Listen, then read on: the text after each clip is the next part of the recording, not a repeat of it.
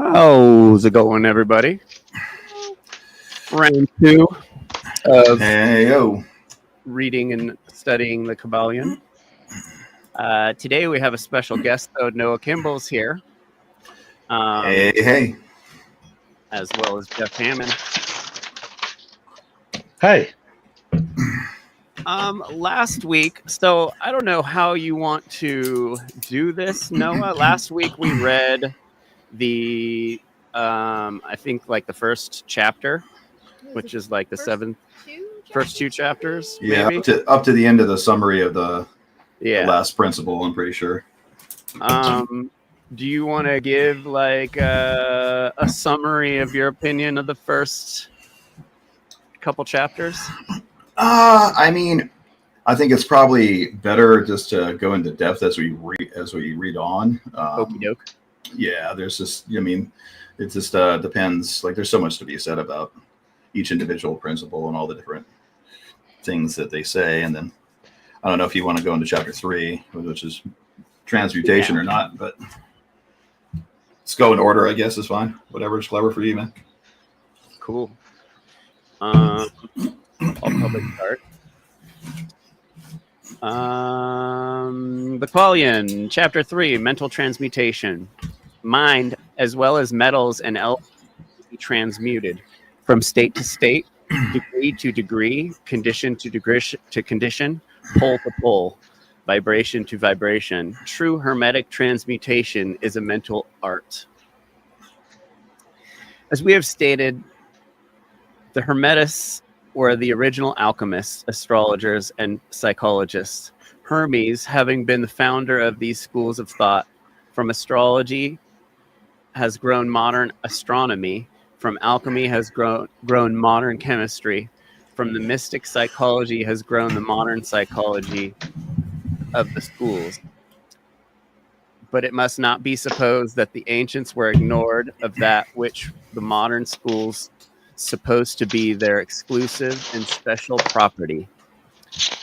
The records engraved on the stones of ancient Egypt show conclusive that the ancients had a full, comprehensive knowledge of astronomy. The very building in the pyramids show the connection between their design and the study of astronomical science.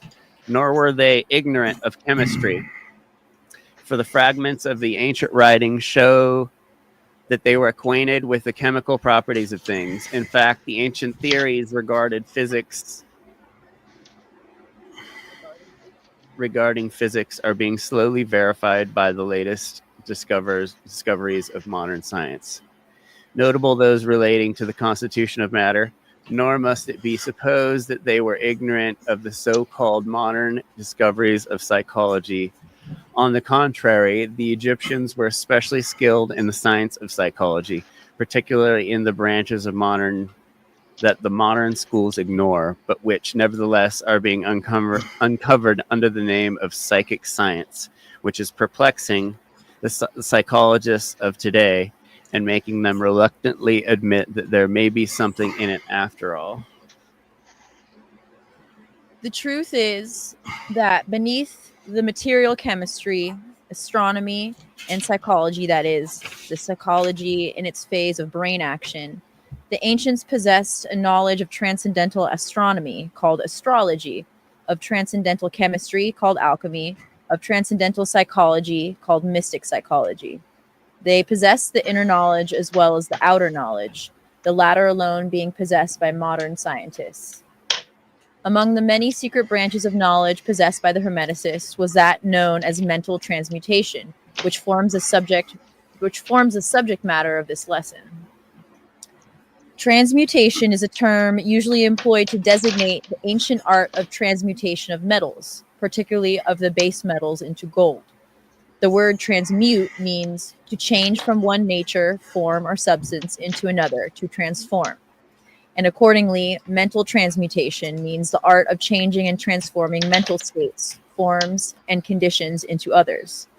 So you may see that the mental transmutation is the art of mental chemistry, if you like the term, a form of practical mystic psychology.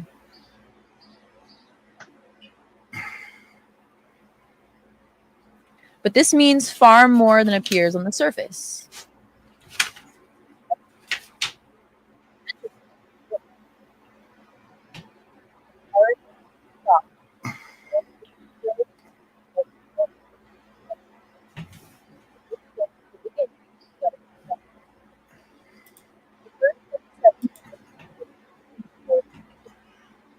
Hearing technical issues with your mic.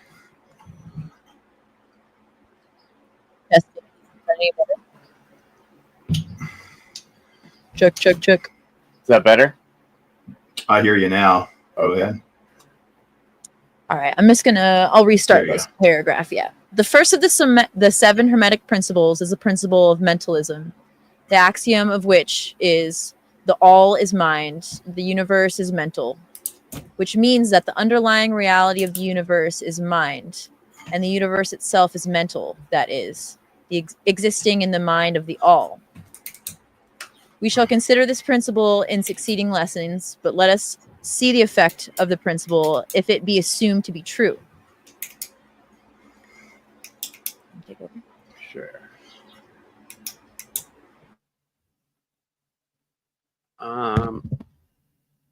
If the universe is mental in its nature, the mental transmutation must be the art of changing the conditions of the universe along the lines of matter, force, and mind. So you see, therefore, that mental transmutation is really the magic of which the ancient writers had so much to say in their mystic works, and about which they gave so much practical instructions.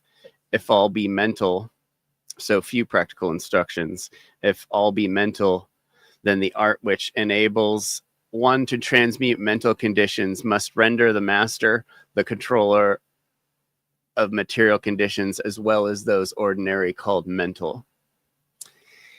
As a matter of fact, none but advanced mental alchemists have been able to attain the degree of power necessary to control the grosser physical conditions, such as the control of the elements of nature, the production or cessation of tempests, the production and cessation of earthquakes and other great physical phenomena, but that such men have existed and do exist today is a matter of earnest belief to all advanced occults of all schools.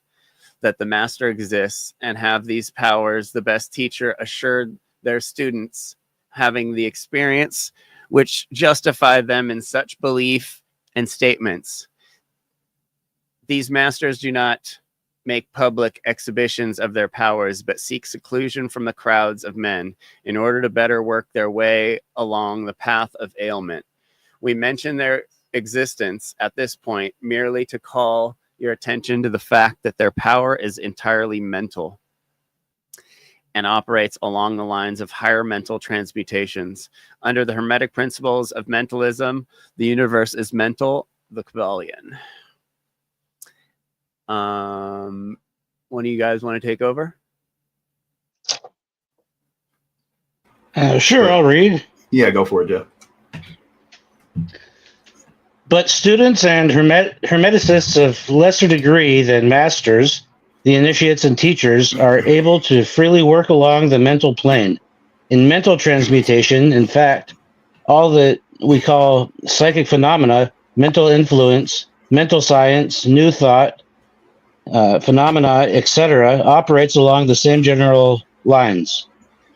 For there is but one principle involved, no matter by what the phenomena be called. The student and practitioner of mental transmutation works among the mental plane, transmuting mental conditions, states, etc., into others. According to various formulas, more or less efficacious, the various treatments, affirmations, denials, etc., of the schools of mental science are but formulas, often quite imperfect and unscientific, of the Hermetic art.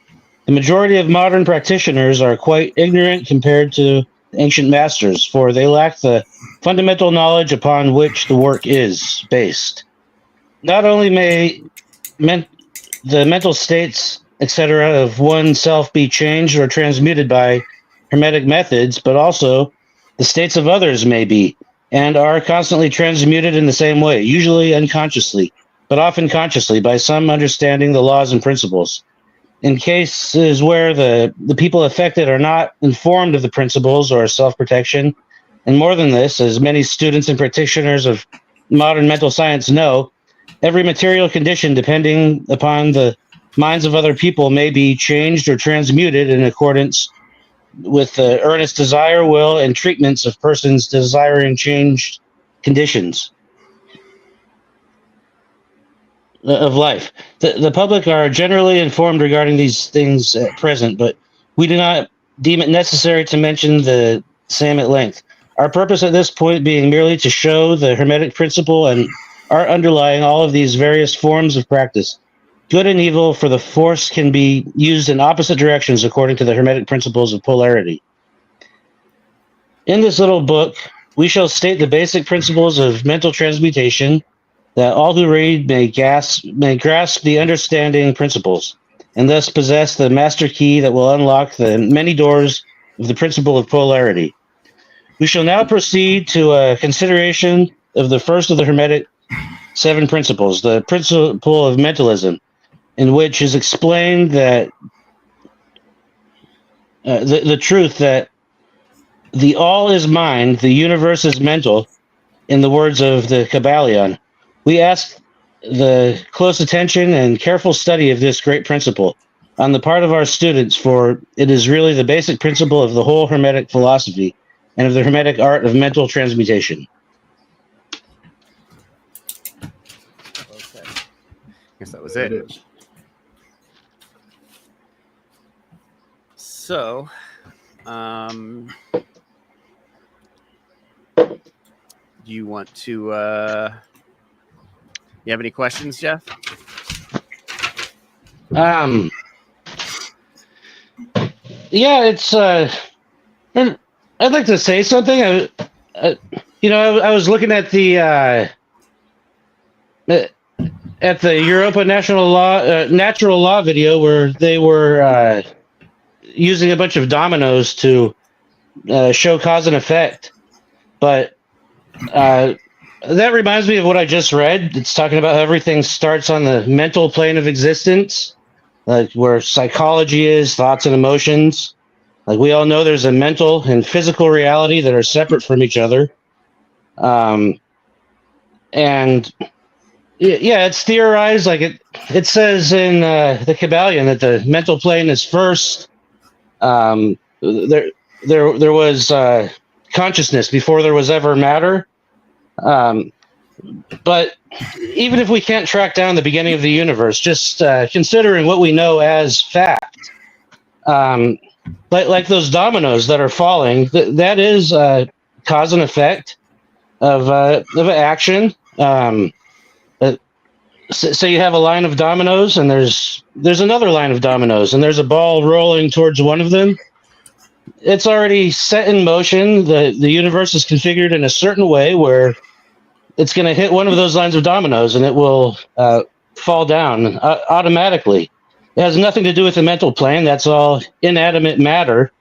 But the only place the mental and physical plane really intersect is conscious actions instead of inanimate matter rolling. If a human decides to knock down one or the other row of dominoes, or knock one of them down from right to left, or from left to right, or knock both of them down, or knock none of them down,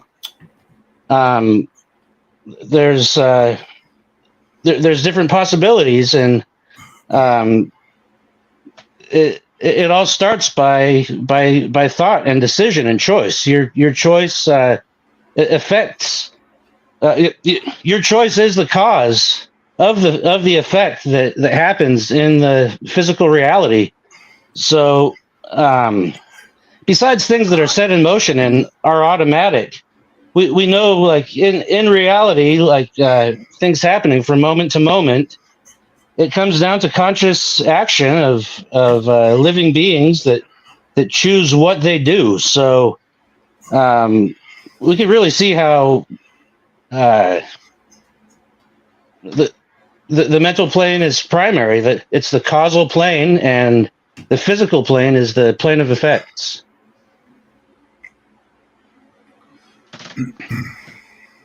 And I have more to share in a minute. Could someone else read? I'm actually trying to draw out a diagram I think would relate to this. Awesome.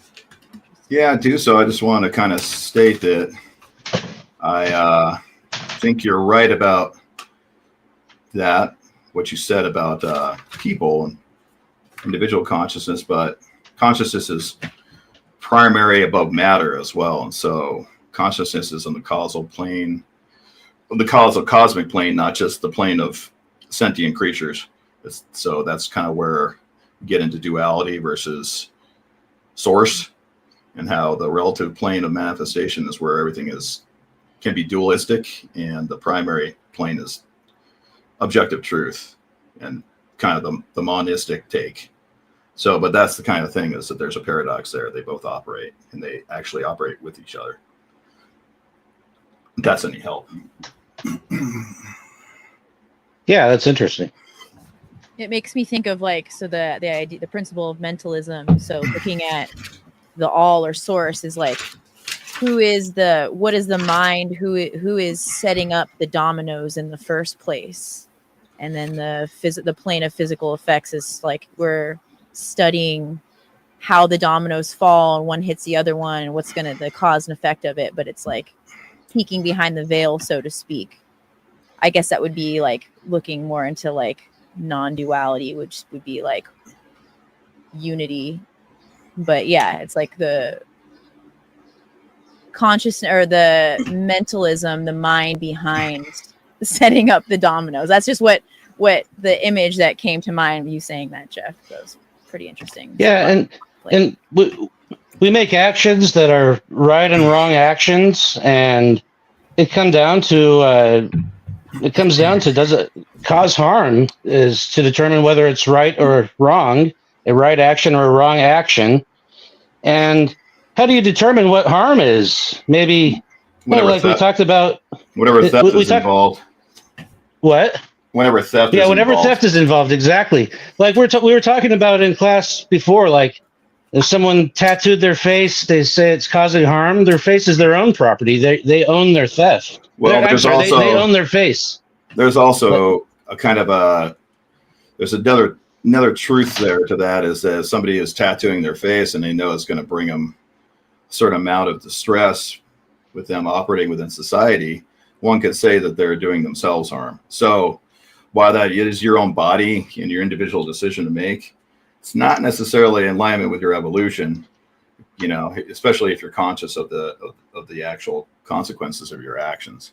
So, well, I would define whether it's harmful or not by whether the owner of the property wants it that way or not.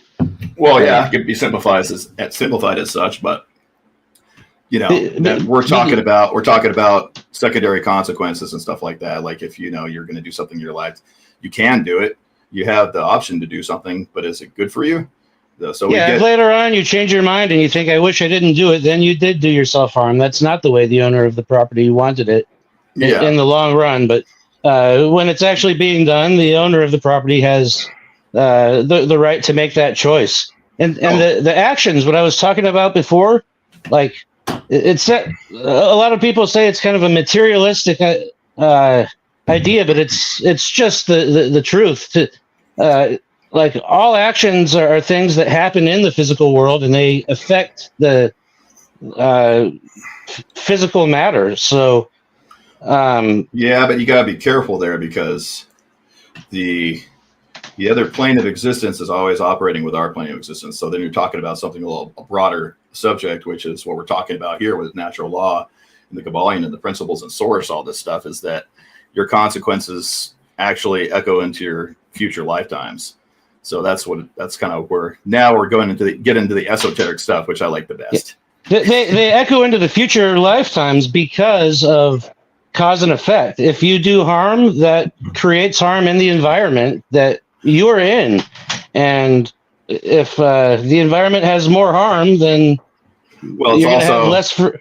Right. No, I agree with you. I don't mean to interrupt you. I'm just going to say that just to sort of elaborate on what I was saying, is that your consequences, your karma, doesn't have to be necessarily you acting on a physical object or, even acting on another person. But if you're doing something that's not in alignment with truth and natural law, you're going to suffer karmic consequences for that down the line. I agree. I think so, like even if you can't track how the chain reaction gets back to you, like within instant karma, it will definitely reflect back to you eventually. Yeah. Agreed. and it happens collectively quicker than it happens individually. Like the law of freedom is that within a whole macrocosm or like a society, like the morality is proportional to freedom. So if you're doing moral actions that don't cause harm, you get to be free collectively. If the whole society is causing less harm, the whole society gets to be more free. And sometimes it seems like people get away with the wrong actions. They don't have the instant karma, but I think even if it doesn't happen in within the lifetime, there's probably a reincarnation or some other place for consciousness to exist where it does come back. It's going to get to them one way or another. You can trust and believe that.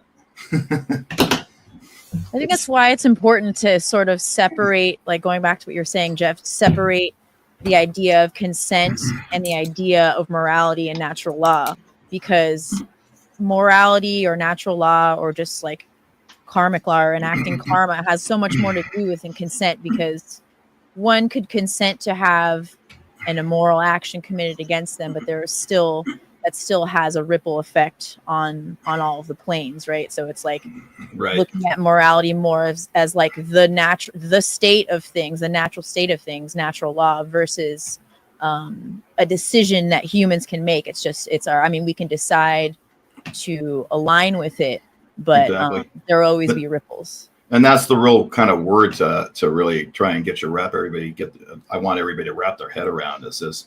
We're trying to align ourselves with cosmic principle. And so that doesn't always look like, what you're familiar with on a day-to-day basis as a human being. That's why becoming an initiate into this sort of, I hate to use the word initiate these days, all these snake oil salesmen around here, right? But but really to initiate yourself into natural law properly, you have to understand the cosmic principle and how it applies. So we try to become aligned to natural law and virtue and what is good, rather than just focusing on, like the non-aggression principle or this or that. Once you get the deeper knowledge of it, all that is kind of moot. And so, yeah, you can do things. You can even have thoughts in your own head that, are not aligned to natural law, and you're going to have a psychological karmic effect from that somewhere down the line that you're going to have to deal with in your shadow. I actually don't see how the idea of don't steal, no theft, differs from the non-aggression principle. It doesn't. The non-aggression principle is do no harm, but whenever you're doing harm, you're taking charge of someone else's property, making it a way they don't want. Like you're punching someone, you're harming their body. Cause and effect is kind of it kind of proves that karma exists. Mm-hmm. If there was no effect for any cause, there would be no harm, there would be no scarcity. We would just have, the world would look very different. There would be like no scarcity. There'd be like, it just thermodynamically wouldn't be set up the same way. Well, without cause and effect, we wouldn't, the universe wouldn't be able to operate and manifest. Exactly. So, right. Exactly. Go ahead, Jeff.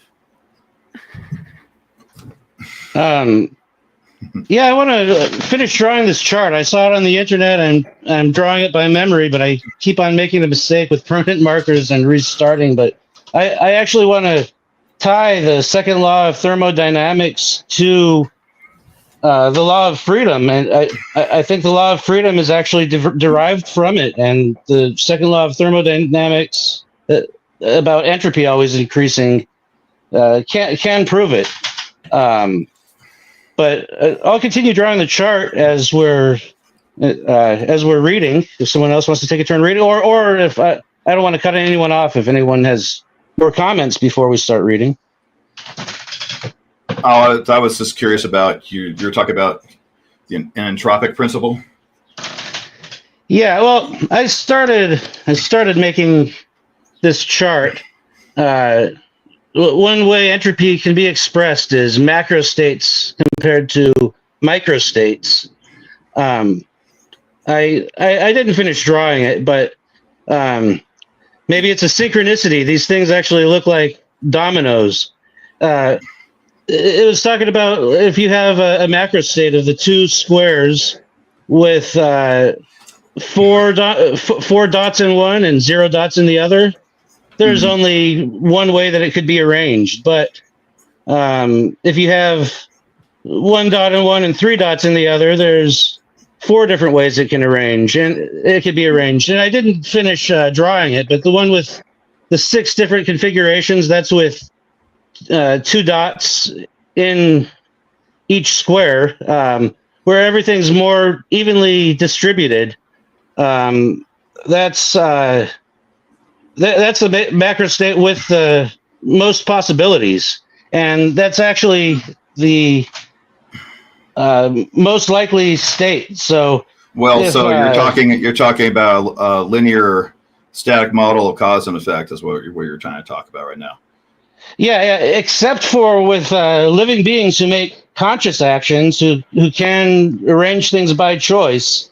So now I'm gonna blow the whistle on you, because when we're talking, I mean, it's logical and there's no problem with that, but we're talking about infinite source when we speak about Hermeticism. So we're talking about the state of the universe, how it can exist. So entropy is really, maybe if you want to think about entropy at all, it may be the backside of one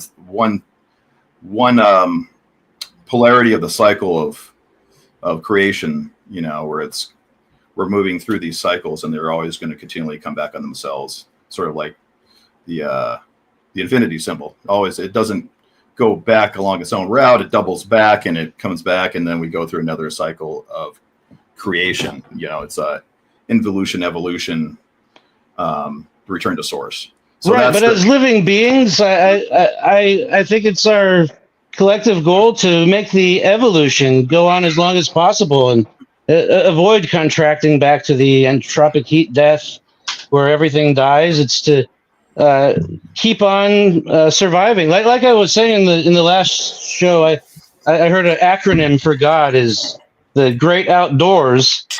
As entropy is increasing, you could find a way out of the macrocosm into a bigger macrocosm. Yeah, but I'm curious, what's the worry about the universe dying? I mean, you're not going to be around to see it happen. You may not even be around to see this Earth die. So yeah, maybe we will. The first law of thermodynamics: energy can never be created or destroyed. And correct. I think consciousness is some type of energy. If we're not in our current life, we might be living as something else. Also, I think we're a part of this living macrocosm, just like our cells within us want to keep on living. So, like our individual body keeps on living, we're the great outdoors to one of the mitochondria within the cell. We're the God of the cells within us. Not that I'm trying to be God, but like those people who do want to be living God, that's the way you could think of yourself as God, not of other individuals outside of yourself, because God is the great outdoors. And I think God is life, God is existence, and that total entropic heat death goes to the point where everything is so evenly distributed that no work can be done, nothing can happen. It's death. It's the opposite of life. But I think if that happens, that is just the physical plane of existence. There is still. I haven't proved this part yet, but I think I could prove like what's actually happening as we make actions. But what I believe, but I myself don't know how to prove just yet, is that even if the whole universe does like go out of existence, the physical plane stops existing. The mental plane was there first and would create some other substrate for itself to live, another physical plane or right. Some that's other what we creation. talk about. Well, that's what we talk about when we talk about involution and evolution. Like source continues to recycle itself in a manner of speaking. So you're never going to have to worry about physical death, because the physical realm manifestation is secondary. It happens because of the plane of mental effect, or I should say mental cause. That's what I should have said. But I don't know exactly what happens after this lifetime. I want to preserve my life as long as possible, just like I hope the universe survives as long as possible. So as that pendulum swings, like the Hermetic principle we talked last time, between evolution and evolution and involution, I think we should apply our willpower to give more momentum, to give it a push when it's on the evolution cycle, and maybe resist it when it's in the involution cycle. Like resist the satanic agenda. I think that's actually killing the whole universe and creating a hell for us to live in. Yeah, but here's the thing: we don't want to resist it to avoid death. We resist it to avoid committing evil individually and collectively if possible. So it's not that we're worried necessarily about the consequence or the actual end result. In the end, we are concerned about it, but we don't know all ends, right? We can't predict. I kind of define evil as the force that works towards the death of the macrocosm and it causes harm for all. But that's just change. Change is really what we're talking about here. So it's not actual evil that, things come to die. It's a part of natural law. Everything dies. Everything gets recycled. Everything. Because wouldn't the death of like evil constructs on the material plane be a positive thing? Like it's just kind of part of the cycle. Yeah. I don't know that this physical construct is necessarily evil. Oh, you said evil things within the construct, right? Yeah. Yes. Yeah. Like if the conditions of this physical plane were that they were manifesting evil, just continuous evil, then that would be like, let's say, like a great deluge or a flood or something. Just like to speak from like, we have old stories of that, but that was some good karma right there. Yeah, it would just be the wheel of the result of that wheel of karma turning. And while we were living during that time, it would be negative. It would be awful. Of course, it would lead to death of the physical body from just like looking back, from a perspective of looking at everything. It's not, it's part of the natural cycle. It's part of it would be natural law or karma or whatever you want to call it. Well, if humans on Earth are enslaving each other, killing animals, violating rights, causing a hell, causing a prison planet, I think we would be like a parasite within the universe, and maybe it would be good for the universe to wipe us out. But that's kind of a collective judgment, But I think it'd be good for the universe and good for ourselves to live in a symbiotic way and try to preserve the resources, because symbiotic is much more efficient than predatory. And the predatory action causes chaos. Symbiotic action causes order. Yeah, and to create a paradise instead of a hell on earth, where I'm sorry, what were you saying? Oh no, it's okay. I was just gonna say the predatory action, immoral action, is what plants the seeds of karma, so to speak. So it's like the idea is to like slow that wheel of like karma dishing out, what people deserve, so to speak, to oversimplify it. But it's non-predatory behavior or morality is more of like the natural state of things, or like the natural breath of the universe, and it's that those negative actions is what continues that wheel turning, so to speak. So it's like so collectively, if we're doing the bad karma, if we're harming each other, enslaving each other, our karma that we're going to get is slavery and death. But if we're doing the good karma and helping each other and living symbiotically, like the karma would be freedom and freedom to survive, to maybe collaborate and find how to bring human life to other planets, other solar systems, and also we learn to be like that once we leave Earth, and maybe we meet some other species of conscious beings, and we're symbiotic with them too. Then we're thriving with the universe. It would be good for the universe. It'd be for the universe best interest, like we're symbiotic with God to have us keep on existing. But if we get the bad karma, we're like a parasite. the macrocosm might as well find a way to destroy us in Well, its own defense. let's not get too far ahead of ourselves. So we're not flying any intergalactic trips anytime soon. We have to worry about not blowing ourselves up first. Yeah, you got to go in baby steps here. We're a very unconscious at least species. survive. Yeah, like at least not blow ourselves up, and then like the the opportunities like are maybe who knows what they are.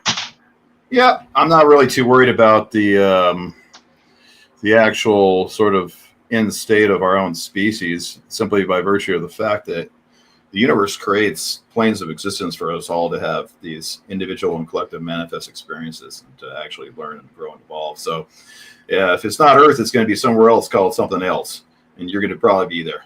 So, hopefully, on a better version of it. But yeah, well, I'd rather heal the sick part of the being than amputate it. Yeah, and yeah, I think like every being is just a part of the macrocosm. Earth is a being. Healing begins within.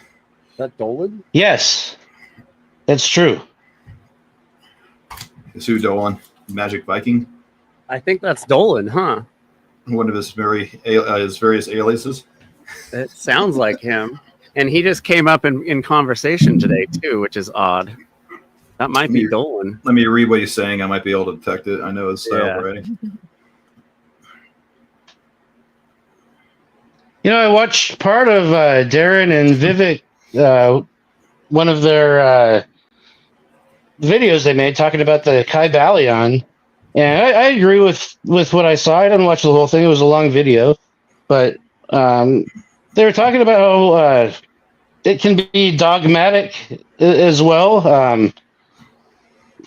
Well, it's dogmatic if you're using it to control people's minds. It's dogmatic if you're trying to assert certain things and kind of use it in your own version of relativistic truth. That's when it becomes dogmatic.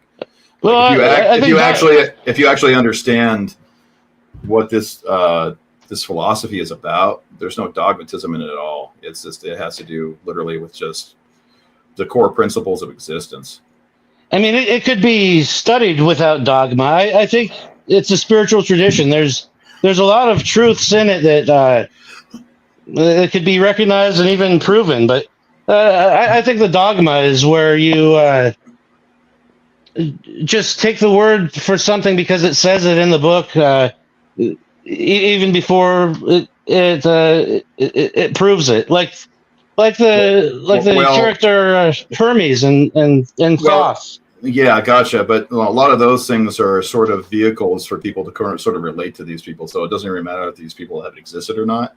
It has to do with the truth being put forward. So how do we know these things are true? We have to put them up against, we have to literally analyze them and have that holistic knowledge to understand it, to really understand that they're true. And a lot of that has to do with a deep understanding of psychology and philosophy. So it's not something that you can summarize and you go, oh, there you go. See, that's how it's true. Right. But you have to start in baby steps. You have to start with like source, origin, the possible conditions of the universe. And then you proceed forward. And then what proceeds from that and you extrapolate from that is the actual principles. Right. And a lot of this, there are certain things thrown in this book that are kind of like color commentary of the modern time that they were in, with a little bit of mythos mixed in with, Hermes and Thoth and stuff like that. But when you're actually talking about how the principles were written down in this book, it was a real initiate that wrote this book. So just to let you know. I think the danger without having that backing that you were talking about, Noah, of like just psychology and even just like the moral backing, the Kybalion kind of, it's like gives you a method of like manipulating the patterns of reality rather than seeking freedom from the pattern maker, which is kind of like the idea, and going behind the veil rather than just understanding how to wield the powers on the wrong side of the veil. In a way, like it's a danger if it's that's correct. The way some of this stuff is worded is very carefully, and some of it does kind of allude to use of power, but it never states directly that it's power to be used for your own self-interest. But you know, the New Age tradition was alive even back then when this book was written. So it's kind of like, if you're going to get these things into certain circles, and you might tend to write it a little bit, you know, with a little bit of artistic license, so to speak. Right. So I'm not in approval of them putting that in there, but then an actual initiate may choose to write a book like that just to actually weed out the people that are going to actually gain something from it versus the people that are actually going to try and utilize it. Because a lot of the stuff that they're talking about, like, you know, the tools to, you know, mental transmutation, and, you know, or to, you know, they there's a small sentence about controlling other people or something like that. You know, you could find that in other occult traditions in a much greater detail. So they're not even giving you steps, or you know, they're not telling you, hey, you know, do this ritual, or here's a method of mind control you can use. They're just saying that it's possible to attain a degree of mastery to where you can influence other people on an alchemical level. So, but anyway. And as far as how we know what these principles are, I should say how the book is extremely accurate when it's written concerning the principles is that the principles of natural law proceed in order for a reason, like they're in direct hierarchical order. And it's literally the code written upon the backdrop of the universe. So whether it's fractal, sacred geometry, all these things really come back together. They're constantly there, and they, even if like this book were burned, or, you know, computers were, and all of our technology was lost forever, somebody would find this information again, and it would resemble pretty closely, almost verbatim, a lot of the things that you're reading as far as how they state the principles. So it's very concise and clear and pointed linguistic techniques they're using to get across this information. That's all I'm going to say about that. I don't want to appear like I'm just jumping on board and being, you know, religious about it. It's not that at all. It's just that that's how we kind of understand. Like, you have to really be at a place to be able to understand why that's the truth.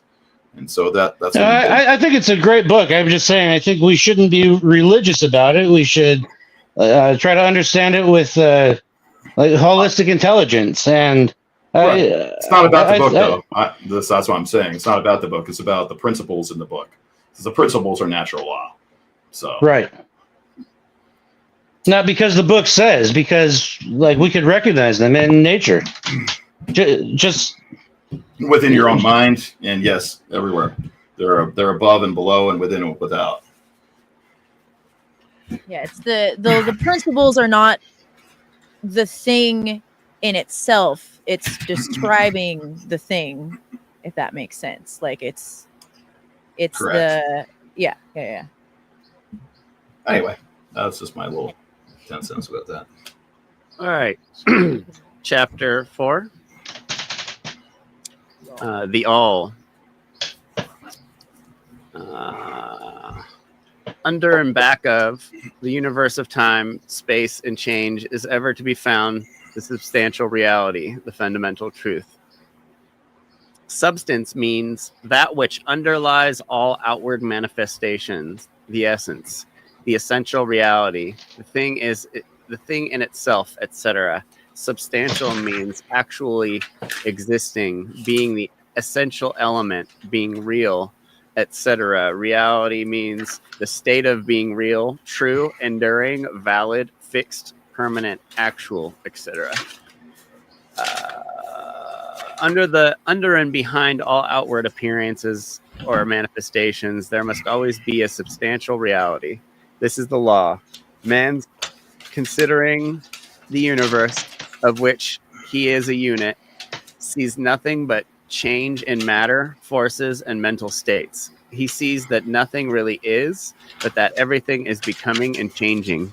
Nothing stands still. Everything is being born, growing, dying. The very instant a thing reaches its height, it begins to decline. The laws of rhythm is in constant operation. There is no reality, enduring quality, fixity, or substantiality in anything. Nothing is permanent, but changes. He sees all things evolving from other things and resolving into other things. a constant action and reaction, inflow and outflow, building up and tearing down, reaction and destruction, birth, growth, and death. Nothing endures but change. And if he be a thinking man, he realizes that all of these changing things must be but outward appearances or manifestations of some underlying power, but substantial reality, some substantial reality. I need some water. All thinkers in all lands and in all times have assumed the necessity for postulating the existence of this substantial reality. All philosophies worthy of the name have been based upon this thought. Men have given to this substantial reality many names. Some have called it by the term of deity under many titles. Others have called it the infinite and external energy. Others have tried to call it matter, but all have acknowledged its existence. It is self-evident. It needs no argument. In these lessons, we have followed the example of some of the world's greatest thinkers, both ancient and modern, the Hermetic masters, and have called this underlying power.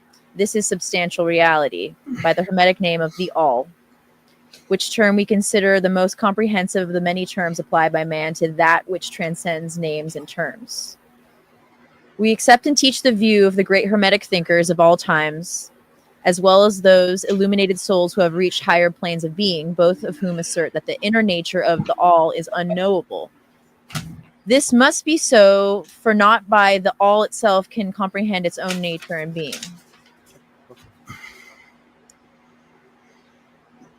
The Hermeticists, the Hermeticists believe and teach that the All in itself is and must ever be unknowable.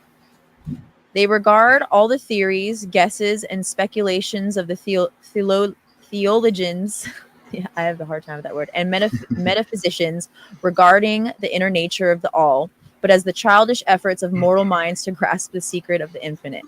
Such efforts have always failed and will always fail from the very nature of the task. One pursuing such inquiries travels around and around in the labyrinth of thought until he is lost to all sane reasoning, action, or conduct, and is utterly unfitted for the work of life. He's like the squirrel which frantically runs around and around the circling treadmill wheel of his cage, traveling ever, yet reaching nowhere. At the end, a prisoner still and standing just where he started. And still the more presumptuous are those who attempt to ascribe to the All the personality, qualities, properties, characteristics, and attributes of themselves, ascribing to the All the human emotions, feelings, and characteristics, even down to the pettiest qualities of mankind, such as jealousy, susceptibility to flattery and praise, desire for offerings and worship, and all the other survivals from the days of the childhood of the race.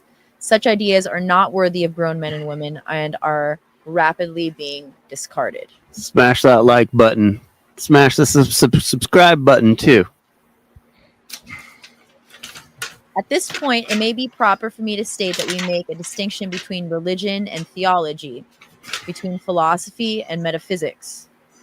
Religion to us means that institutional realization of the existence of the All and one's relationship to it, while theology means the attempts of men to ascribe personality, qualities, and characteristics to it, their theories regarding its affairs, will, desires, plans, and designs, and their assumption of the office of middlemen between the All and the people. Philosophy to us means the inquiry after knowledge of things knowable and unthinkable, while metaphysics means the attempt to carry the inquiry over and beyond the boundaries and into the regions unknowable and unthinkable, and with the same tendency as that of theology. And consequently, both religion and philosophy mean to us things having roots in reality, while theology and metaphysics seem like broken reeds rooted in the quicksands of ignorance and affording naught but the most insecure support for the mind or soul of man. We do not insist upon our students accepting these definitions. We mention them merely to show our position. At any rate, you shall hear very little about theology and metaphysics in these lessons. You want to go? But while the essential... Okay, go ahead. Yeah, if you don't mind, I'll take over. These are my favorite parts of the Kybalion, actually. Oh, this angry guy's here. Should we see if this is Bolin? Oh. This what? let's read, and then he can comment if he feels like it. For sure. I'll wait. But while the essential nature of the all is unknowable, there are certain truths connected with its existence which the human mind finds itself compelled to accept. And an examination of these reports from a proper subject of inquiry, particularly as they agree with the reports of the illumined on higher planes. And to this inquiry we now invite you. In its essence, the all is unknowable, the Kybalion. But the report of reason must be hospitably received and treated with respect.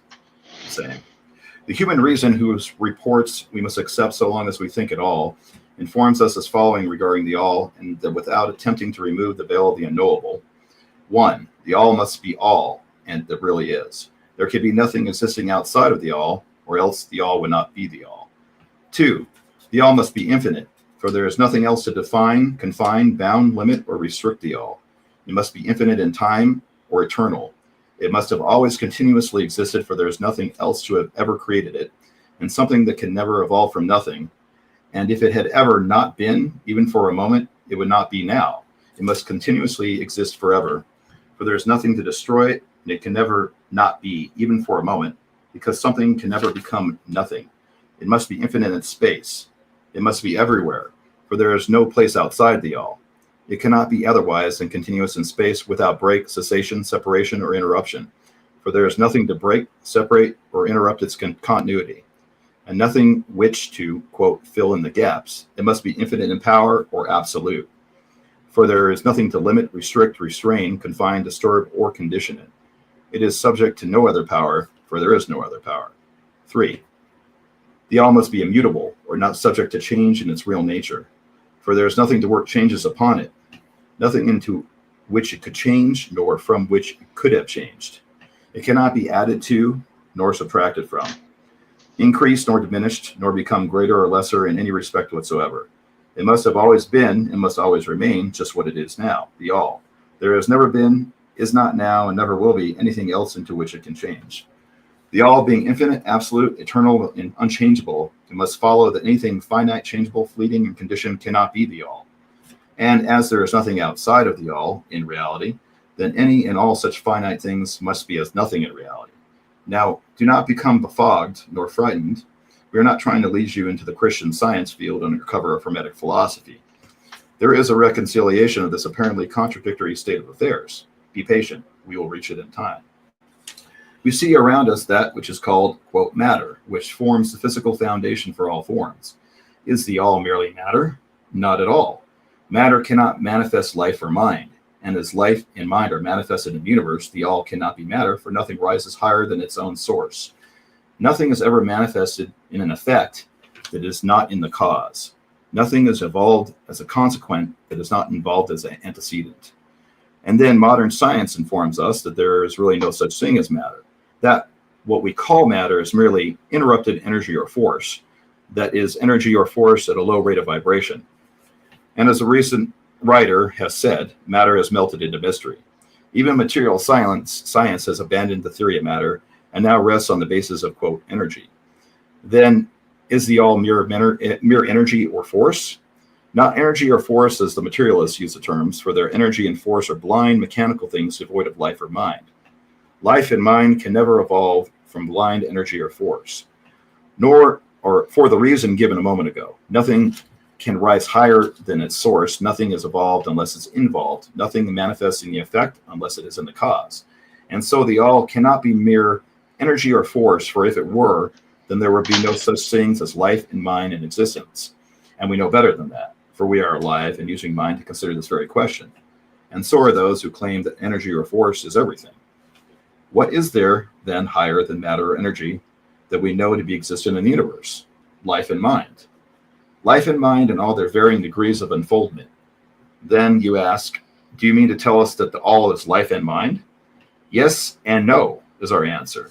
If you mean life and mind as we poor petty mortals know them, then we say no, the all is not that. But what kind of life and mind do you mean, you ask?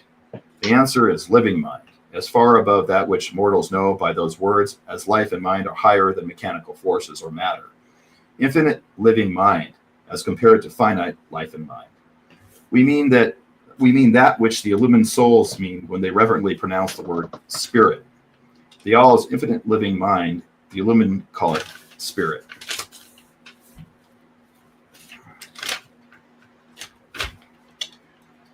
Very nice. That's the end of that section. What's that? That's the end of that. Yeah. I like it. It's very interesting. Consider the all being a macrocosm outside of the macrocosm, and another macrocosm outside of that. If there could be nothing outside of the all, it must include all of them to infinity. Mm-hmm. That's the idea. Is nothing exists outside the all, right? So it's kind of how we kind of consider the possibility of the state of the universe, right? Because there's only two possible states of the universe. It's either infinite or it's finite. If it's finite, then that suggests that something's limiting it, but that statement alone is contradictory.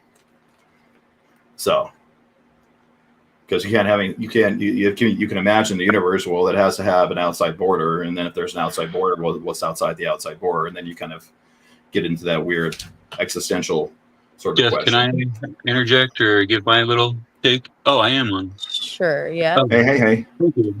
Hey. So let me start with, I do apologize. I feel like it's so necessary for me to be so rude when I try to make my voice heard. So I do apologize.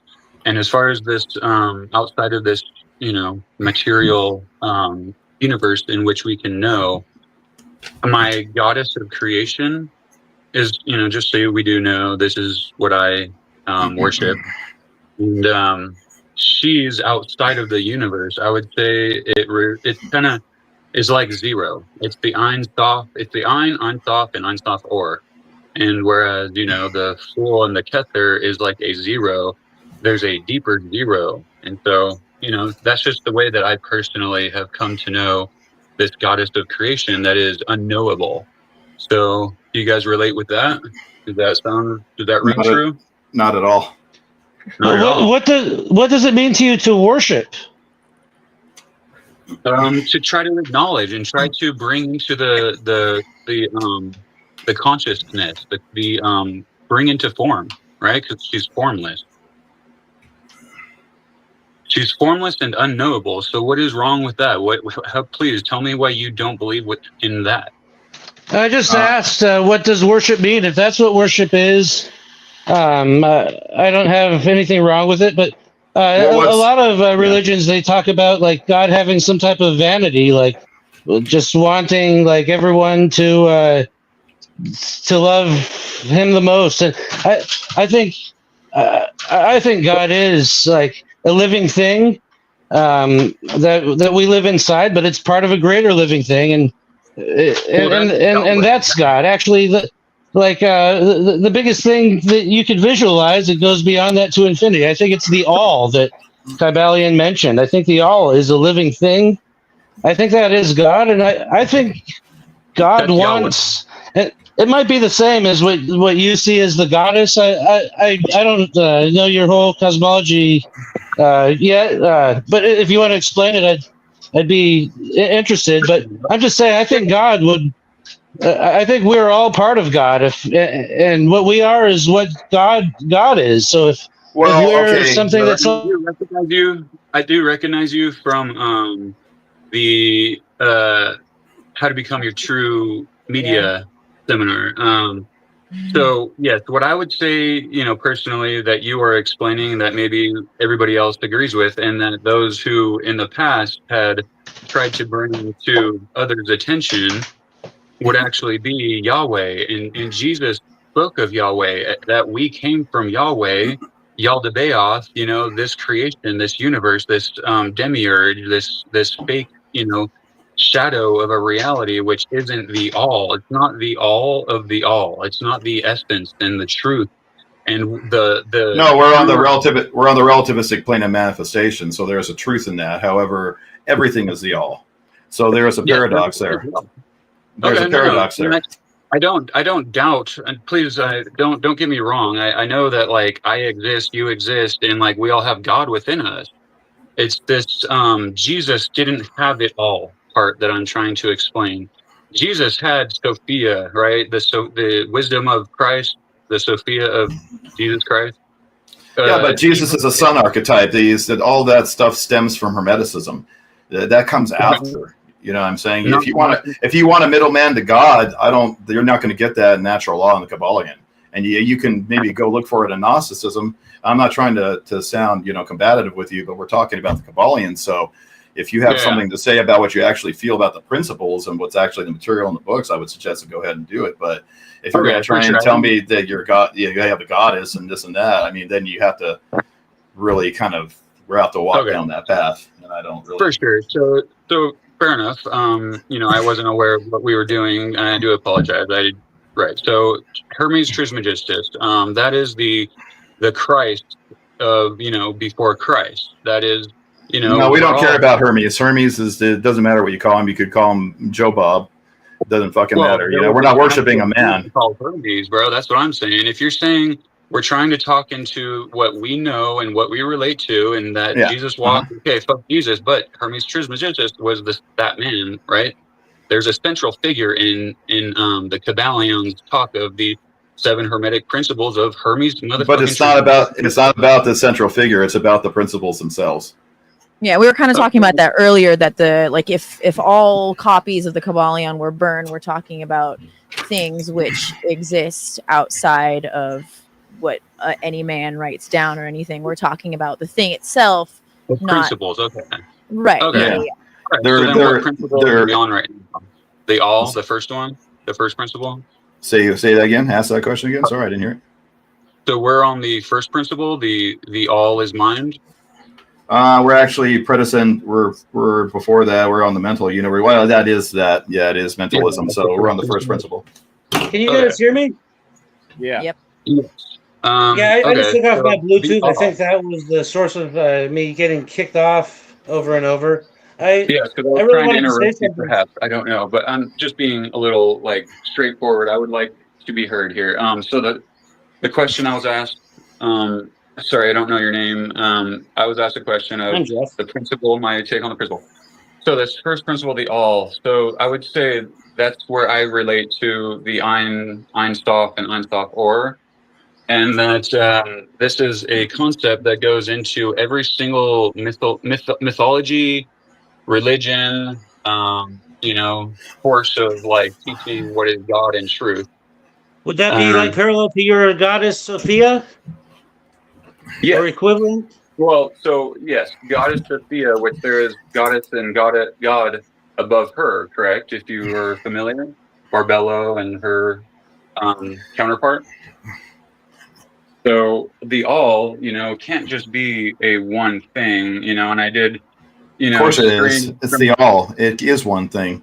It's one thing and everything. Yeah. One thing with many parts, all the macrocosms and all the microcosms. And I was just saying, since we're... I think you were saying first, and then I don't want to cut you off, but I don't know who was talking first. But take your turn, because I got kicked off because of my technical difficulty.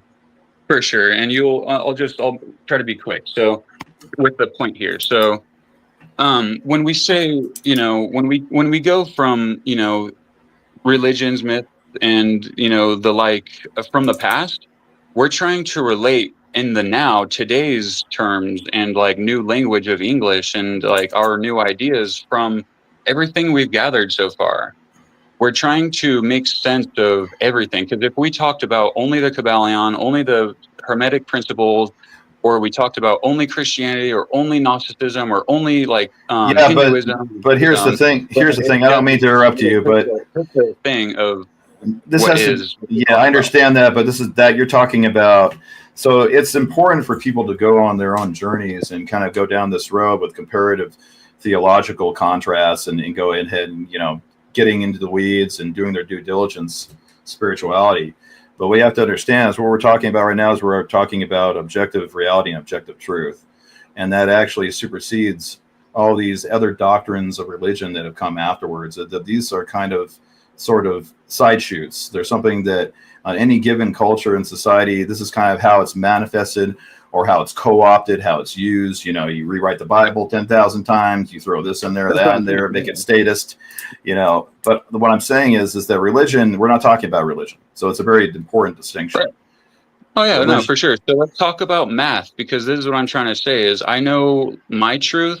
I know this whole thing because of math and zero, the concept we're talking of zero. About, I know we're talking about 0 point and all that good stuff. And there's something that, see, there's something to that. And there's a good point there. But zero, if we're talking about this, the concept, it's really kind of sort of, let me just put it to you like this. Well, let me put it to you like this. 0 point is kind of a moot concept. Because I'm not talking about 0 point, my friend. I'm not talking about 0 point. Okay, what's your point with zero? I'm not talking about zero per se. I'm talking about my way of relating what we're talking about here. What you're trying to. Okay, so math is not a religion, correct? I'm not a Pythagorean, but I know that there is a concept of zero. Thelema, right? You guys know Aleister Crowley. This is why I'm so offended by this group here, is because, like, you guys. Why are you offended by anything, man? We're trying to find the truth. There's nothing to be offended in the search for the truth. But when I speak, why are you triggered, bro? Because you guys ignore me, bro. That's why. Why you? Are we talking to you right now? Or will you pop in the chat with metaphysical straw man? You constantly interrupt me, so that's why I'm offended. Please give me like a second or two to explain myself, friend. Okay, friend. Look, Noah, dog. I'm trying to fucking. Just don't do that. It's rude, bro. That's what I'm saying. Calm down, and carry on. I will, sir. Okay. Once I get to speak. Okay. Yeah. All right. You going, show your face, bro. You show your face as a fucking flower of life or a seed of life. You don't know. So please. So. Now you're being offensive. So why should I listen to you at all? When I need to be, bro. I know so much. Yeah, you need to be. You know so much more than I do, right? This is about ego, dude. I'm trying to know what I know. Well, you know, you're. What I know. So here's the thing. When you ask me a question and you don't let me. Yeah, okay, but here's the thing. This is called the Kybalion Study Party. That's what this podcast is. Right? But there's a truth of it. We're trying to get to the truth, not the Kybalion. Let's jerk the Kybalion. Let's jerk whatever idea. Let's jerk the Kybalion. We're having a Kybalion study party. Nothing wrong with seeing how it relates to other things. This is how it relates to physics. I'd like to hear how he you guys are cute. You know, yeah. You guys carry on. Carry on. You have a wife but too. I don't even know what he was about to say. You guys are talking all over each other now. Okay, thank you. So zero is a concept. It's not so much this thing that we write down in front of one and all the rest of the numbers. It's actually a concept, and the Order of the Golden Dawn knew very much what zero, the concept, was, because they said, oh, it's an ein, zero, ein sof, nothingness, and an ein sof or. Okay, so the Hermes Trismegistus called it the all, and that it's unknowable, and there's an existence part of it and a substance part of it. And that's the substance part of it is what we know. The existence part is like connecting through a portal into the outer part of this universe. That's right. The connecting the source, correct. Yeah. So there's an all, lowercase all, which is all of us and all of existence, all that we can comprehend. And then there's an uppercase all, which goes into the outer of our existence here. But see, that uppercase all encapsulates everything, though. So correct. I'm not saying that is wrong. That is correct. Yes, I do agree. So yeah, and I would say that nowadays, now that we've come to understand all that we do from everything from our past, from these, godly people. God is a concept; it's not an actual thing. So yes, we can. Jesus was a man in the form of, was God in the form of man, but God is actually a concept. Okay. But here's what I was going to say before I had my technical difficulty. Like you were talking about, like God maybe wanted to be worshipped, but you were saying the worship is just to be acknowledged. Maybe that's true. A lot of people think of worship as admire, have admiration, and I think that a God that's very great would be beyond the qualities of vanity. I think what God would want is for us to be symbiotic with him or her or it, whatever it is.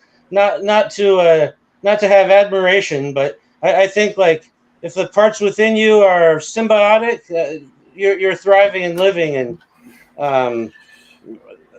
I think God wants us just to be symbiotic with each other and with the macrocosm, not to admire. Yeah. But yeah, God, So this whole reality where there's the macrocosm inside a greater macrocosm inside a greater macrocosm, it is magnificent, and like I do admire that, and that's part of why I want to do good for everything, not just myself. If I just live for myself, make as much money as I can, have experiences, here, good sir. I think it's kind of a waste of my life, like because like my life's just a short glimpse of all of eternity. Why don't I use that to try to make this whole all like better? That's what I think is the point of doing the great work, which is the greater arcana, not the lesser arcana, the study of the macrocosm, not the microcosm. So, Jeff, you're a vegan, correct? I do recall. Yes. So okay, you put a lot there of admiration versus worship, or what is the worship? What is sorry. So, and then So I don't know. I don't know if you are just kind of like leading, segueing me into kind of interpreting what you're throwing out there, because it's not really very defined, I would say. And I would like to bring definition to subject. I would like to bring definition to my goddess, because I want her to be known. I would like definition to be brought to truth. I would like definition to be brought to each individual as well. I think you know you, okay, and only with maximum entropy there's no definition. With low entropy and more order, there's diversity and definition. Like a screen with maximum entropy is just fuzz. But if you have definitions that actually make things but here, hence you're like, I called you a stuttering fool, so I'm sorry, like I'll just say it, like the stuttering. I didn't even notice that, so you apologize. Hey, Jeffrey, yeah, you have the new age Justin Bedini on right now. I know that's like I'm a fool too. Just in case anybody gets offended by that term, fool. Like the fool card is the zero card, and the fool is a wise character who only says truth to the king and doesn't get punished by the king in the archetype. Sure. So, don't take too much offense, though it is, like double meaning, just like everything is. And so nobody's taking offense. And it's okay to take offense. And I do apologize for being rude to you. Nobody's taking offense. You're incapable of offending me, bro. Okay, right on. Fair enough. Okay. Well, so I would like to say, Jeff, that I would like to put definition on things. This is the only reason for religion to ever have happened, is because someone wanted to define and put form in the form of a church and a form of a man who's the forefront to what they knew of as truth and God. I like God definition, but let me define religion. It comes from religare. It's a Latin word that means to tie down. It refers to the consciousness. So I think this could provide a lot of clarity to some of the things we're arguing about before, like the Kybalion. I think it could be studied as a spiritual tradition or a religion. If we're studying it using objective truth, then we're using it as a spiritual tradition to discover more truth. But if we're like blindly following because a book says it, like whether we understand or not, we're actually tying down our consciousness. And I don't think religion is a good thing, but whatever tradition to follow Sophia, I think it could be studied as a religion or a spiritual tradition. But no. So and. Did you have anything to say, Noah? Oh no, I'm good. It's fine. Okay, so I just don't know where you're. I just don't know where you're going with it, as far as like you jumped on here, and Well, he We're was trying saying to religion study is to mentalism. define I don't come things. to ruin the party. Not at all. I don't. I just want to be heard. I want to be part of the party is really what I'm so like offended that I'm not part of the party. You know, boo-hoo me, woe is me, right? I understand that. Like totally. Like I'm a douchebag. I can be a douchebag. I can be this or that. I do whatever I need to do. I wear the clown makeup or whatever I need to do in order to get involved, you know, because I'm very late to the game. I'm very like under you know whatever appreciated in my opinion, my own personal opinion. So religion, fuck religion, and I would say theosophy is in fact a religious philosophy. So don't take it as a religion, is what he's saying. Take it more so as a philosophy, but the religious part in that when you expose God, it becomes a religion. You know, it's the unfortunate part of like having to say, oh, I'm a vegan, but everybody else should be vegan. So veganism, that's what we put on it. And like, let's worship the animals. But it's not really that we worship the animals in a way that we used to suck Jesus's dick or Yahweh's dick, or, you know, so to speak. Did we do that? I don't remember doing that. Well, we do that in a I say we metaphorical sense. I see. Exactly. Yeah. So, guys, tell me, am I allowed to curse and stuff as I do? Yeah, you're good. All right. So let me ask you guys a question, and I don't know what that question is. What do you think about? I don't know. You know, I'll just let you. I don't know. I don't have anything to say really right this moment. Unless you guys want me to riff, I can riff for fucking ever. I promise. You know. No, just speak if you have something to say. Big picture reasons for veganism and tie it to And let's not go all the way down that rabbit hole right now. Just saying.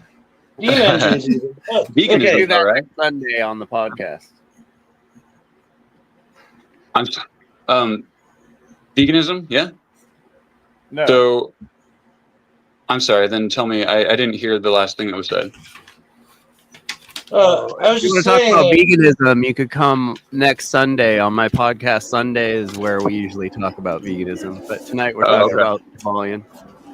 For sure. All right. Yeah. Then I'll just. Today's Sunday, isn't it? Yeah. It's Next Sunday.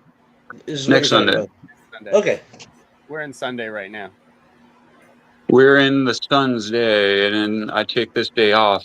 We call it Sabbath and stuff like that. See, I mean, okay, let's talk about Sunday. I don't know. You guys take it. Vivek is peddling westernized thought. Ooh, I like the word Western. Western versus Like East. India. Man, okay, so Kybalion and Hermeticism is actually Eastern philosophy, is it not? I don't think so, but I'm not the expert on Kybalion. So it is in a way, because when you read the introduction to the Kybalion, it says that all of this philosophy is our westernized version of Derives from Egypt. Egypt, and then the Greeks took it, which is Greek is Western, so it's Well, but almost yeah, but you're talking about like, you know, known history, or you know, the actual natural law extends back in unknown time. I'm not talking about what you think I may be talking about, because I'm actually trying to bring in the concept of West versus East. So this has been taught. I mean, this has been a thing. It's like here in America, California versus New York, right? It's like Tupac versus Biggie, and it's also America versus China, right? Well, what about the precession of the equinox? Me and my beautiful wife here, say hello, maybe. Yeah. We're talking about this precession of the equinox and how like was the rising of the sun, in fact, in a different location, you know, back when Egypt, you know, was it actually rising in what we call the West now? I mean, please answer. Is that helpful to understand objective morality?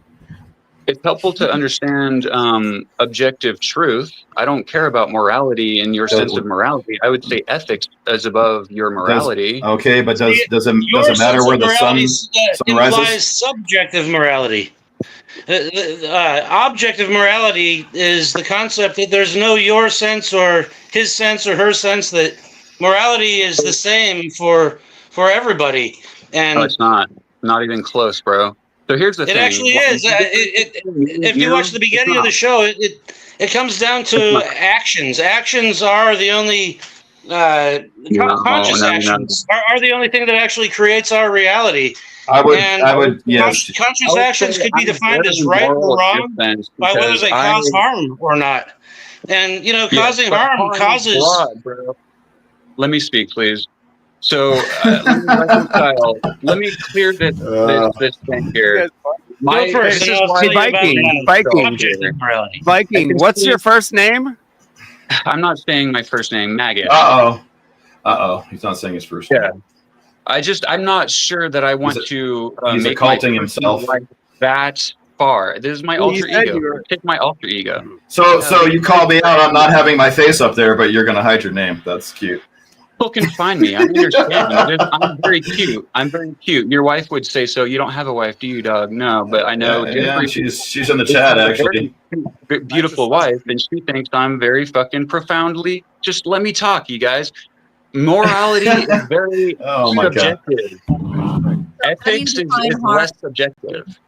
How do you define harm, Viking? Okay, thank you. So harm, I think, is how would I define it? So harm is something done to someone, and we all harm each other unintentionally, and some people do it intentionally. We are all agreeing upon the intentional harm being wrong. But I am unintentionally harming the ground by stepping on it. It's called a footprint, it's not leaving a footprint. And I would like to do that, but I'm not going to go up to the mountain of Tibet and like walk the paths of their animal trails to their temples that they built, and sweep the ground behind me. Would you say that intentionally making a footprint is you define it the same type of harm as unintentionally killing someone, let's say? Like, where's your... He didn't define harm. He said, like, when you're stepping on the ground, you're unintentionally harming it. But how do you know you're harming it? What does it mean to harm it? Okay, right. So we can't go we can't do life without harming. Is that especially in our Western culture and even the East, where they aren't all gathered together, condensed. That might be true, but we can minimize the harm. I just want to throw that in. Continue, please. We can do what with the harm? We can do the least harm possible. We can minimize the harm as much as possible. Exactly. That's veganism. So, okay. So but I do want to hear the definition, like how you define harm and morality. I was about to ask you to define morality, and she asked you to define harm. But just so we could understand what we're talking about, let's make sure our definitions are in line. Right. Try to keep it concise because I understand what you're saying. So I'll define harm first, and then I'll do into morality where we came from before that. So harm, I would say there is two levels, just as all truth is but half truth. There is two levels to harm. There is the ultimate concept of harm, which is like leaving a footprint.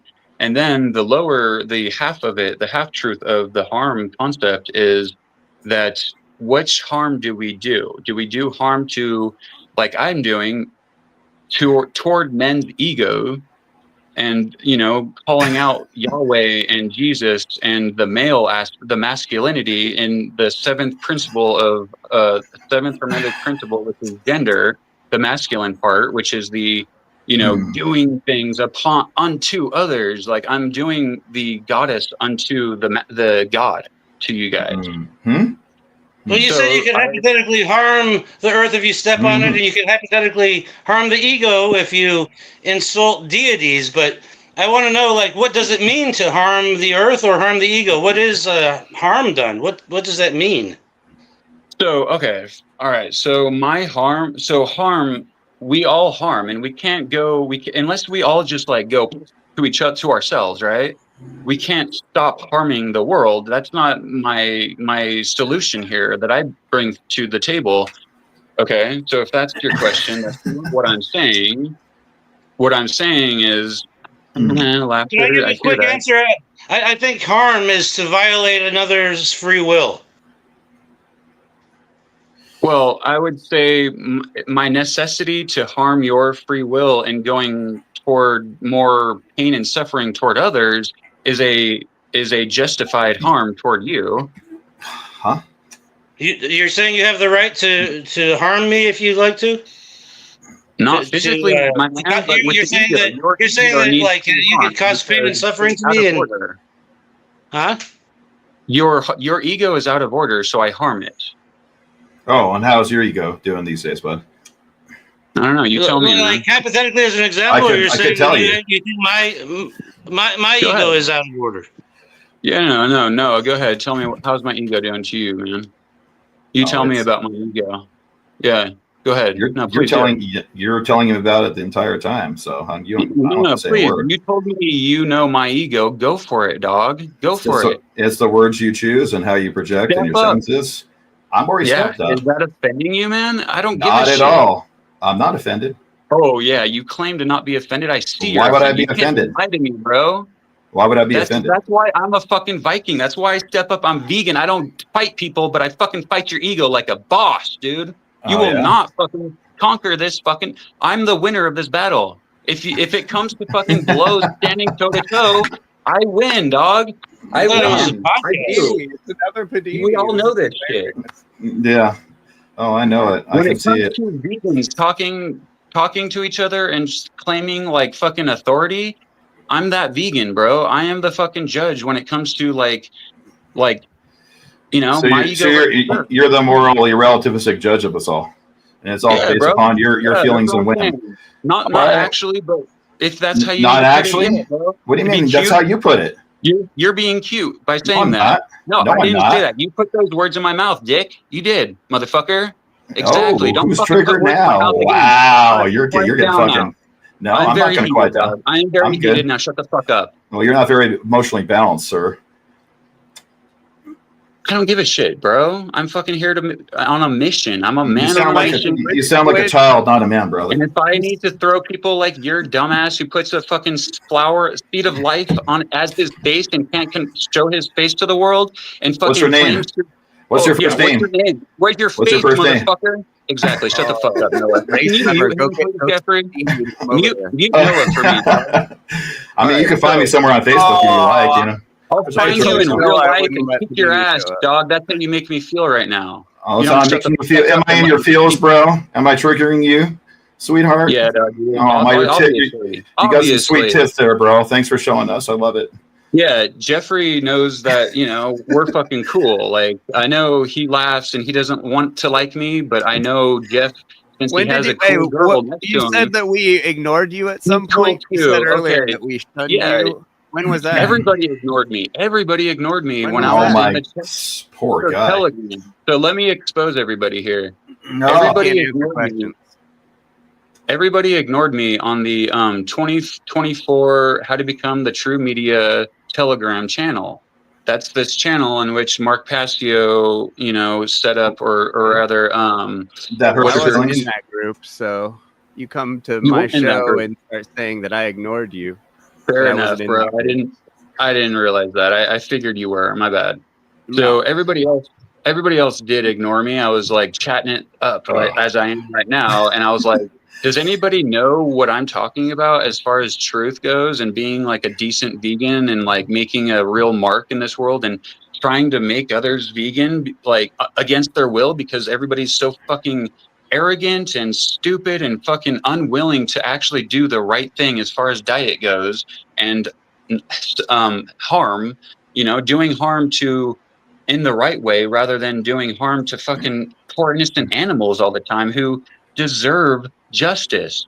And everybody's like, crickets, I have no idea what you're talking about. And I'm like, what the fuck, everybody? We'll get on board. You're vegan because you think the animals deserve not to be harmed, right? They are so innocent. Yes, they are like babies. They deserve the justice that that you know lays on the card of adjustment in Aleister Crowley's deck of tarot, or you know that you know sits in the courtroom with like this little thing going with like, does truth weigh how much versus this one person? You know.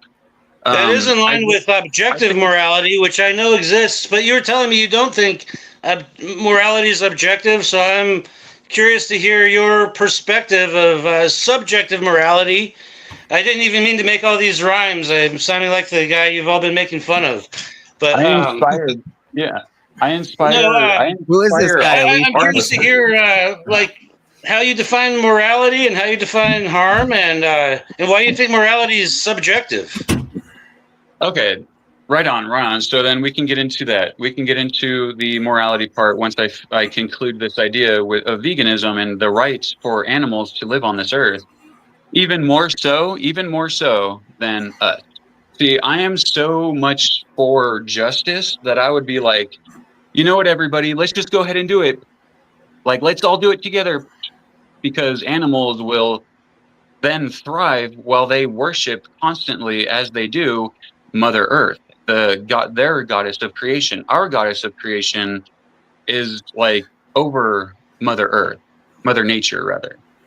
So morality, okay, so that's that, and that is broad, and we'll touch upon that later. But the morality thing, in my opinion, in my understanding, ethics is where we get morality. And so, as far as like man's doing a curriculum and doctrine of morality, we get that off of what we understood as ethics. Ethics is like, like we're trying to turn ethics into morality and saying that. Okay, let me stop you just for clarity, because I have an idea of a good definition for morality, and I'm curious to hear yours. But you're talking about ethics. Like, I don't have a good idea like how to define ethics. I don't know what ethics are, how they differ from morality.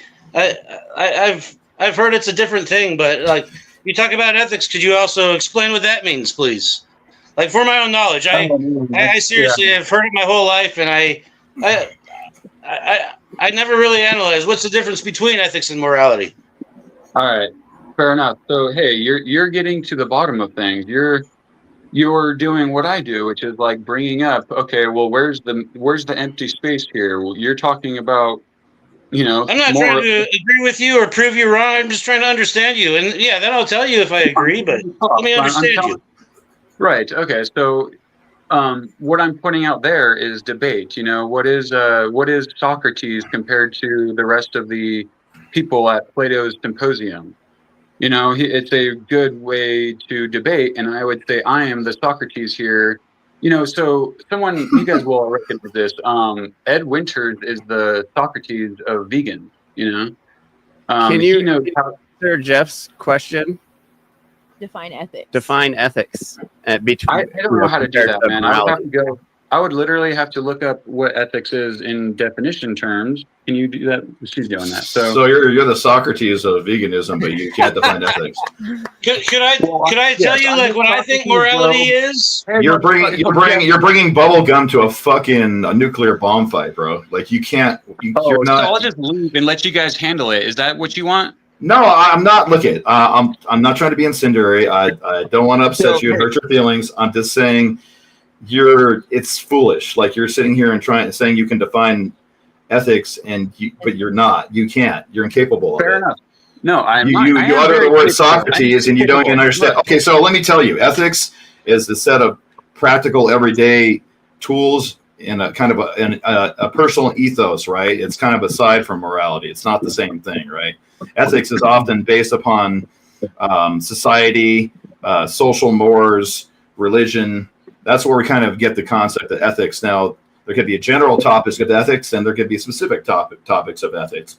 Some ethics cross over with morality and natural law. Some don't.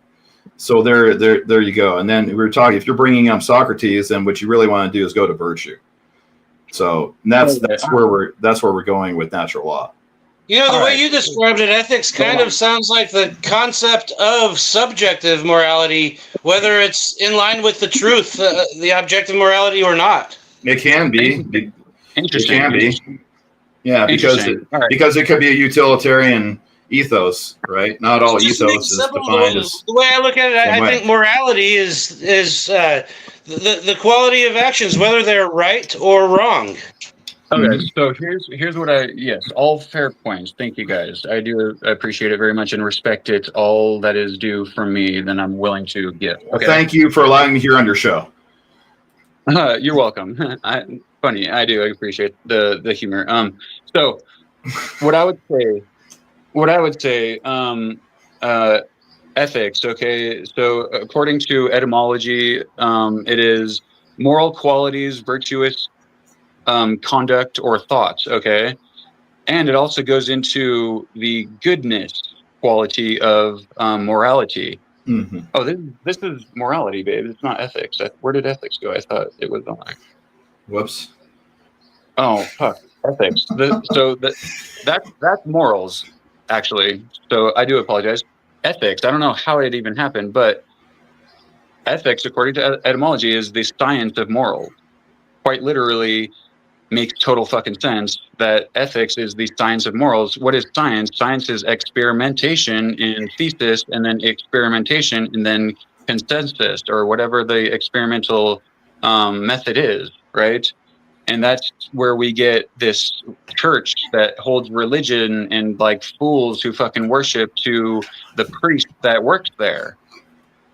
So, ethics is the science of morals. And, it's very much bringing to the forefront into form what goodness is. And goodness is God. And God is a concept. So if an action is ethical, it is also moral. Would you agree with that? Say that one more time. If something is ethical, that thing is also moral. Yes, they are both the same thing in a way, yes. Effectively the same thing. Yeah, okay. But nothing can be ethical. The ethics part of it is like bringing it to the attention of all of us. Bring it to our attention, like what happened there, the moral act of someone. Its morality is That's some very unique package. What do you think about this guy, Vivek? Hey, Yeah, I saw a few of your videos. I really like Vivek. So if you have to read the definition of ethics and you are still talking about ethics, so that's not ethics actually, that's narcissism. So if you don't know anything and you keep on adding on something, so that's not morality, that's not ethics. It's better for you to listen to others. Maybe it will help in that way. For sure, but you guys weren't on the subject of morality and stuff like that. I had to bring it. Okay, don't take everything so personally. Even if people have their own opinion or their own point of view, just like you I just wanted to be So like I said earlier, I wanted to be brought into the table. It's not something to fight over. We don't need to fight over everything. Well, okay, so when we put terms of like what is veganism, I want to bring a better definition to veganism. And what is harm, I want to bring a better definition to what is harm, because vegans are saying we don't do harm. And I say, well, you need to do harm. Stop thinking you're the Buddhist in the Tibetan mountain of veganism. I think this is part of the problem that you're trying to create new definitions without fully understanding and locking down the definitions within yourself. I agree. Yes, I understand, and I do have stuff to learn. I definitely do. Yeah, I do. So vegans don't think that they're not doing any harm. We understand that there's incidental deaths around our life, just like you said earlier. Every human that exists has incidental deaths on their blood on their hands, basically.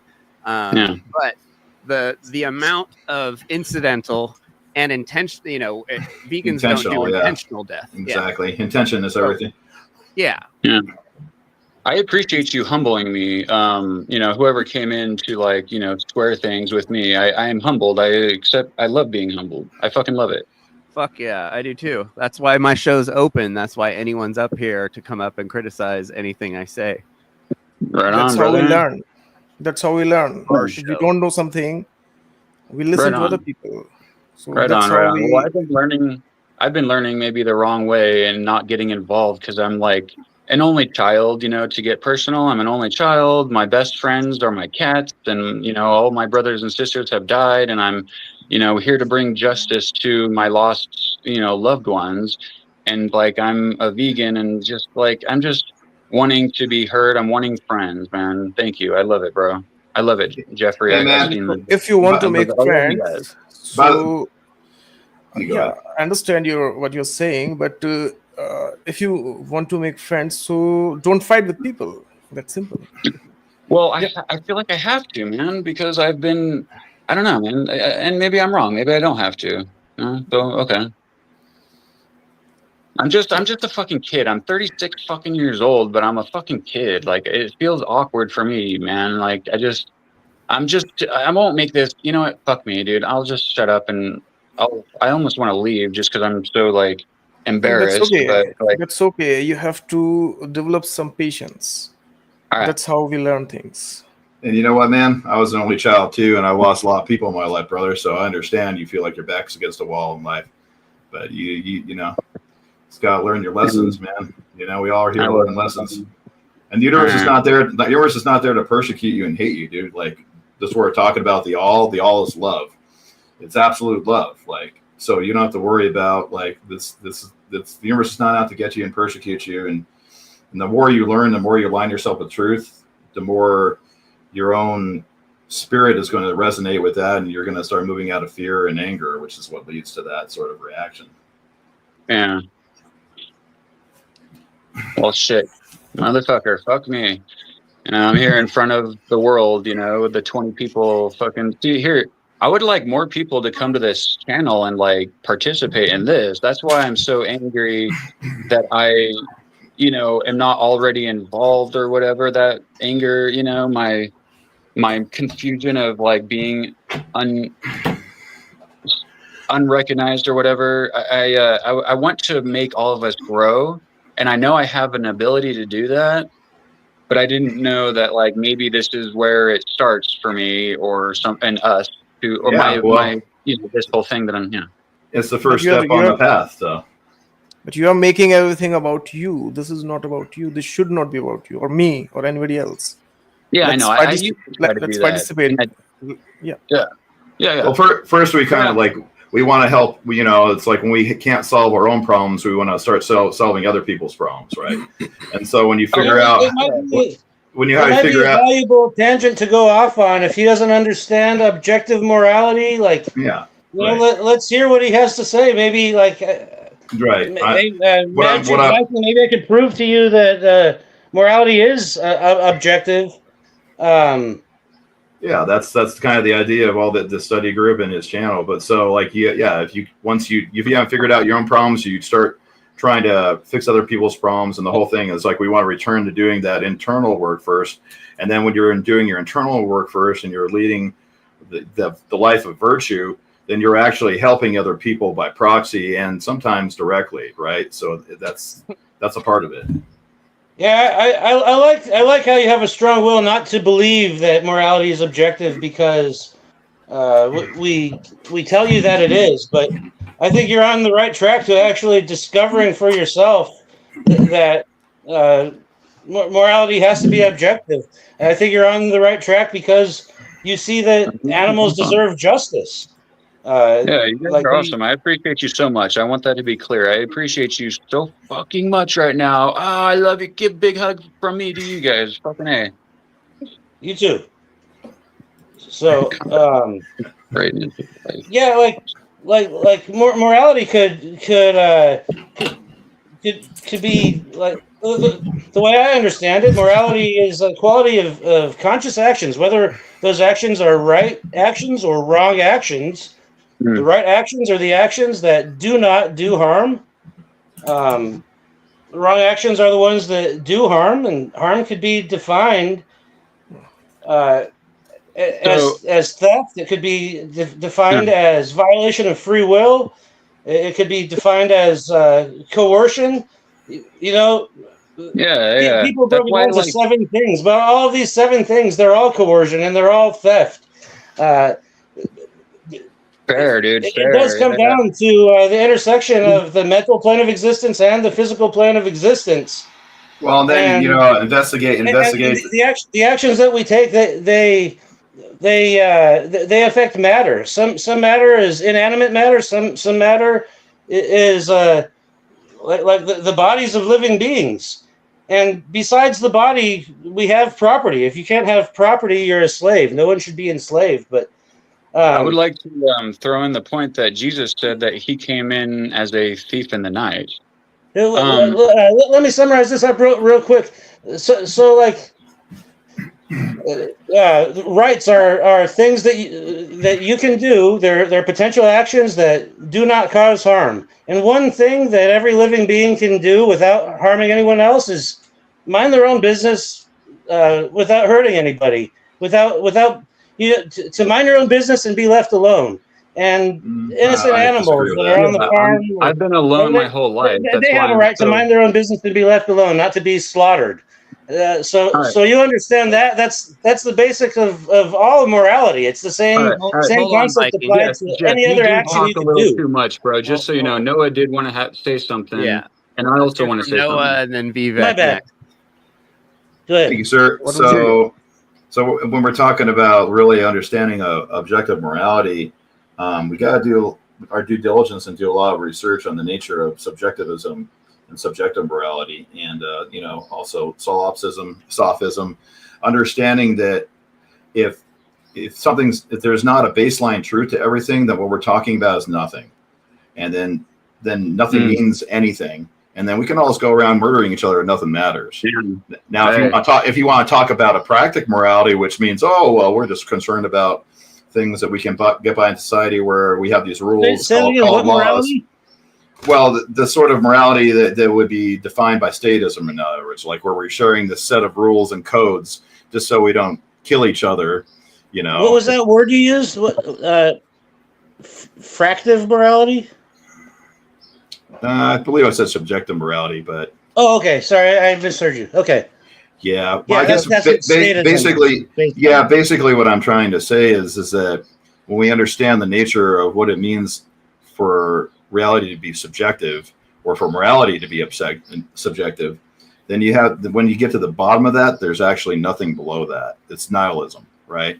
So then because of that, nothing can be true, nothing can be good, nothing can be virtuous. That's why Socrates was battling the sophists, because he was trying to establish what virtue is. And that has a line of dialectic reasoning, logic, deduction, and induction, and a holistic understanding that comes behind that. So. Yeah. So, and I mean, that was so long ago when they had created their own beautiful language from the soul, as Rudolf Steiner puts it, as opposed to the Latin, which the Romans came in with, of like very rigidness, very like masculine, doesn't flow off the tongue. And it's like, how do we even compare or even like bring that up or even like go beyond that with like English, which comes from Latin and very little of Greek and like the touch of Hebrew, as far as I know. Right, because if you understand enough about the various subjects, you can actually translate them. You transliterate them between each other. You can understand what one culture is coming from, what set of rules it's trying to explain, and then where they get lost. Yeah, exactly. And that's comparative theology, comparative philosophy, that type of thing. Can morality be objective without being subjective first? I mean, objectively it exists, but when we practice morality, it becomes subjective automatically, right?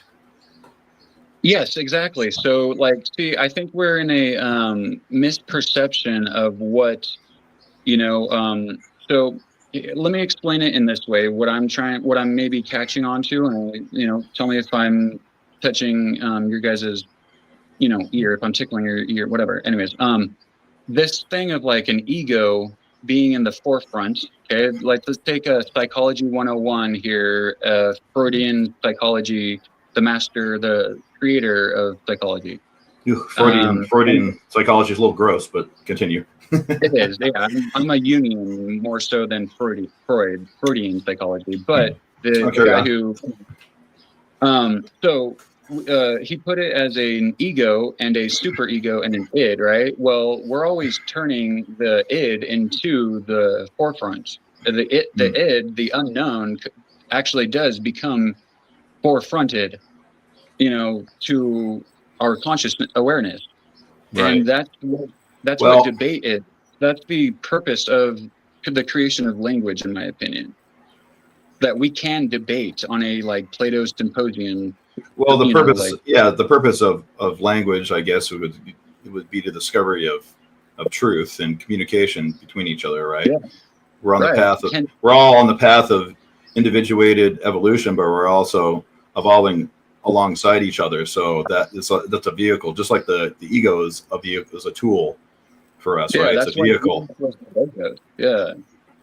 So we can't demonize the ego. The way I try to simplify it to understand it. I think the superego is the care for the all, the id is the care for the self, and the ego is the point of view.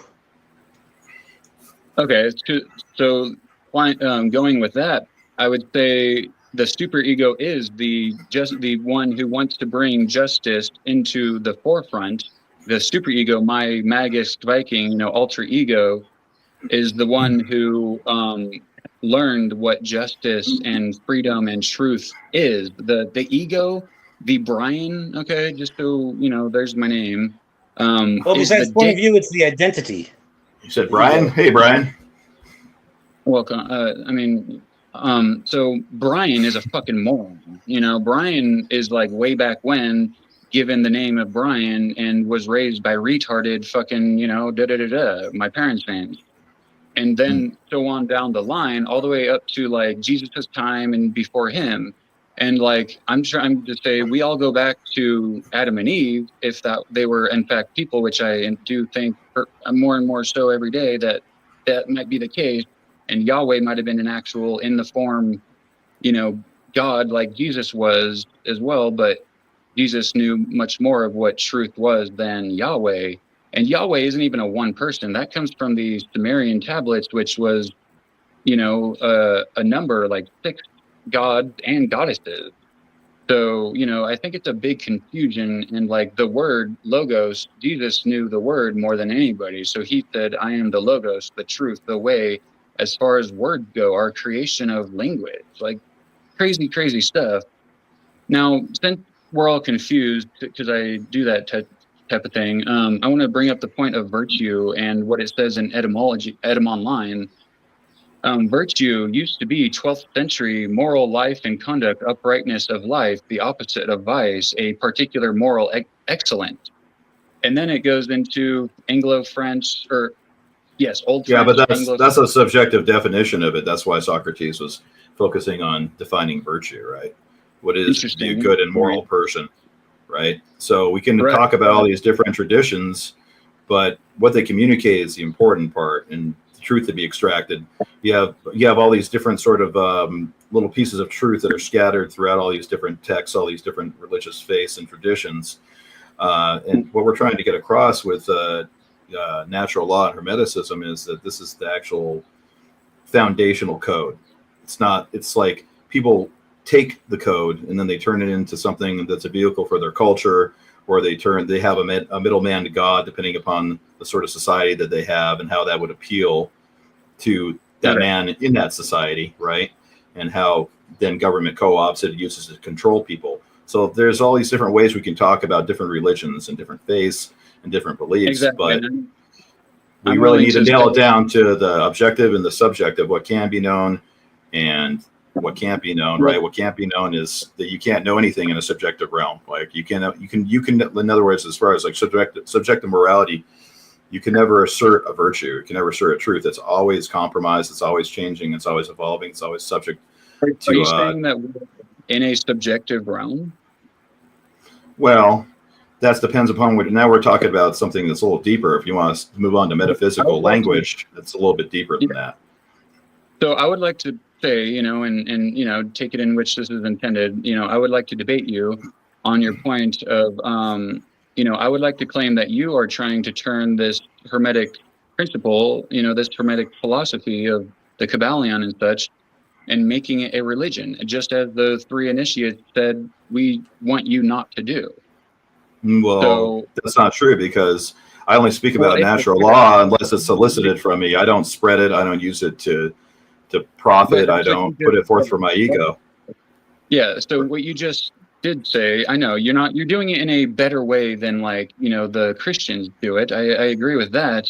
And that's why you're going not with the Christians, you're going with like the religious philosophy of like Hermeticism. But right, I understand what you're saying. I don't mean to interrupt you, but what I think a really critical point to understand is that it's not about this book. It's really about the things that are it's about the principles that are being put across in the book.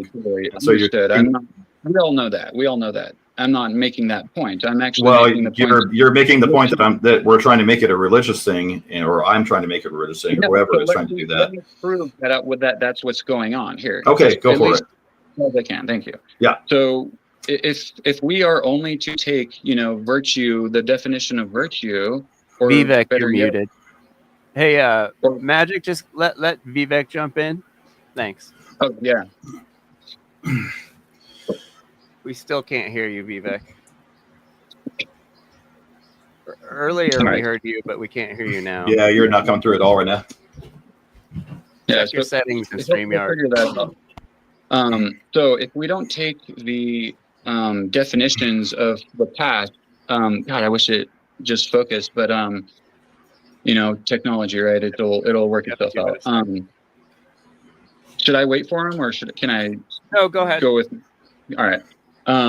So if we don't take these definitions from the past, like virtue was in the 12th century this, and then all the way up to our day, our definition of today, then we're actually trying to just use our definition of today and trying to make that, the truth of it. But it actually is the evolution to go forward. We can't ignore the past, definition.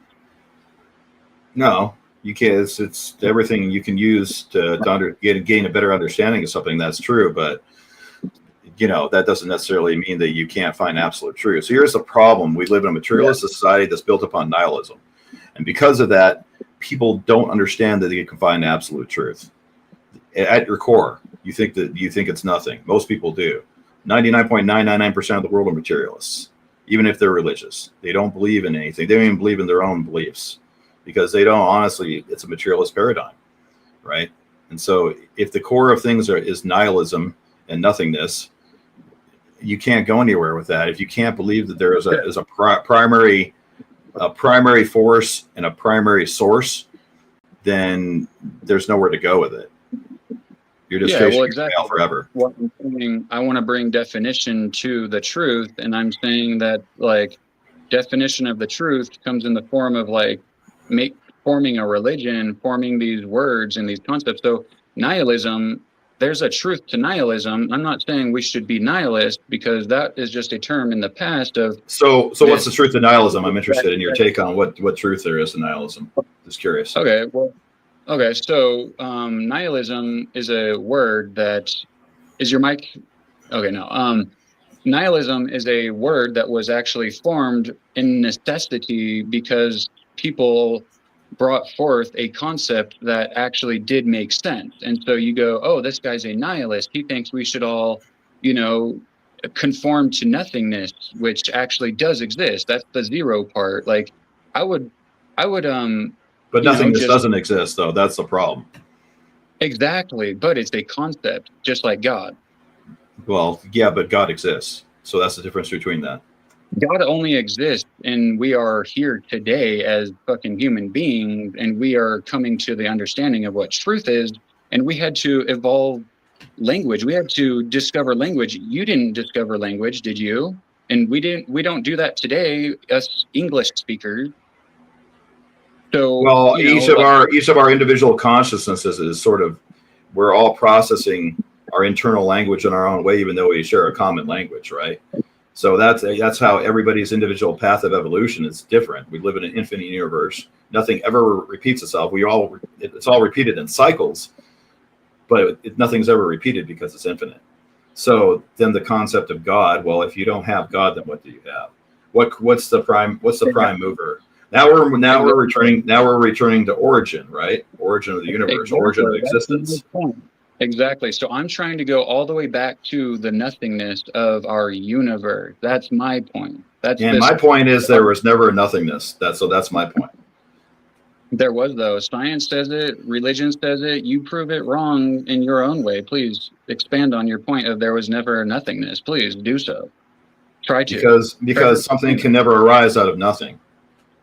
But it most definitely can. Who says that? If there was ever now, because science is flawed. Science is materialistic concept. Everything is flawed. Religion is too, and your way of trying to do stuff and my way of trying to explain my point are all flawed, bro. Well, none of us are perfect. That's not the point. The point is that our actual, well, what you have to do is understand that there's only two possible states of the universe. It's finite or it's infinite, and then you have to proceed logically thereon, right? Well, time is subject to things happening. So if there was a time before existence, that time itself couldn't exist. Exactly. Nothingness is what doesn't exist. So, much of that. Inherently, by its own definition, it doesn't exist. But you could say there's a subjective reality to nothingness. So you could say that something doesn't exist right now, or that the coffee cup that you used to have doesn't exist on your desk. These are concepts that are manifestation on the relativist plane, right? The relative plane of existence, right? Not the eternal unified plane of existence. So yes, and we take from the past and from Earth to then create what was only a concept into material. That's the word materialism and materialist. That we know that materialism isn't the new religion or any religion to be worshipped or to be. Oh, it is though. Materialism is the religion that's been worshipped. We live in a materialist paradigm. We have for a couple thousand years or more.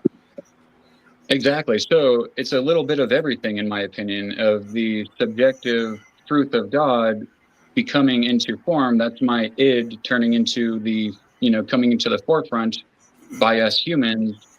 Our ego turns from what was unknown, God, the concept, into the known and in ego form. Our consciousness, ego meaning I in Latin, and I being the conscious mind, claiming or presenting some idea.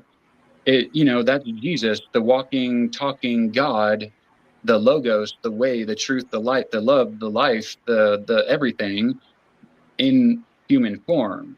And he, after he died, created a religion. I'm saying let's not let all of our truths that we understand, and I'm coming out, people aren't going to like this idea here, but I'm saying let's materialize our own religion here. We're already doing it. It's veganism. It's this way of doing so much less harm to the earth, Mother Nature, that it's better than what is going on and worshiping, fucking Yahweh and da da da da. I'm saying, but where does your intention? Profane. But where does your intention come? Where does your intention come from? That's the question, right? So, if you're intending to, you're right. Well, there's a problem with religion, and the religion is based upon faith and belief and not knowledge. And so that's where we want to separate it. Say again. The problem with religion is, can you hear me? Yes. Yeah, the problem with religion is not that it does not have any logic or this and that. The problem is people have idealized it. Mm-hmm. When you idolize anything, it becomes people are idolizing Donald Trump. So they're living in that hubris. They're not taking care of the things that are need to be taken care of. We have idealized to go to space all these space programs and all stuff. So we are just focused on that thing. We have forgotten about the day-to-day life stuff. So when we idealize something, it becomes toxic. Religions used to be the sciences of older times. So we have evolved from there. So blindly attacking something, hearing from other people, they're blindly attacking. I'm not for religion per se. I'm not saying that religions were great or this and that. They have their own evil as much as the government and all stuff. But we should not think like these religions and all these people. We should have better understanding on these things, because when we blindly attack something, we are being childish. We are just using our emotions and feelings and just projecting them. This is what causes the problem. This is the problem. Yeah, for sure, man. And I don't ever want to disgrace my goddess, of creation. So if I need to shut up and try to figure this out, and years from now I figure out a better way to do it, I'll let that be the case, And my phone was dying, so I don't know if I should just. But I want to finish off with you guys.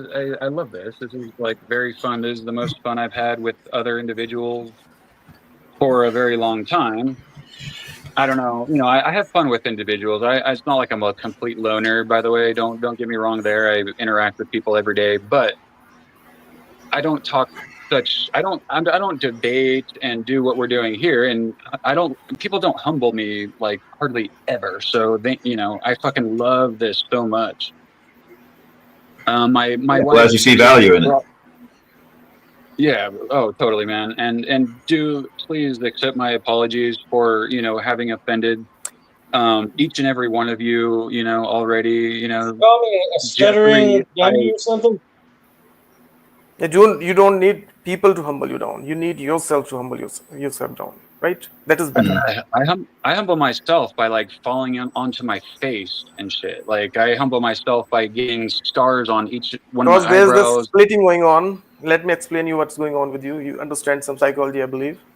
So when there's this splitting going on, so you just go with the splitting. So take a pause, take a second. When people are even attacking and saying stuff, so remind yourself, maybe I'm doing something wrong, or maybe they are right, maybe I'm at the wrong place. Something to calm your thoughts down a little bit, even if you're right, and especially if you're right. Yeah, so that will help you to balance this energy. Fair said, even especially if you're right, correct. Yeah, this energy can help you grow, or this energy can destroy you. Right? Yeah, totally true. I control my own emotions, so I try not to be easily offended. I think when you're offended, you're letting someone else take control of your emotions, and be offended if you have to be offended. But don't lose your senses. If you're offended, your emotions are subject to whoever offended you. I want my emotions to be subject to me. It's also coming from the vibration of fear, since we're talking about the principles of Hermeticism, right? Yeah, that can be fear, that can be hate, that can be some pent up emotions, that can be anything. Well, yeah, all emotions, negative emotions, lead back to fear at their core. So yeah, because if you keep continuing this, it will affect you the most. We will laugh or whatever. It will not affect us in the longer term. It will affect you. So humble yourself down yourself. That is the best strategy.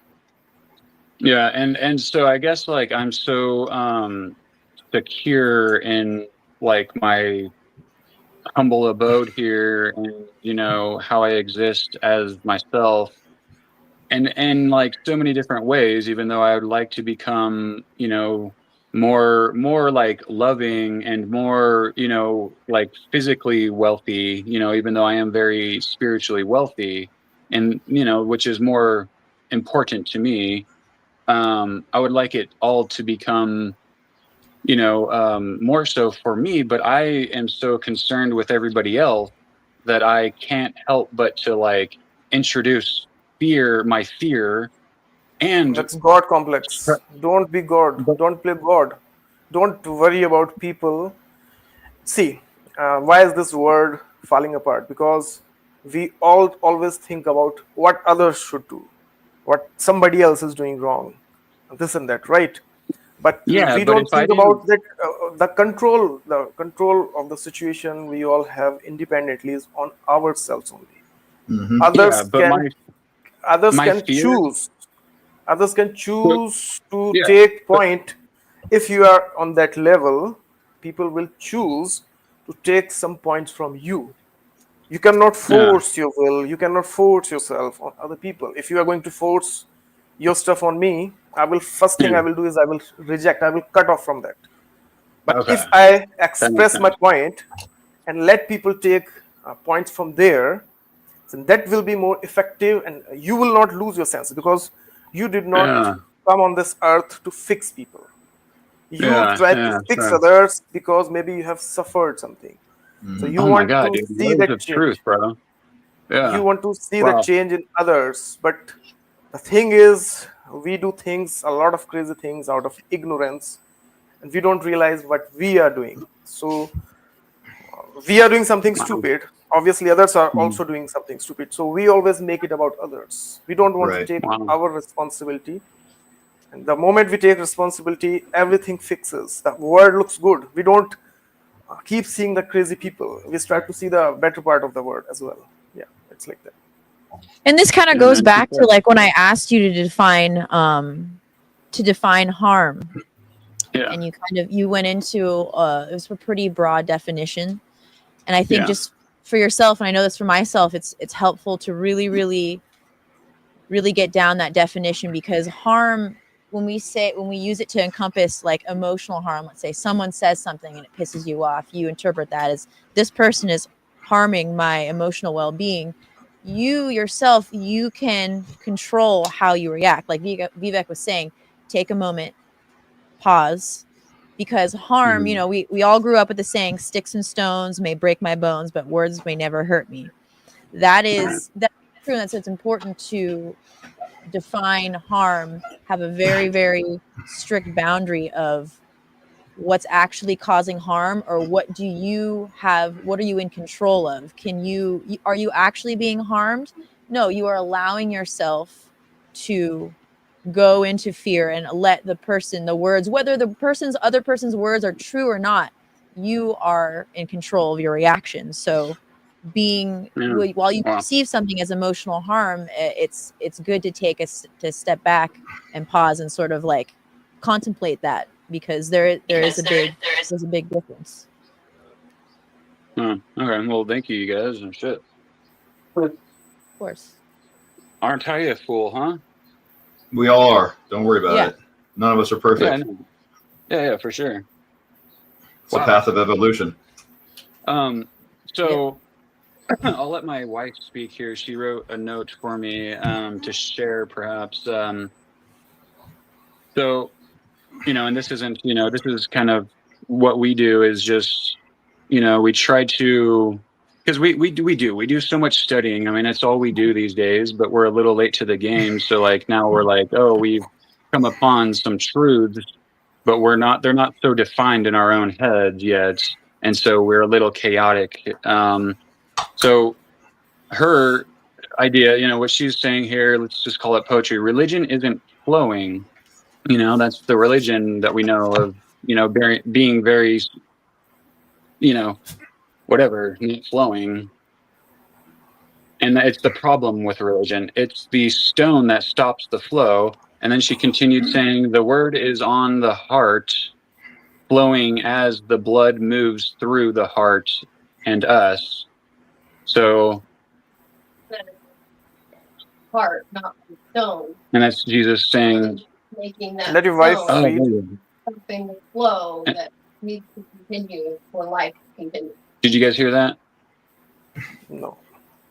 Okay. Well, she's just bringing out the point that the word is written on the heart, as Jesus says, and that religion, was not to be put on his truth. So interesting. I don't have anything particular to say, so I thought maybe that would bring us into a direction. But I do appreciate you guys so much. I'll let you guys, stop me talking. Probably unrelated, man. We appreciate you. What do you think about the correlation with the anagram of heart and earth, the same letters? Matt, what do you think about that representation? I'm not familiar in the slightest with the anagram, other than the number 9 and its concept and where it goes and how it's been shown in different mythologies or ideas. So 9 is the number of completion. Right. Okay. So you know what? You brought up Ennead, and I will, maybe this is something here. Ennead, when we have like a tetra, these different tetrahedron. Yes, and we like platonic solids and such like that. But then the 2-dimensional form where we get an Ennead, right? So the number 9 is the completion, and number 9 most definitely, in my opinion, and as far as I've learned, what I know as far as creation and being a goddess, and how this all relates to the like Gnosticism, like, and you know, Jesus and stuff, and like even Trismegistus, is number 9 actually is 0 in its formness. See, 0 does not have form because it's a concept, but 9 actually, because we get this canceling out 9s when we do digital rooting. So when you get a digital root, you guys familiar? Digital root is like, you know, you have a several digit number, 145. Well, the digital root is number 1 because you cancel out 4 and 5, which equals 9. Cancel out the 9s. It's a quick way to understand a digital root of a number, a 3-digit number, which 145, 1. That's the digital root, number 1. The canceling out 9s is a concept of, wow, it doesn't even exist, like 0 doesn't exist, right? So, you know, mathematics. 0 exists actually, because you know 0 but it doesn't. There's an show me entity something with the 0. Well, show me something 0 in itself. as the number 0. Do you know this term 0? Do you know this term 0? So 0 exists. Yeah. So that's 0. Yes, but that's but you know the term God.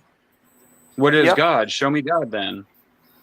I'm It's Buddhist. I yourself. don't Have you believe had in God. DMT before? Have you ever smoked like DMT or had any psychedelic experiences with ayahuasca, peyote, LSD?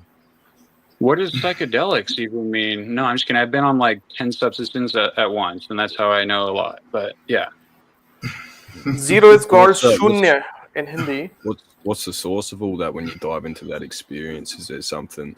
Is it like a higher intelligence? Is it like is it a place? Like what is it? Wow, what a deep question, man. What a deep question. Well, so that I would say is exactly this 0. Yeah, but it's not something. See, this is why people say it's like, no, psychedelics are hallucinations.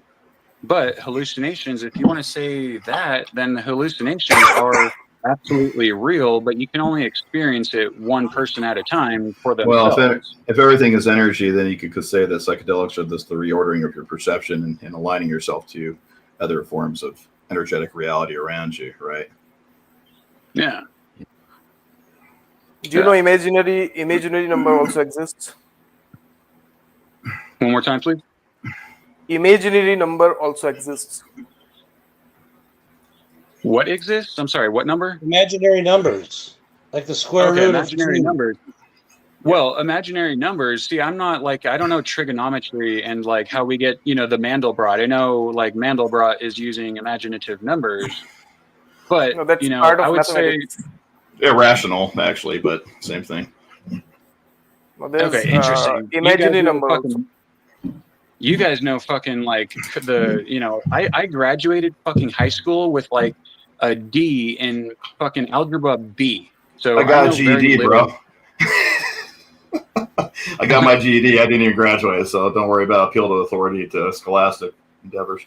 Yeah, no, I mean, I'm sure, right? Like, but we are, and I think we know so much more about like the like real importance of math than like those who create computers for us. You know, they're not going to share what truth is to people. They're going to create computers so that I can go on DaVinci Resolve and like create wonderful art for people, knowing what I know using my imagination. If you guys don't know like video creation and like DaVinci Resolve, you know, like it's a free program. If you guys have a computer, it's it's a learning, it's imaginative learning. And if I can, you know, if I can continue real quick, I know what you guys, Bruce Limpton talked about imaginative cells in a caterpillar, and how imaginative cells, there are some of these cells that exist within the caterpillar that go through metamorphosis in the cocoon staging of this caterpillar that what turns into a butterfly. And those same imaginative, those cells that do exist from the caterpillar and into the butterfly, while all the 99% or whatever of the cells in that caterpillar die. And I don't know, 99%, I'm not sure how many imaginative cells there are versus the ones that die off. But these cells are called imaginative cells. They have a name and they do exist. So I don't know if that makes sense. Yeah, so as long as you understand that you are not mixing imagination with reality, you're good. But the moment you start to mix these things and you cannot tell apart, that's where the problems come from. So usually when we are angry, when we are like splitting and all that stuff, so we mix things. When we mix things, so we think that everybody and everything is attacking us. So we should become zero. Here, bro. Do you like ganja? Yeah, we should become zero. Then at that time we should become zero. That we have an entity. We have an identity, but we don't exist. So that's how we come. Hold on, Viking. Yeah. I've been waiting for like months and months to have Noah appear and Vivek, and I've been trying to have this conversation. I just want to kind of give them a little bit of space to talk. You've definitely dominated since you've been here, which has been almost an hour. Fair. All right. It's all good. Sorry, man. We appreciate you, brother. Right on. Thank you very much. McConaughey. So back on. So Vivek, thanks for coming. I know you were traveling today. Yeah, I have changed the plans. Actually, I have rescheduled. Cool. So, what do you think about the Kybalion? Someone else just showed a node. So I have an experience with Kybalion from Sethicus Buza. I did not know these things existed. So how he tried to force all these things onto me. So that's my reaction, if you say, because I never even tried to understand from Western point of view. Because when somebody is trying to force something onto you, I reject it automatically. So as much as I've understood, I have already created a video on my YouTube channel, if you may have seen that. So Kybalion is, to me, it seems like a platform on natural law. It's not actually natural law, because if you speak in terms of nature or universe is massive. It is vast. So how can you like reduce a universe into a few natural law, right? So in those senses, I don't think it is the appropriate tool. Perhaps it is something else, and I'm not sure. I have to study it properly, that how it is being used in the Western, because a lot of people. Is Krishna Hindu? Yeah. Krishna was a carpenter. I'm not sure. I'm Buddhist. Resurrected. Actually, I'm Buddhist. Ascended to heaven. No, it's Christ. Christ.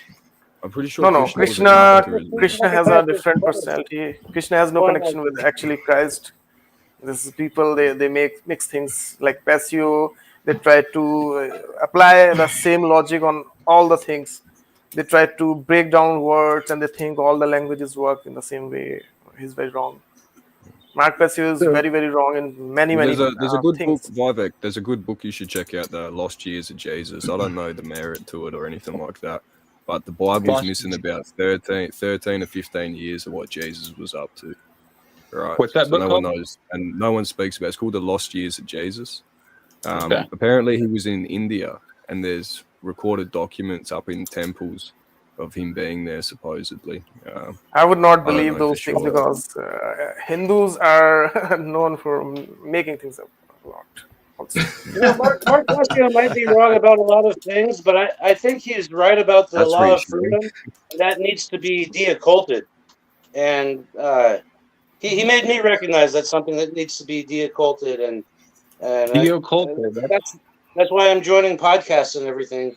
So to speak to what you're saying, Vivek, as far as the natural law and what they comprise, and how you don't think that Hermeticism can be the end all be all of all the natural laws. So there's a division, right? We have we have two planes of manifestation, right? We have the absolute plane of manifestation and the subjective plane. The subjective plane would be the physical laws and everything that takes place, right? So that's where we kind of divide it. It's not to say that the principles are going to explain. Well, they do actually explain everything once you use correspondence, but it's not to say that we're trying to insert that into like discussion about physics, although you could. We're trying to approach it from a metaphysical sense, right? The metaphysical sense is where you need to learn it from.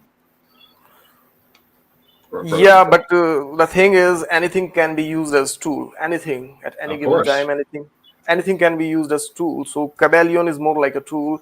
It depends on the quote unquote magician or magus who is going to use it. And usually, I have seen people talk a lot about all these things, but they don't even understand that how these things are applied. Because I can use Buddhism objectively as a weapon, but I don't usually do it because I respect that thing actually. So in the same way, you can use your knowledge to actually grow, or you can use the knowledge to as a weapon to attack and to destroy yourself and to destroy others. Sure, anything can be used as a weapon. Usually when you make things like objective, everything is objective. So well, that's kind of why this information, like when they talk about, not throwing seeds before, or the pearls before the swine, is because absolute knowledge, absolute truth, objective truth is probably one of the most potent weapons there are, right? The more the truth there is in a doctrine, the more of a capacity for corruption, if that makes sense to you, right? It has a potential, it has inverse potential energy that can be directed in the wrong way. So universe exists as a whole.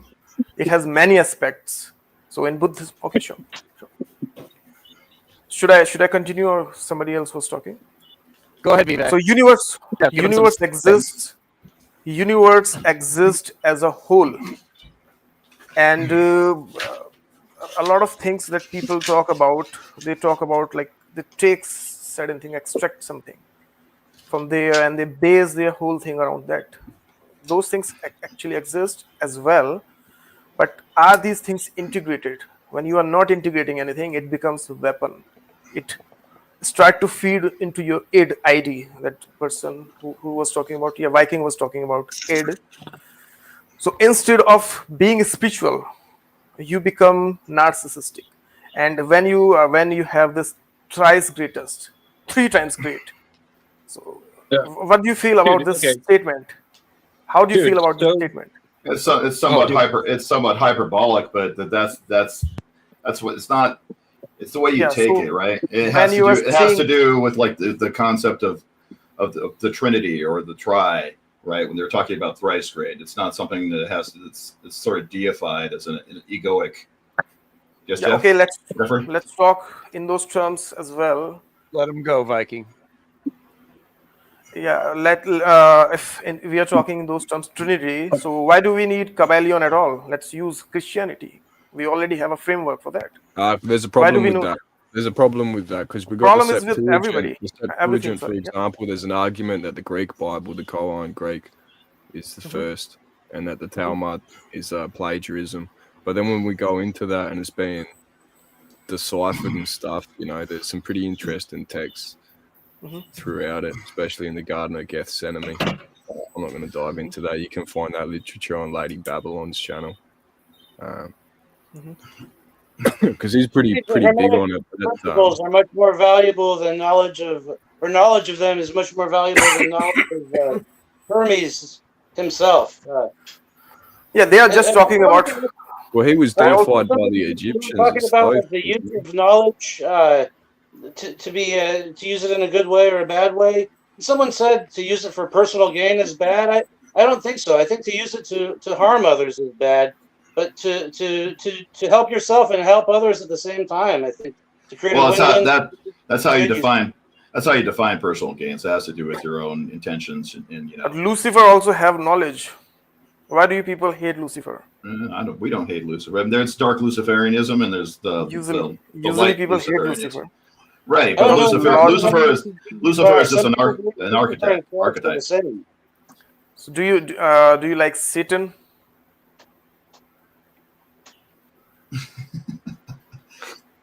Fuck, that's a heavy question. I'm not a fan. I don't think anybody likes Satan unless they're Satanists. We're talking about evolution as Satanism, because these things are like frowned upon. See, I'm coming from India. We don't have any Satan. We don't judge.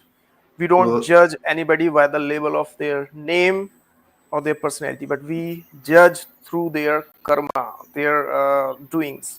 Right. If a god is doing something wrong, then we will judge him equally and not judge like projecting madness and all stuff.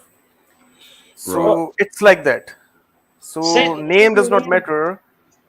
Name does not matter. Personality cult, like people are into this personality cult. We try to, like in Buddhism, usually what I would not say me because it will become egotistical, but we try to show people, teach people, explain people what is truth. That much we try to do.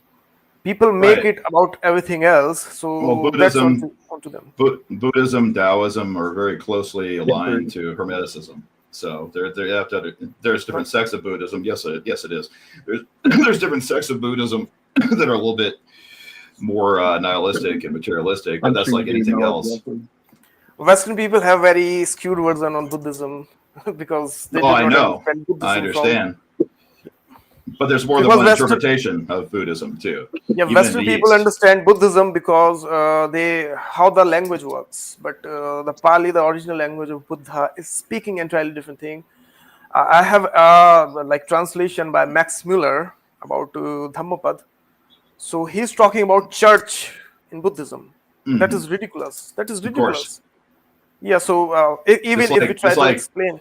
Even if you try to explain, church into Christianity is ridiculous because that was never intention even of Christ. I'm not sure about. I don't hate Christianity either. I don't hate any Satanism and this and that. I wasn't saying by the name, by just the name. So I don't judge anybody like that, and I believe a lot of Indians don't judge anybody like that. We get judged. That's a different thing, but that's our core philosophy. So we see you by your light. There's some light in you, and then there's some light in us. So we see whether you are going to reflect. If you're not going to reflect, you are your own, we are our own. So it's like that. Mm-hmm. Yeah. See, I wouldn't judge someone who identifies as a Satanist. I don't know what they believe Satan actually is. I don't like Satan, according to we don't condone Satanism. We don't allow Satanism is. I think it's. But what if a Satanist wants to change in the future? What if a Satanist want to come back to the reality? How many people will let him to come back to the reality to be healthy? Nobody. They will always. People are de facto Satanists, as Mark Passio describes it. I like his definition. I want people to stop being Satanists. You guys, can I? I would not talk. Maybe, can I say maybe what Satanism is in my view? Sure. Let's hear. What do you think Satanism is? Okay, so let's go back to like the nihilism thing concept, where I said, well, nihilism had a hand up in there, okay, and said, I have a concept here. We should all kill ourselves and everybody. Well, there was some truth to that because things weren't going so perfectly during the time where nihilism, or I'll just put him in a form of a person, said, hey, I am nihilism. Let me speak, like blah, blah, blah, blah. And he said his point. Well, Satanism did the same thing. Satanism, Anton LaVey, let's say, put his hand up in the whole like religious scene and said, you know what, motherfuckers, Christianity doesn't have it totally right. A lot of these fucking Christians who go to church are actually egotistical, and I'm going to be the most egotistical one. So how many have read Anton LaVey's Satanic Bible? No. Read a bit of it. Nobody. Okay. Satanism is about false ego. That's the issue with Satanism. Yes, yeah. Satanism is the inversion when I was talking about Satanism and your Luciferianism, I was not condoning their point of view, but I don't condemn them just because they are Satanists. Right. Well, there's a difference. There's an important hopeful against the hope. Something like that. There's important sort of. We have to articulate definitions properly, right? And what I mean by that is that when we talk about judgment or discernment, it's not the same as condemnation.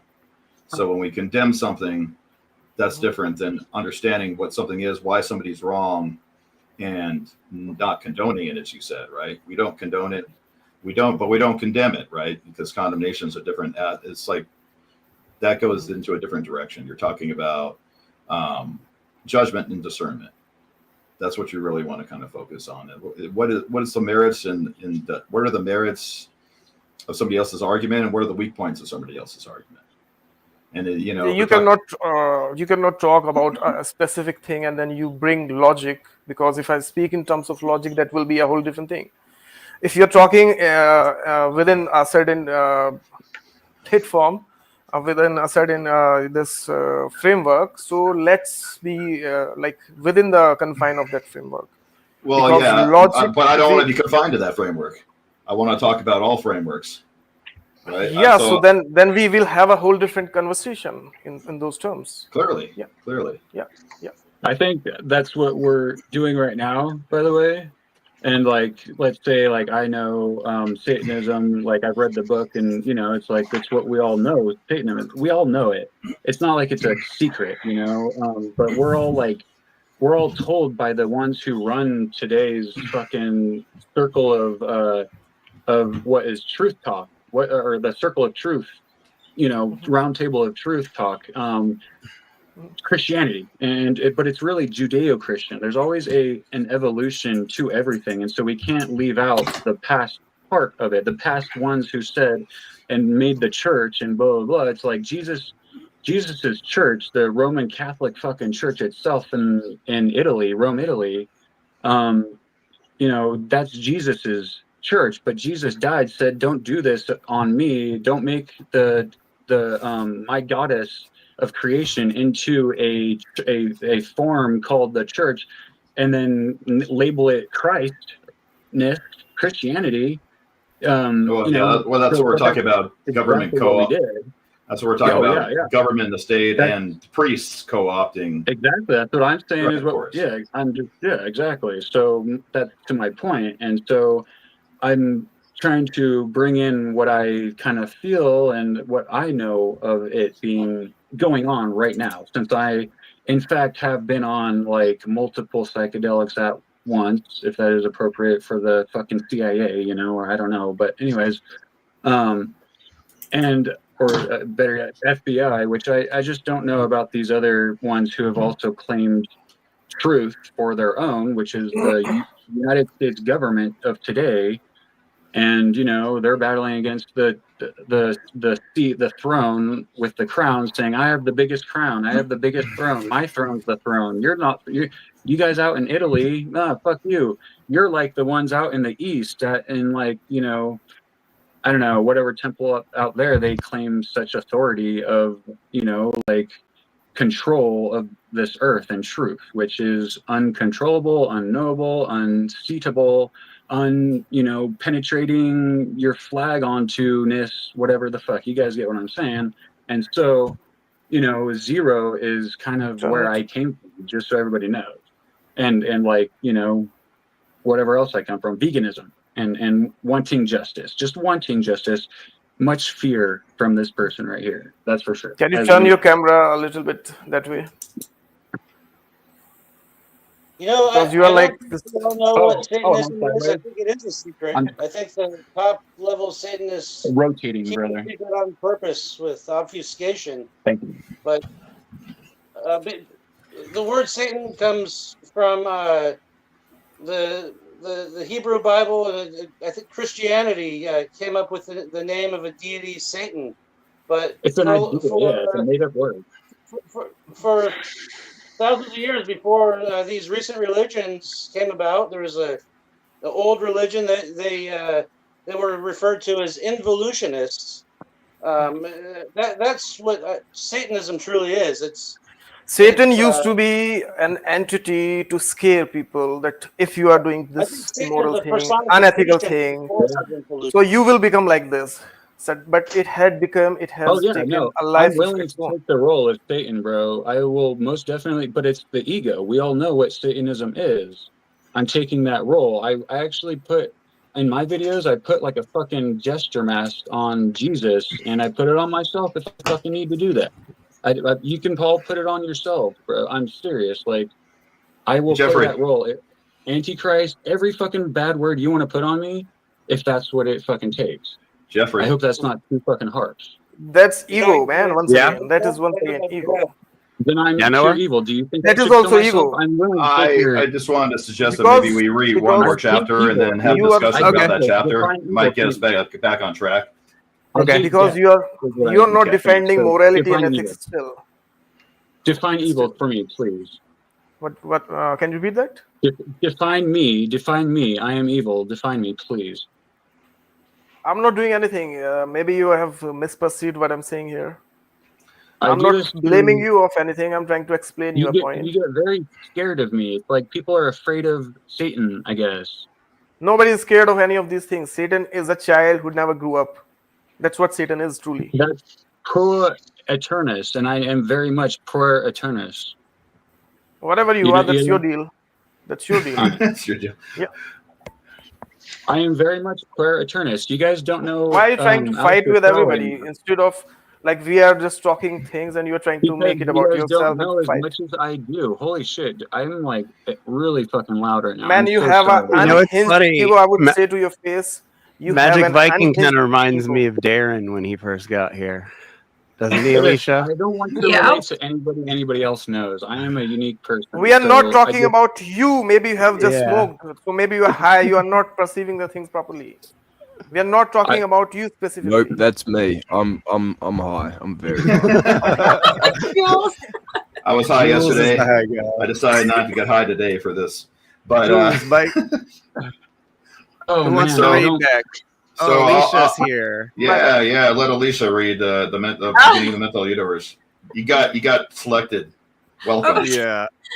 Okay, for non-participation earlier, but it's been amazing. I've been listening to everything, and it's just been. This is what it's all about, and just the contributions and the different viewpoints and the aspects, and digging down to root. It's been the most hated person ever. It's Satan in Jesus. I'm just gonna. Okay, do we want... Okay, where's the reading? Yep, let's begin. I'm so sorry for interrupting. Was that Alicia? Oh my God. Yeah. Did I interrupt? Oh, I'm so sorry. I'm so fucking sorry. I did not mean to interrupt you like that. People are trying to run me over, and I had to run you over, dear. I'm fucking so sorry. All good. Girl. Okay. And if you don't mind, I'll take over reading after you, just because I love this chapter too. Oh well, then why don't you go first? Because go for it, like and vibe it. Go. All right. Okay. When no one feels like reading, ask me. I don't mind reading anytime. All right. Well, this is my favorite chapter, so if you guys can read after that, or whatever. But I tried to pick you, Alicia. So, chapter 5 is the mental universe. The universe is mental, held in the mind of the all, the Kybalion. The all is spirit, but what is spirit? This question cannot be answered for the reason that its definition is practically that of the all, which cannot be explained or defined. Spirit is simply a name that men give to the highest conception of the infinite living mind. It means, quote unquote, the real essence. It means living mind, as much superior to life and mind as we know them, as the latter are superior to mechanical energy and matter. Spirit transcends our understanding, and we use the term merely that we may think or speak of the all. For the purposes of thought and understanding, we are justified in thinking of spirit as infinite living mind, at the same time acknowledging that we cannot fully understand it. We must either do this or stop thinking of the matter at all. Let us now proceed to consideration of the nature of the universe as a whole and in its parts. What is the universe?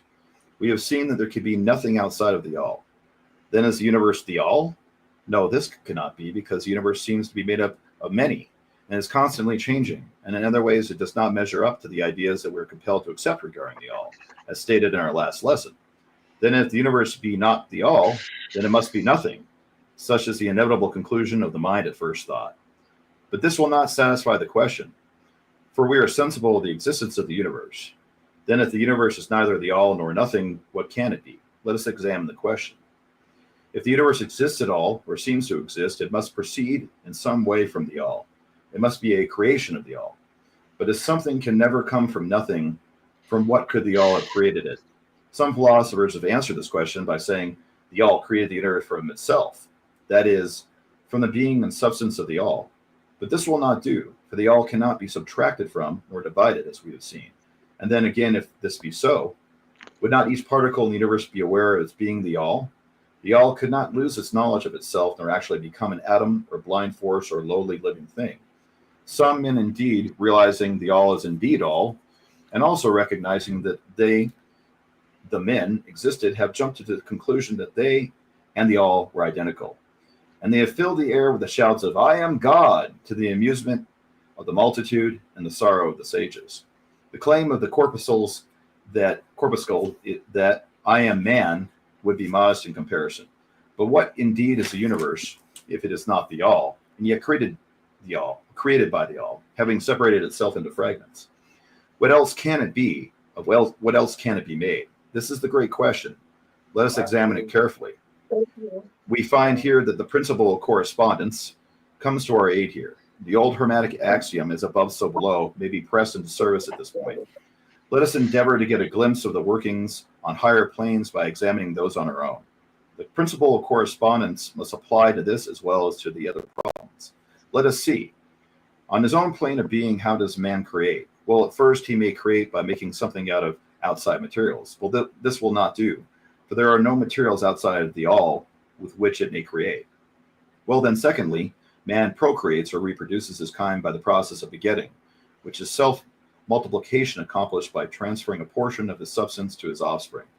But this will not do, because the all cannot transfer or subtract a portion of itself, nor can it reproduce or multiply itself.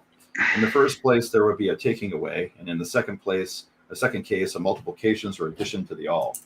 Both thoughts being an absurdity. If there is no third way in which man, is there no third way in which man creates? Yes, there is. He creates mentally.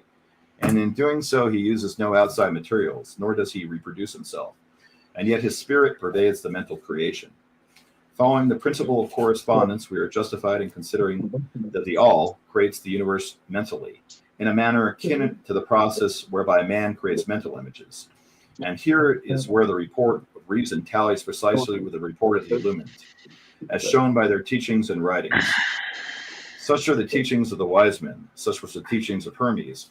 The all can create in no other way except mentally, without either using material, as there is none to use, or else reproducing itself, which is also impossible. There is no escape from this conclusion of the reason, which, as we have said, agrees with the highest teachings of the illumined.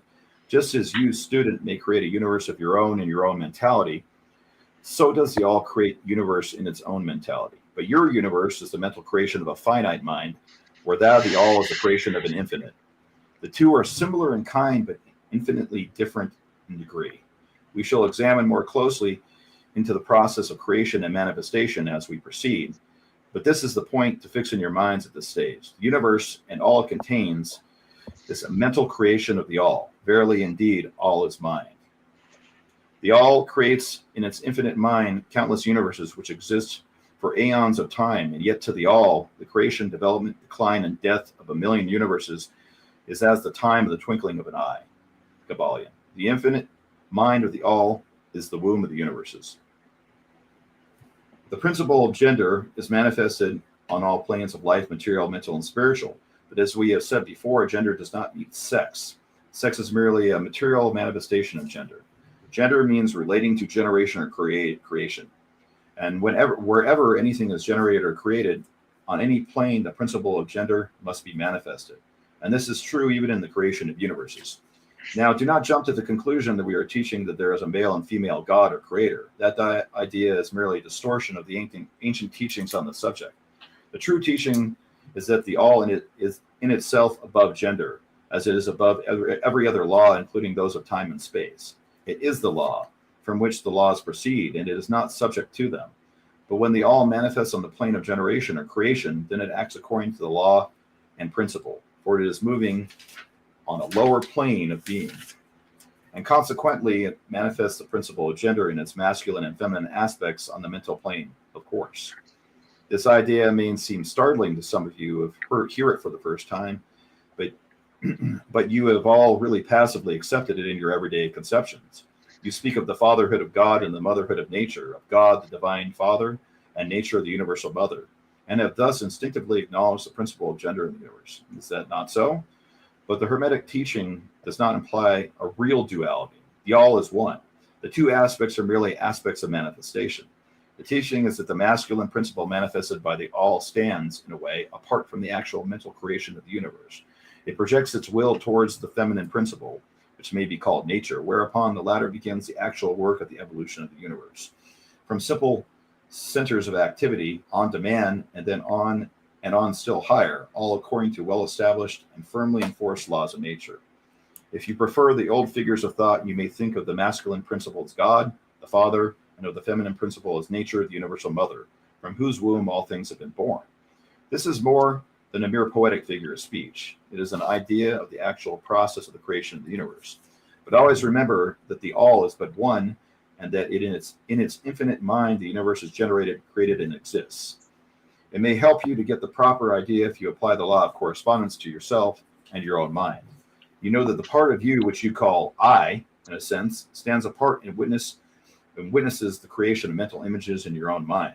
The part of your mind in which the mental generation is accomplished may be called the me, in distinction from the I, which stands apart and witnesses and examines the thoughts, ideas, and images of the me.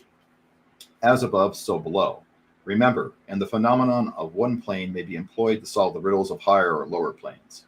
Is it any wonder that you, the child, feel that instinctive reverence for the all, which feeling we call religion, that respect and reverence for the father mind? Is it any wonder that when you consider the works and wonders of nature, you are overcome with a mighty feeling which has its roots way down in your inmost being? It is the mother mind that you are pressing close up to like a babe to the breast.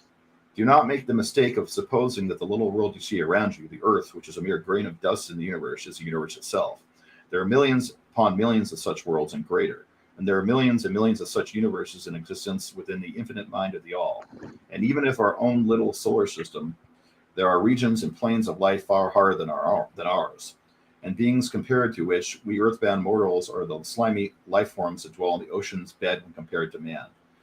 There are beings with powers and attributes higher than man has ever dreamed of the gods possessing, and yet these beings were once as you, and still lower, and you will be even as they, and still higher in time, for such is the destiny of man as reported by the illumined. And death is not real, even in the relative sense. It is but birth to a new life, and you shall go on and on and on to higher and still higher planes of life for aeons upon aeons of time. The universe is your home, and you shall explore its furthest recesses before the end of time. You are dwelling in the infinite mind of the all, and your possibilities and opportunities are infinite both in time and space. At the end of the grand cycle of aeons, when the all shall draw back into itself all of its creations, you will go gladly, for you will then be able to know the whole truth of being at one with the all. Such is the report of the illumined, those who have advanced well along the path. And in the meantime, rest calm and serene. You are safe and protected by the infinite power of the Father-Mother mind.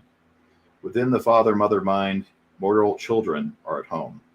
There is not one who is fatherless nor motherless in the universe. So I have something to say about that. Oh yeah, Can you guys? Yeah. Darin bhai sahab, ram ram. Can you hear me? All yeah, right, we I'm hear you scared, loud and guys. clear. Okay, so this idea of the all and the idea of origin reminds me of a common debate, and it's a debate, but it's also a different level of looking at things depending on where you're at. Like if you lived on my street and I were to be giving you directions, I may reference the stop sign at the end of the street, but that would have no meaning to somebody who's using Google Maps or coming from far away or unfamiliar with the area. Like now, fractal scale. As a deeper sign, though, that sign is and I know that I have a deeper few sign. things to say, and I'm just trying not to get derailed. But I appreciate you, Viking. These conversations are rare, so it's normal for us to get impassioned and stuff because we rarely get to talk about these things. So anyway, this reminds me of origination versus non-origination. So in Vedanta, in the Vedic school or the Vedic inspired school of ontology and philosophy, you have Ajativada, so non-origination. And this is actually taken by Shankaracharya from the Madhyamika school of Buddhism, Buddhist logic and ontology. And so when they say there is no one without mother or father, actually, when someone is familiar with these terms or prefers to look at it in that term, that can work. But then when you look at the idea of non-origination, that if the all is eternal, then all its emanations are also in some way a reflection of it, but not it, you get to a point where that collapses in on itself. So then you have these definitions in other branches of non-dualism, nijam, nirgunam, nirvikalpam, nireham. So unborn, eternal, non-changing, and without ego. Okay, so what we're doing is we're superimposing a image or a conception and expecting reality to conform with that. The problem is people like Blavatsky and Crowley is they take these ancient systems that are complete within themselves. They're called darshans or viewpoints. Darshan from drishti, which means view or vision. Philosophical viewpoints. They can be complete and consistent with themselves, but they can't always be mixed. That's when in science they call it parallax. So you're looking at something with two different lenses, or there's a medium like water and it distorts the location. You're both looking at the fish, but depending on how you're looking at it, underwater or above water, the path is different and the location may be different. But when we're talking about the mental universe, keep in mind that they're presupposing that mind is eternal and that things correspond to mind. However, zero as a point, people go back and forth as to whether it exists. But if we're talking about science, mathematics, and subtle mental universes, think of the Cartesian plane. Descartes is one of the fathers of modern calculus. Calculus and propositional logic are overall rational.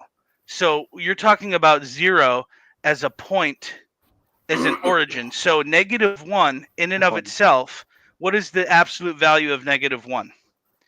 It's 1. But what is 1? What is 1 in and of itself? It has no intrinsic meaning. That's actual nihilism. So what I'm talking about is people are saying -1 and +1, or masculine and feminine. This idea of duality presupposes that everything is the same. But here's the thing. If everything was the same, or everything truly corresponded in all circumstances, then there wouldn't be two things if they were the same. So I'm saying that this idea of a monistic mental universe that's eternal is more, it's a philosophical idea, and it's using inference that's presupposing an origin point. It's called anumana, or inference. But you cannot infer the unknowable. You can use postulates and axioms, but when you really get down to the hard logic of it, it doesn't stand. It really doesn't stand. So what do you think about origin then? If you're talking about, something has to originate from somewhere, correct? So what's the origin of the all? That's what I'm saying. No, I'm saying if you're, so let's just talk about the materialistic concept of the universe. So that's why they say that. I'm not a scientist. I'm talking about philosophy and ontology. No, if I the understand all has no origin. Well, it doesn't have. I mean, it just is. It simply is, right? Yes, reality is. That is correct. Reality is. And so, like I was saying before, there's two possibilities. There's only two possibilities. The universe is either finite or it's infinite. If it's infinite, which we know it to be, because a finite universe makes no sense. That's speculation, but no, it's not. It's not speculation. That is speculative. Well, no, it's really not, because it doesn't logically follow. Can you show me the exact data that it proves it is not? Like I have a master's degree in computer science, so probably I know a lot more about all these things. Scientifically, I'm talking. So that's what I'm saying. At the moment, I'm not remaining exclusive to science. Ajativad, or non-origination, is also coexistent with multiverse theory, which there's many Brahmas, and the Hiranyagarbha is not actually one. which means that the nature of something is shunyata. It's not zero. It's no thingness. It's not one thing in particular, and it doesn't have an intrinsic property or an intrinsic meaning rather, because meaning is something given by a mind, but things that are beyond the mind. Shunya is not same as shunyata. Shunya That's what I'm saying. An identifiable thing, and shunyata is something else. That's why there's a hermeneutic and etymological confusion about zero versus nothingness. That's why nihilism is misunderstood. Nihilism is shunyata and not shunya or zero.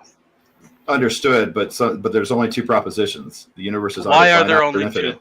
Because it's either finite or infinite. It can't be. There's no mixture between. That's a tautology. It actually. It also depends how you're perceiving. If you guys ever address me, I'll be a little late to the delay here. I'm trying to interact with you guys. If you're talking in terms Either of logic, is cannot... duality, so it doesn't make sense. How can you have the all and then either or? Okay, sorry. Because you have both. That's paradox. So look, I'm trying to interject myself, and there's going to be a delay since I'm now speaking to you via a later time.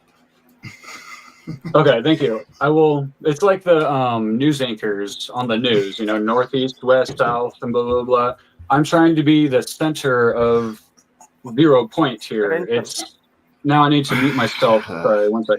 Okay. It's like the news anchors who are, I'll just continue doing it this way since that does work. It's like the news anchors at the station. They're like a little late and shit on the other side, and the news anchors have the news. What is going on? It's 0 point. Are you speaking with us? Yes, I'm speaking with you. It's just a little late since I You're the haven't center been of able to attention now. I'm sorry. I'll let it Can you catch face us? up. I'm now here in the real. Do you guys see what I'm doing here so that I can interject and give my point of view? Looks like some delusion. Because I've been trying to speak for like 20, like it feels like, a long time right now. Referential ideation. Yeah, so shall exactly. we continue? So true. Can I Do you have any points to make? Can I explain my part as Satan, who definitely will take that name? But there are other at people least, as like, well. We have heard you. Let's speak other people also. Exactly, and I'm letting you do that, but you're fighting like children in my point of view. I just want to. I'm trying to reconcile. I'm trying to reconcile as Satan here. Exactly. So true. I am projecting here. Maybe you're perceiving it wrong. Maybe you're perceiving it wrong. You guys are not the same as me, but you are the same as me. I'm going to go back to the debate between Noah and nobody's fighting here. Spiritual guy. Nobody's Darin, fighting. Okay. Let me give it up to Noah and Darin. I don't know why I live rent free in your head, bro.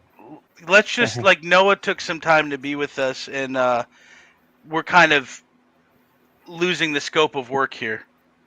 I know. I'm trying to give you both. We were talking about infinite or finite, right? I know, but can I just show what's going on right now? We all have the same voice. It's just we're trying to interrupt each other. And I want to say the whole time that no one's Noah trying to interrupt. You are trying to interrupt. You are trying to interrupt because you are not following the logic what people are discussing. Actually, can I show you that I know what's been going on between the world and this little group right here for 1 second, please? We are not talking about word here right now, man. Yeah, what if we don't want to? But you're using words. You're using words like a slut against each other. So if you don't like it, you can mute or something. That's also all right. So there's two cards right here. Look, we are in one Aeon, and that Aeon is Horus, and blah blah blah blah blah. It's the same story ever fucking told. And I need to fucking say that I am this fucking center. Are you Typhon, bro? Are you Typhon? Tell me your Typhon. I am the guy who initiates that we're actually in the age of Aquarius, if that's what we want to say. So you're all right, blessed be, bro. Thank you for sharing. Okay, thank you. And this is why it scares me. This is the fear is like, fucking A, dude, do I call myself Satan to everybody so that they can understand their spot and that like you're all like it's the word. We all can't speak at once. And like if this group is as profound as I am saying it is, which I am saying, you are making it very dramatic because the drama is playing in your head. It is not that dramatic. Oh, yeah. We were, actually each other at the time. There's a comedy and a tragedy. So- There's a comedy and a tragedy. I'm trying Did to bring the Satyakos Boza comedy. or Mark Pesce send you here? You Yeah, guys are bringing the tragic actually, to this show. Does it Yeah, not- but- I know the women, the feminine in here do So hear how much me, did and you the pay men to the want Temple interrupt. of the White Dragon? So how about we let some women speak? How about that we let the women speak as to You what got ripped like, off, bro. Oh, we don't let the women speak. I know. That's, Go, you guys go need to go dispute it with PayPal. Well, when Yeah. he came Oh my here, he God. was like, Go he was watch mad the because of watch the said young about Pope. the Watch lama. the young Pope. Yeah, Yeah, I but agree he about the lama. knows me. He knows me, and I never interacted with him. So Aleister Crowley tell was a Everybody go ask scumbag. watch the Logan young what Pope. the Yeah. tattoo means on Crowley's a his total arm. scumbag. Ask Logan what the tattoo means on his arm. The Chinese. Only the women are willing to accept that I have a word. That's insane. Okay. Yeah, but let people express themselves as well. You have expressed yourself enough. I You guess don't you'll feel do it amongst yourselves, and I guess I won't ever be You need involved. Why are to you here. get a wearing refund from the sunglasses Wizard indoors? Factory, bro. Why are you wearing sunglasses indoors? That's why Does you it guys give you are some boring to confidence? me. No It's shit. defective, You guys Murphy. Does You it don't block need the to word out prove. so that you can spew your You think mental you're good escape onto other entertainment? people? You That's think why this, you're this wearing this. little childish game you do of not Go- knowing the go- truth and go not back wanting in to the get to the box. truth is fun?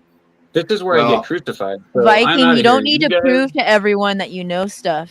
It's okay to just sit and listen. It Yeah, was just people- they're having a conversation. Yeah. People who Thank behave you. like him, they know That very is less. my actually. segue to That's the leave. truth. Thank you. That's why they have Women to know interject. Hi, the Alicia. truth, Yeah. and men do not. Viking, It's unfortunate. This is Alicia. My wife- We need Viking, some Alicia time. Viking. You will- You know what? I'll let my wife speak. You guys will not interrupt You my wife, will or I will also fucking tear you all apart. lose the argument. Did we You will just get also another lose death the threat? Go do some research into apostasia, bro. One of He has Socrates' issues some teachers. sort of. You know, some of the people that you're quoting and whatnot. He's trying to See make what everything you as a them. fight. Where's it coming from? Have you been According to involved source in and whatnot. 21? Okay, well then tell them. Everything is So you- fine here. Like you've just you've just brought This your is wife a in. weekly Everything- show, bro. Like Everything you don't have to was do fine. everything. Viking, But in all you can sincerity, if you explain play what this, I have to say, since you won't listen to me. So go ahead and say something about what I'm you trying have to say about. spoken. He's a Zero narcissist, point. I believe. Tell them Yeah, about he, 0 he, point. he is a narcissist, to be honest. Go ahead, Alicia. What would you say? What would you Well, say? 0 suffice point to is? say, when Darin came on and was speaking, actually, he was interrupted by Viking with images and books and a shirt. If anybody's not being civil, unfortunately, Viking, it's you. And you need to replay this back and see that moment and understand the truth of it. If anybody has You had, guys there don't you like go. this guy. You You guys know, don't like we him. don't want to There know. you go. So at the end of the day, you don't want to participate Okay. as a group here. You want to be a party of one, and that's what we're Then seeing. don't ever claim to know things that you don't, woman. Don't ever Actually, claim I've to know studied Aleister talk. You Crowley don't as your even. I friend. already know. You Like, hate The problem Aleister here Crowley. is Don't that know you who you're think you know talking more to. than Aleister everybody Crowley You was hate a Aleister doper, Crowley and Perhaps. you hate Jesus Christ. and he died of heroin addict pneumonia. So Aleister And Crowley wrong. tried to become. I'll be okay. Did you Can know? we move Did you on know? at this point? No, but like you've had a lot to say. You've You been guys are heard. actual Satanists. You guys think that I'm a Satanist, but you're the real Satanist. It's I sad. think at this point you just Nobody need called to you like, Satanist. move on. We are at this calling you a You guys are- you're child. We have actual some Satanists. really And I amazing don't- people on I the don't panel say that we that would this like is- to hear. Look, it's.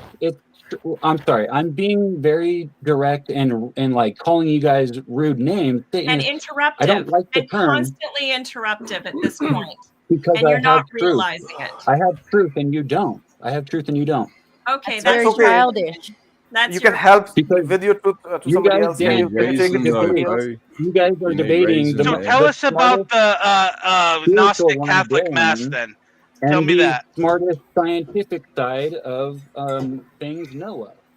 Yeah, he's 100% narcissist because he's thriving. He's So- trying so to what thrive is Liber upon Oz? the drama. Actually, that is Can what we going on stop with him. feeding this at this point in time? Yeah, I Yeah, think we should go return ahead. in the Let's middle of a return back to really the good conversation. discussion, and I think we need to go back on point with that. Yeah, I agree. So, go ahead, Vivek. Or Yeah, I just Darin. forgot what we were talking about. Yeah, about the Infinite versus finite. Infinite versus finite. Yes. So, how do you define infinite or finite? Because there's one more thing, that your perception is also there. As long as you have not seen infinite, so you would say that it is infinite. But the moment you have seen, then that becomes finite. So That's a there's matter no of way. perception. That's the moment, when you crystallize or capture a moment, or when you're measuring the path of an electron. That's when it becomes finite, right? But the truth of it is just like that unknown principle. So you're talking in terms of ontology, because I'm trying to make sense of Kybalion.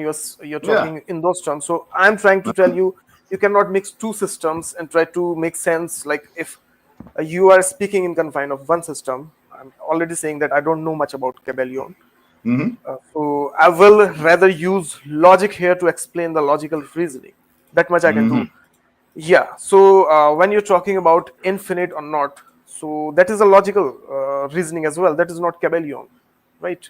No, that's actually. So let's talk in terms of logic instead. It speaks about source and infinite versus finite directly in the Kybalion. So it goes through the same reasoning that I go through. So if you have two possible states in the universe, that's finite or it's infinite, right? So the moment you are using logic, that is science. That is not Kybalion.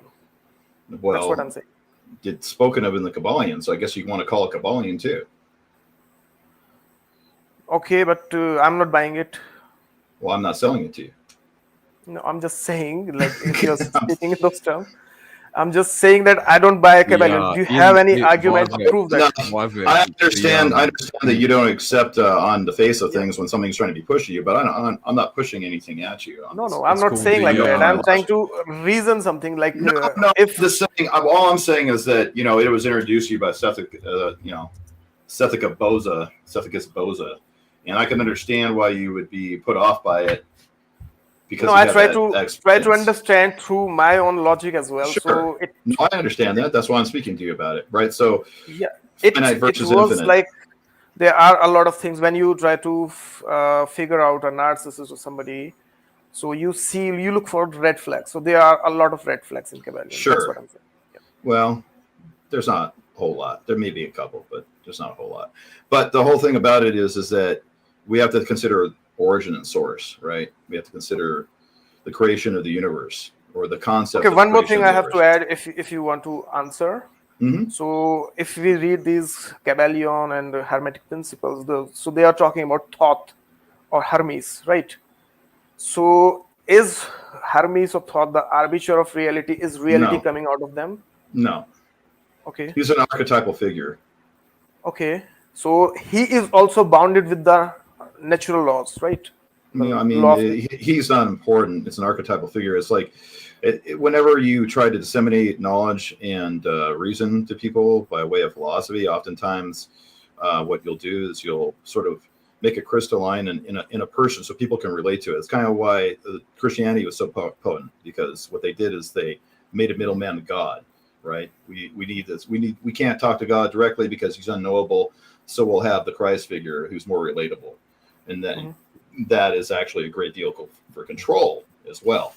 But so that it's not that. It's that Hermes is sort of this archetypal character that people can relate to and like, oh, this is where the wisdom came from and yada, yada, yada. Although the truth is that objective truth can't be sourced through a person. It's immutable and ever. So it is a cult of personality then.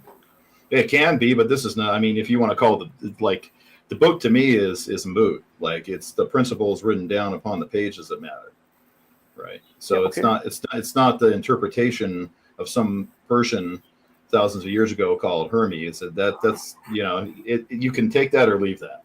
Is what I'm saying. So this same thing applies to everything. Christianity also. How can you say that Christianity is all bad and this is all good? I don't. In contrast of that. No, I don't. There's certain things that Christ says that have an extreme hermetic value. He's speaking a lot of objective truths about morality in the Bible. It's just they're few and far between, and they're mixed up with corruption and obviously co-option and rewrites and the attempt of the Holy Roman Church and the Romans to use it as a method of control upon the population, which was very successful. Yeah, that's mind control. It survives to this day in Judeo-Christianity in our current empire. Mm-hmm.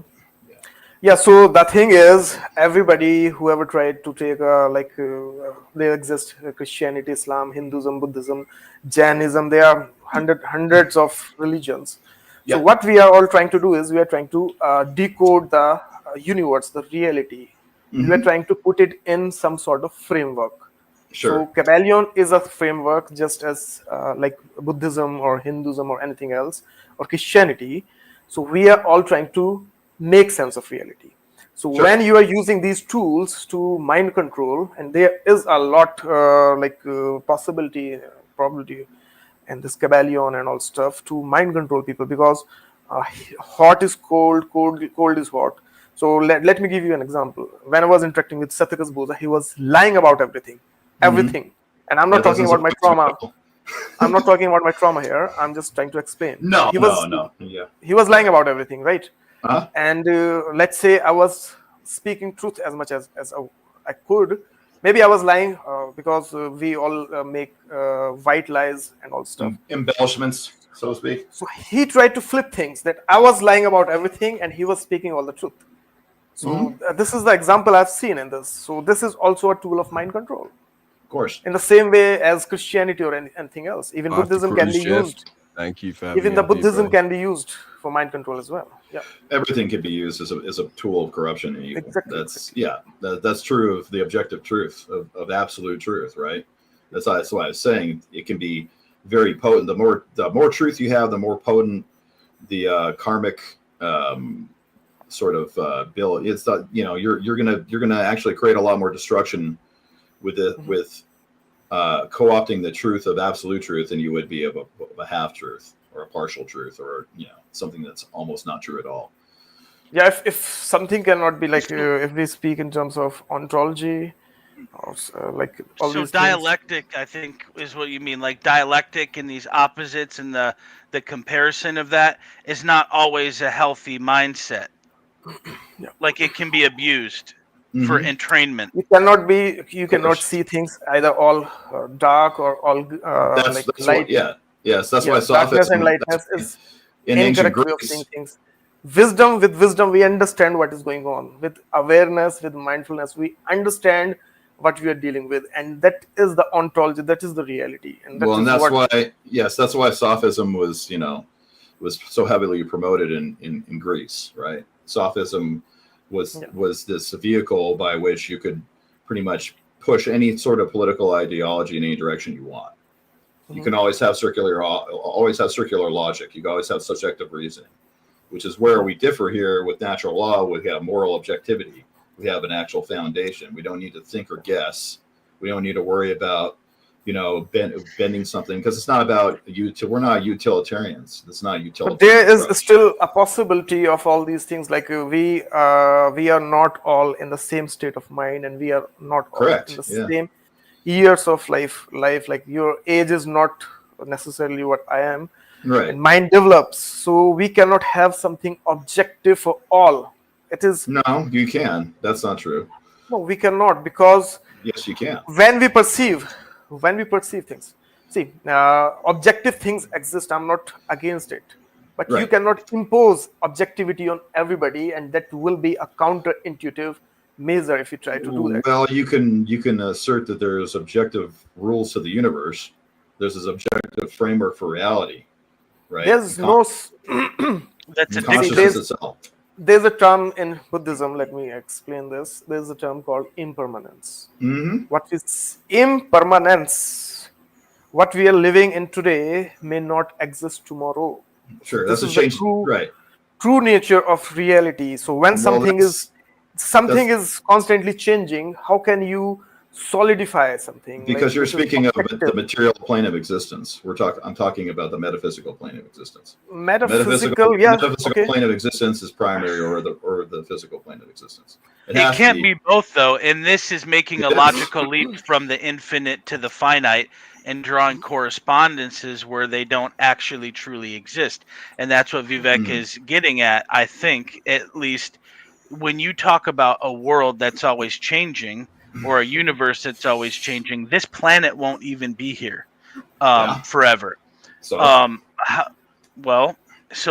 do you define? How do you enforce this universal morality without collectivism and tribalism? How do you define objectivity when everything is in motion? You don't enforce it. No. All right. Well, then it's fine that people have their own opinion, and no, it's completely fine. But we're talking about immutable law of the universe. It's enforced by the universe itself. What about things that don't have a mind? Does natural law apply to a rock? Yes, but it's not in the same way you think of it. So we're talking about, so moral law would apply more so to sentient creatures, right? Higher up the level of evolution you go, the more it applies. So at what point does this not apply? Because there are two paths in general. There's pravriti marg and nivriti marg. There's the path of becoming and the path of cessation. So not everybody is spiritually even choosing to be on the path of further manifestation and evolution in complex systems. That's the application of the law of rhythm. So everything moves in cycles within itself. Are you for within the universe? Dictatorship, or are you against dictatorship? I'm against any form of government itself, but unfortunately, we live on an aggregate plane of consciousness by which reason we have statism, because there's an aggregate. What is your opinion? What is your personal take on are you for dictatorship or are you against it? No, well, I'm clearly against dictatorship. Yeah, so if there's no dictatorship, you cannot impose these objective, quote unquote, rules or law on other people and not expect dictatorship to manifest. They're not here to be imposed. Oh, okay. Yeah, they're not here to be imposed. Yeah, they are being imposed by this, because I'm saying that this is not the true nature of reality. Kybalion is not the arbiter. You can reject the truth. That doesn't mean it's being imposed upon you. This is more like the substratum of the matrix. Yeah, you're trying to coerce this. I'm not saying personally to I'm you. not forcing anything. It is like a coercion. So what about someone who exits the cycle of samsara? Then does this apply? Well, that's an interesting question. When we consider samsara, samsara is rooted in it's lower a cycle. material. I'm talking about not being a party to the. To what? To materials, to karma? Yeah. Okay, so the concept in Hermeticism is that we are all. You have the sort of cycles of creation, right? The beginning of the cycle of creation. I'm very familiar with the theory. Okay. All I'm saying is that it only makes sense to a Hermeticist. Okay. Yeah. Because that's right. I understand what you're saying. All these stuff in Hinduism. And if it helps you live your life in a moral way, that's fine. Well, yeah, it's not. I don't need help. Like, I'm here talking about the Kybalion. You know what I mean? Like, if somebody, in other words, I don't. Does your morality come from the Kybalion, or is your morality intrinsic? No, none of this comes from the Kybalion for me. I found these moral laws on my own. Yeah, most people do. If they're wise, they can figure out how to act. That is subjectivity once again. Subjectivity, and you can still be subjective and correct.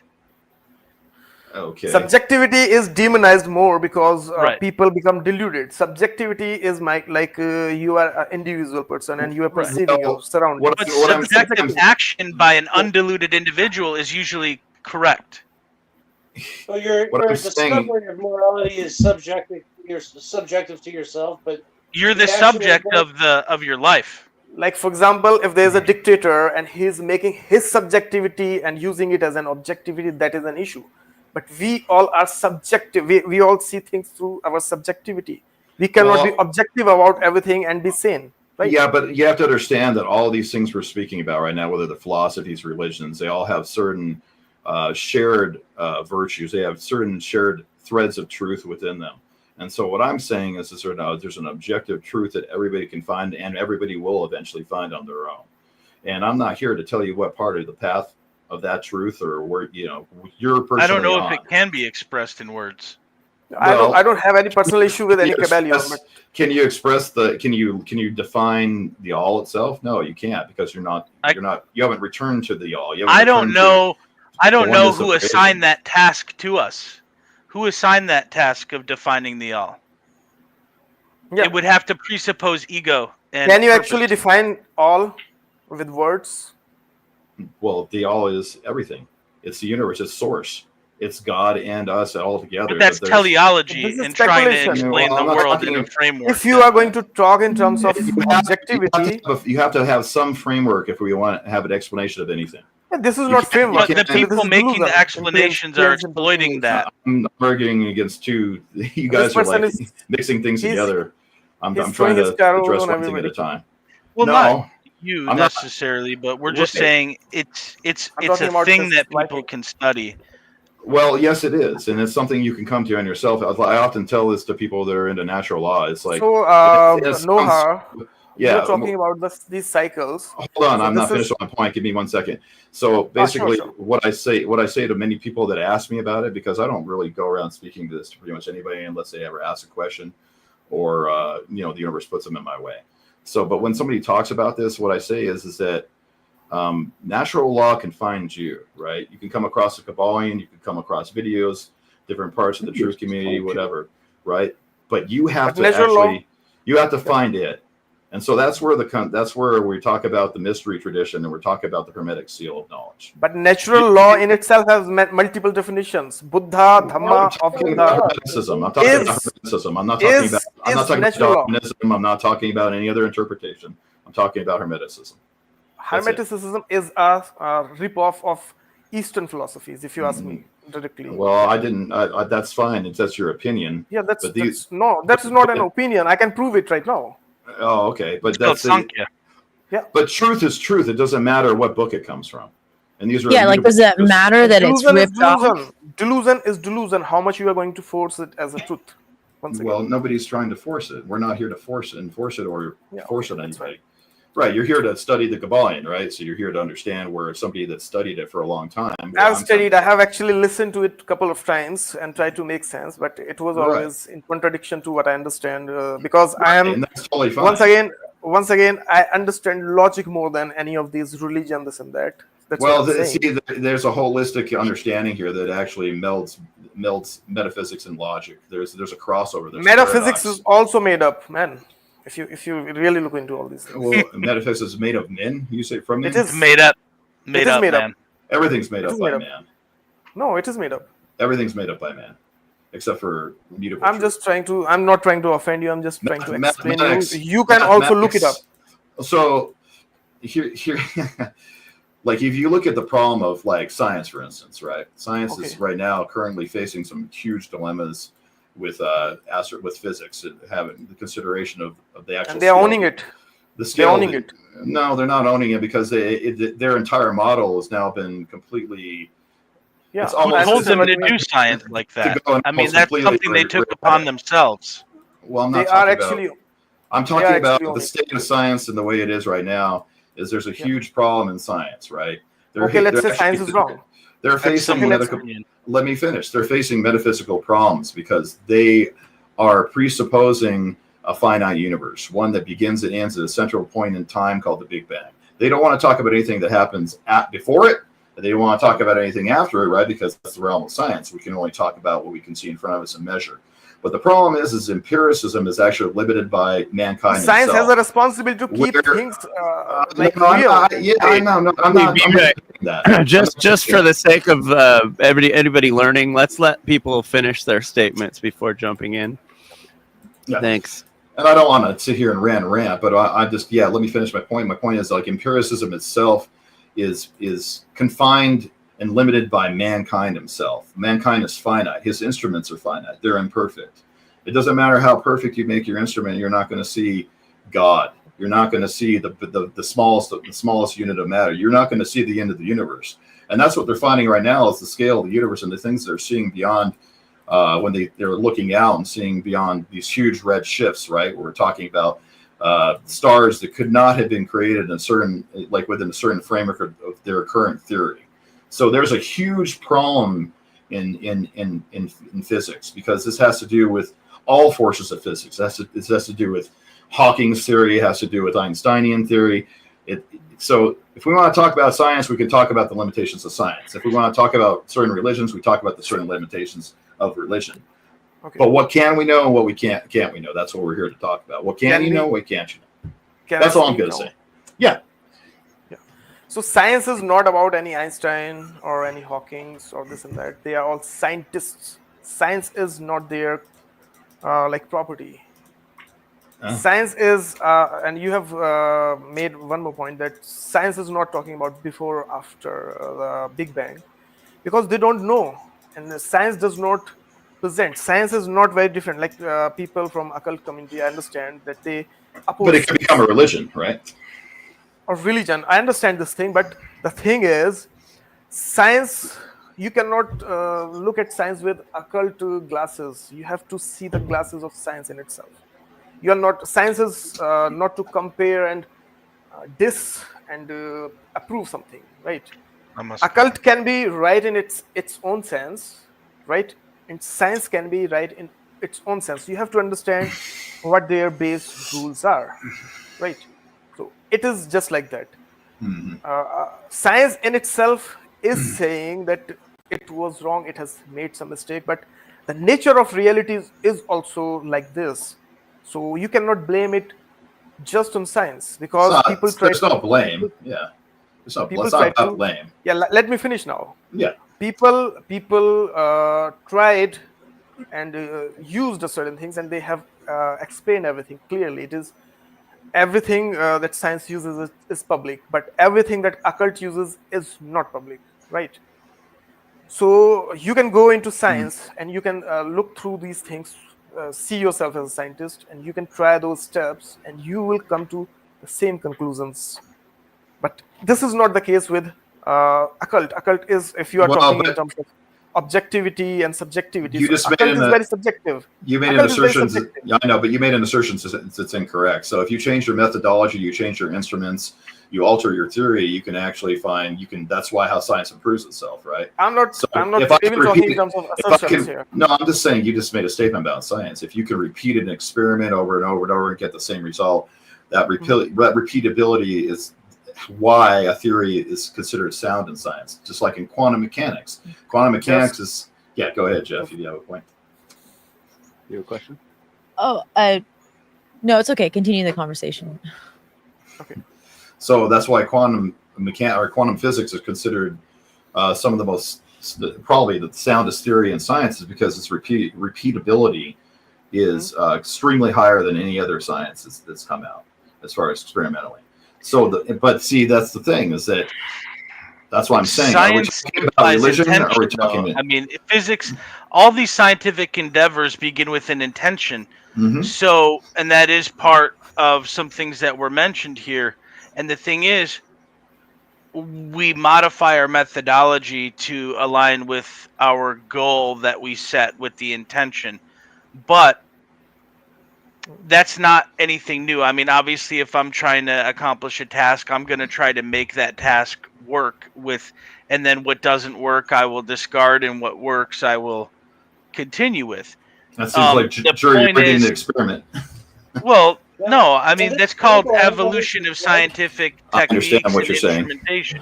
I understand. But so the thing is, like, what is the point of this quantum science? Because we cannot take something from the all and make something from nothing. So what I'm saying is, all of these endeavors to modify our world have repercussions, and I think that's what we're getting at as far as the gripes we have with government. And Hinduism is based on quantum physics, by the way. Yeah. So what about the wave function, Vivek, and how does that involve observers, and why is this related to that? So what is going on with Buddhism? We don't use the regular scientific methods. We used to have a different science called Vigyan. And in this Vigyan, we focus our mind, because there's science, and then there's psychology, then mind, then other elements as well.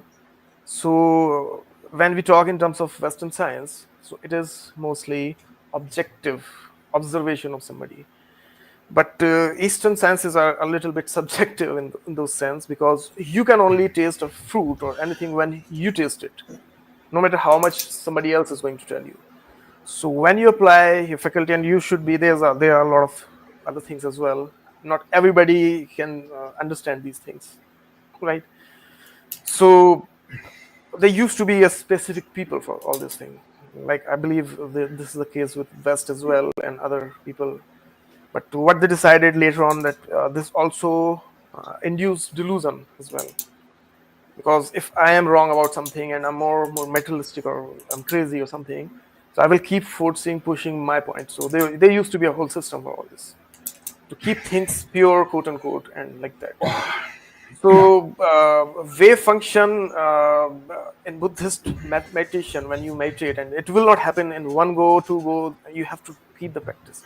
So when we keep the practice, we start to dissolve the reality. We start to see it in its more basic forms. We start to perceive it through, there's a lot of things. I don't want to use those terms here, because people will make it new agey within seconds without understanding the logic. So when you start to break down things, so you start to through vipassana or pragya, there's these terms for wisdom, how to reach to those wisdom. So through these things we start to actualize this thing, and through that Buddhist monks and all these, they are speaking the same stuff what is modern science is speaking right now, wave function theory, the collapse and all this stuff. I noticed a contradiction between one of the Hermetic principles in the Kybalion and quantum physics. With the Kybalion, like, there's the idea that the all is infinite, and there's correspondence between the macrocosm and the microcosm. So, like, you could go outside of the all, go outside again, go outside. There's infinite macrocosms outwards, but also within every microcosm, there should be. It's made up of other microcosms, and you go in that microcosm. You should also be able to zoom in forever within. Mammographically, you find universes, but with quantum physics, they say like space is the smallest unit is a Planck length, and certain things can't get any smaller than that. So I don't know which one of those is right, but there's infinity and then infinity of infinity, because when we speak in terms of infinity, we're only talking in terms of space and time. But today, like, if you look into the properties of infinite things, then they have an infinity in itself. So it is like superposition. No, infinite. Everything is infinite, in not just in the sense of distance. It is infinite in all other senses, the properties and the nature and all stuff as well. So we live in a true fractal universe. Everything is So. Our mind Indra's net in like one example, or is that different? Yeah, they use these terms because in older Hinduism we had these elements, because all these gods, they are speaking in terms of cycle. See what is going on with Hinduism and Buddhism, mostly in Hinduism. We are using Vigyan. Vigyan is matter as well as your psychology, your psyche, and other things are also involved. So they're trying to make sense through these things and trying to explain people. So all these archetypal images of God and goddesses and all stuff, they are something to relate with all these things. Because if I start to talk in terms of just logic, not everybody would understand. But in older times, what people try to use these religions and everything else, so that a common person can also relate with these concepts and at least apply a little bit of them. But what happened is these things got corrupted, and people made these archetypes as like some idealized version of deity or something, and they start to do all sorts of crazy things in those names, and these things got out of hand. So that's what people are fighting about right now in today's time, because we have lost the true meaning of all these things as well, right? Yeah. Well, I think the whole purpose that people intentionally transform spiritual traditions into religions is to gain control over others, which is wrong. It causes chaos and entropy. But it is not as bad, because if you see, like, if I'm not trying to talk in terms of Buddhism, these things get really, really cumbersome and difficult, and there's no joy in living anymore after that. If you see things through this lens of this, just like, we need a little bit of distraction as well. How can you? But it should not be like on such a level that we start to harm ourselves or others. It should be in balance, samatha. It should be in balance. Everything should be in balance. Even the Buddhism should be in balance. Too much Buddhism can also affect your mind. It's called the middle path of the middle path. That's what it's aimed at. Yeah. Actually, it's like that. So you should not always try to. That's why Buddhists are always quiet. They are not talking a lot because we are just trying to make sense and we are trying to reduce the suffering. And suffering gets reduced when we are more quiet than when we are more verbal or. Well, yeah, and there's also a rhythm to that. Like good advice for our friend Viking would be the concept of rhythm, principle of rhythm. Right. So you want to. It's a kind of a do sort of thing. Sometimes you're just being, and other times you're acting, and there's a rhythm and a concert between those two things. And sometimes silence, patience, quietness, reflectiveness, that is what we need at the moment. And this is why I'm saying that these things should not be law. If there's a law, there's a dictator always. Well, but see, that's the thing. There should be an understanding. No, you're conflating laws. You're conflating laws with authoritarianism, and there's a fundamental. Man-made laws are flawed, are fraud. The only true law is the law that exists inherently in nature. I can't impose a law on you or anyone else. The only one who can impose a law is reality itself. And those the understanding, the laws of thermodynamics are the things that can be discovered. We can't create it. We can recognize that it exists, and I would like to replace the term according to that. And the law of freedom is a natural law regarding morality, but it is derived from like the laws of thermodynamics. I can actually find a connection between the second law of thermodynamics. There's correspondence there, yes. Yeah, if we replace the term law with understanding, then these things makes more sense, I believe. Well, I have a question that maybe like wouldn't the idea, so the understanding, let's say, of the all talked about in the Kybalion, does that not relate to the whole idea of non-duality with a lot of like Eastern thought? Yeah, but I don't think in those terms, duality and non-duality. Buddhism does not people make it about duality, non-duality. They're mixing two concepts. Duality and non-duality is coming from Hinduistic background. Duality, I think Kybalion did take a lot from Eastern religions, but it also added some to it, and it could be studied religiously, which I'd like to study it non-religiously. When I speak, I don't speak for all India, all the philosophies. I speak for Buddhism only. And Dvait and Advait, these are the terminology of your Hinduism. Well, so we're talking about these things. Yeah. I can talk about these things, but this will only contribute to. You would say it's not exclusively non-dual or dualistic, and so that's. It can be anything. It can be right. Anything So what I'm saying. They exist Russia and they exist America. As long as they're not fighting, everybody's happy. Well, okay, the moment they start to fight. I guess your metaphor. What I'm trying to say is that you're saying it's everything. Hermeticism or the natural law itself allows for both non-dualism and dualism at the same simultaneously.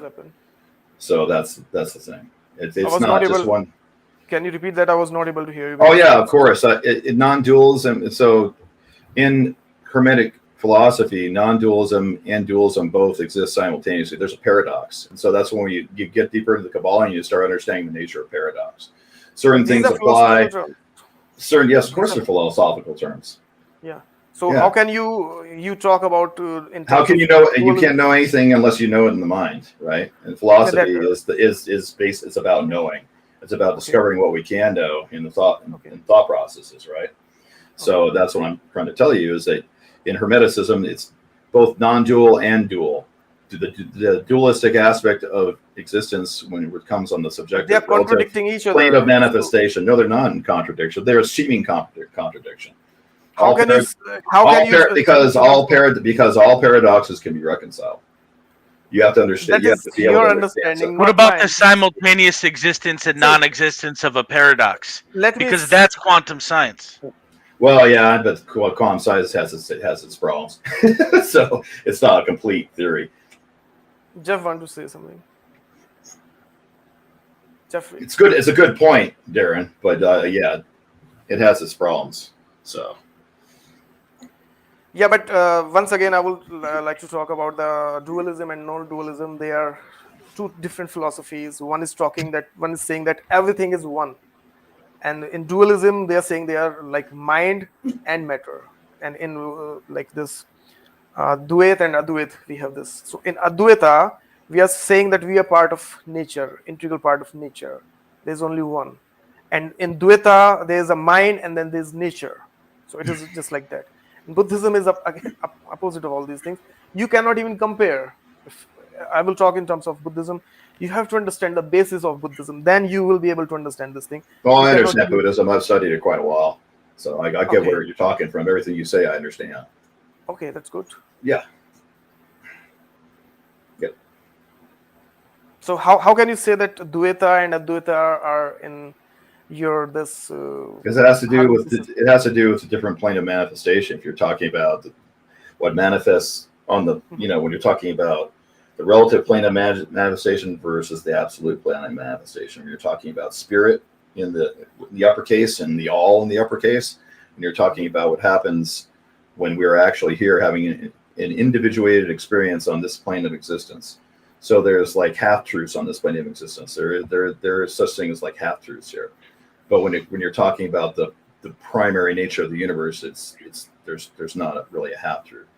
So there's things that conflict. I don't know what that means exactly. Well, yeah, I'm not going to digress. So there are these organisms who have both the genders. So do you have anything to talk about these organisms? Maybe that's a half truth. I can say this about the all. If you want to talk about the principle of gender, I'll make an assertion here for you. You can take, just consider it. Assertion is very like it is. You don't think that passive assert a lot? So yeah, like I don't have a problem with something onto me. I don't like to be asserted. Well, you're not being asserted upon. I'm just asserting something. You can either take it or leave it, right? So passive. Passio, he asserts it in his own way. I don't have a problem with a lot of the way he does it. Some I do. But what was going to assert is that with regards to like the principle of gender, for instance, and relationship correspondence to the all is both. Really, it's both genders and neither simultaneously. That's what I can say about. How can both genders exist and like either you are for the all is both the all? No, you're wrong. The all is both genders and neither simultaneously. So that's the paradox within it. So this is contradicting with your law of we're genders. talking. I know, but we're talking on the metaphysical. It is contradiction itself. So it is canceling itself out. No, because everything is contained within it. So you have to. That's where we kind of get into the deeper aspects of understanding. Then they cannot be two genders. Principles issue from the primary cause, which is the all itself. And so that's where we're talking about correspondence and how it relates to this has become occultic like because the logic is gone now. No. Objectivity is gone. It has become subjective. No. Because if everything is all and there exist two different genders, the same thing is saying that there are two distinct different genders. Mm-hmm. So what are they trying to do? They are trying to mind control people or they are trying to run a cult? Is who trying to mind control people? Can you refine your question? I'm not trying to. You cannot mind control me. If at this point, to be honest, I can tell you this thing. Nobody can mind control me at this point because I've understood this thing. Yeah, way deeper than anybody else. So this is what I'm saying here. Yeah, no, nobody's trying to mind control you. So I just had to clarify your question. Even if you try it, yeah. That's what I want you to think, Vivek. It's interesting that you say that though, because it makes me feel like you're suggesting that I'm trying to mind control you right now. Is that the feeling I'm talking in terms of Kybalion. I'm talking in terms of Kybalion. Yeah. Okay. I mean, I disagree. I don't think it's trying. So on the different planes of manifestation, to go back to the Kybalion, on the different planes of manifestation, who is manifesting, the magician or the all? The all. Because okay, so with Hermeticism, is the all observing itself and manifesting these different planes? Because presupposing a prime mover, which I've done, I'm talking about. Yep. Yeah, and so I think that's what we're looking at here's an answer that's going to piss you off. Yes and no simultaneously. Okay, yes and no fine. I mean, look at. It's an answer to a question that I didn't ask. Yeah. Well, go ahead. No, I'm saying that sometimes it's okay not to ask questions, and sometimes when I come to a point where I can't logically understand it, I have to ask myself if the question was based in reality or not. Sure. And you also have to ask yourself if you're not ready to understand the question itself at that point. Because we're always in a point of time in our evolution where we don't really understand what's being presented to us at that moment. We have to grow into it, evolve into it, and learn, right? So, and well, how can I add knowledge to myself? How can the all add knowledge to itself? What do you? How are you talking about? You or the all? So we need to the microcosm and the macrocosm. Okay, I'm so saying which one are you the picking right now? faculty of reasoning. I'm saying you said yes and no to both, and I'm saying, what are you? What? Well, you need to rephrase. And who is the hermeticist and who is doing the magic? No, all I'm saying is that I see what you're saying, but so I'm talking about doer, and the we're all right. We all have agency in this universe, so that's another. It's really hard because paradox is a very, very complicated, difficult concept. In the same way, the other concepts are also so difficult to explain. Yeah, I say paradox is the most difficult concept in Hermeticism to understand. Right. Once you understand paradox, you understand the rest of it. So what I'm going to say is that as a finite being, we are. Are you open to understand Buddhism? Of course, I've read a lot. I've done a lot of research. Reading is one thing. Reading. No. I've actually practiced it for periods of times and. Have you tried any Buddhistic meditation? No, I don't really need any magic in my life anymore. Buddhism is anti-magic, actually. Okay. I'm talking about meditation. Oh, meditation. I thought you said magic. Sorry. Yeah. I've done a lot. I've done both focused and no mind meditation quite a bit in my life. Okay. Were you able to do it, meditation? Yeah. Or you tried it? Okay. No, I mastered no mind meditation when I was like 13 years old, so I can pretty much cease all thoughts in my head whenever I want for extended periods of time.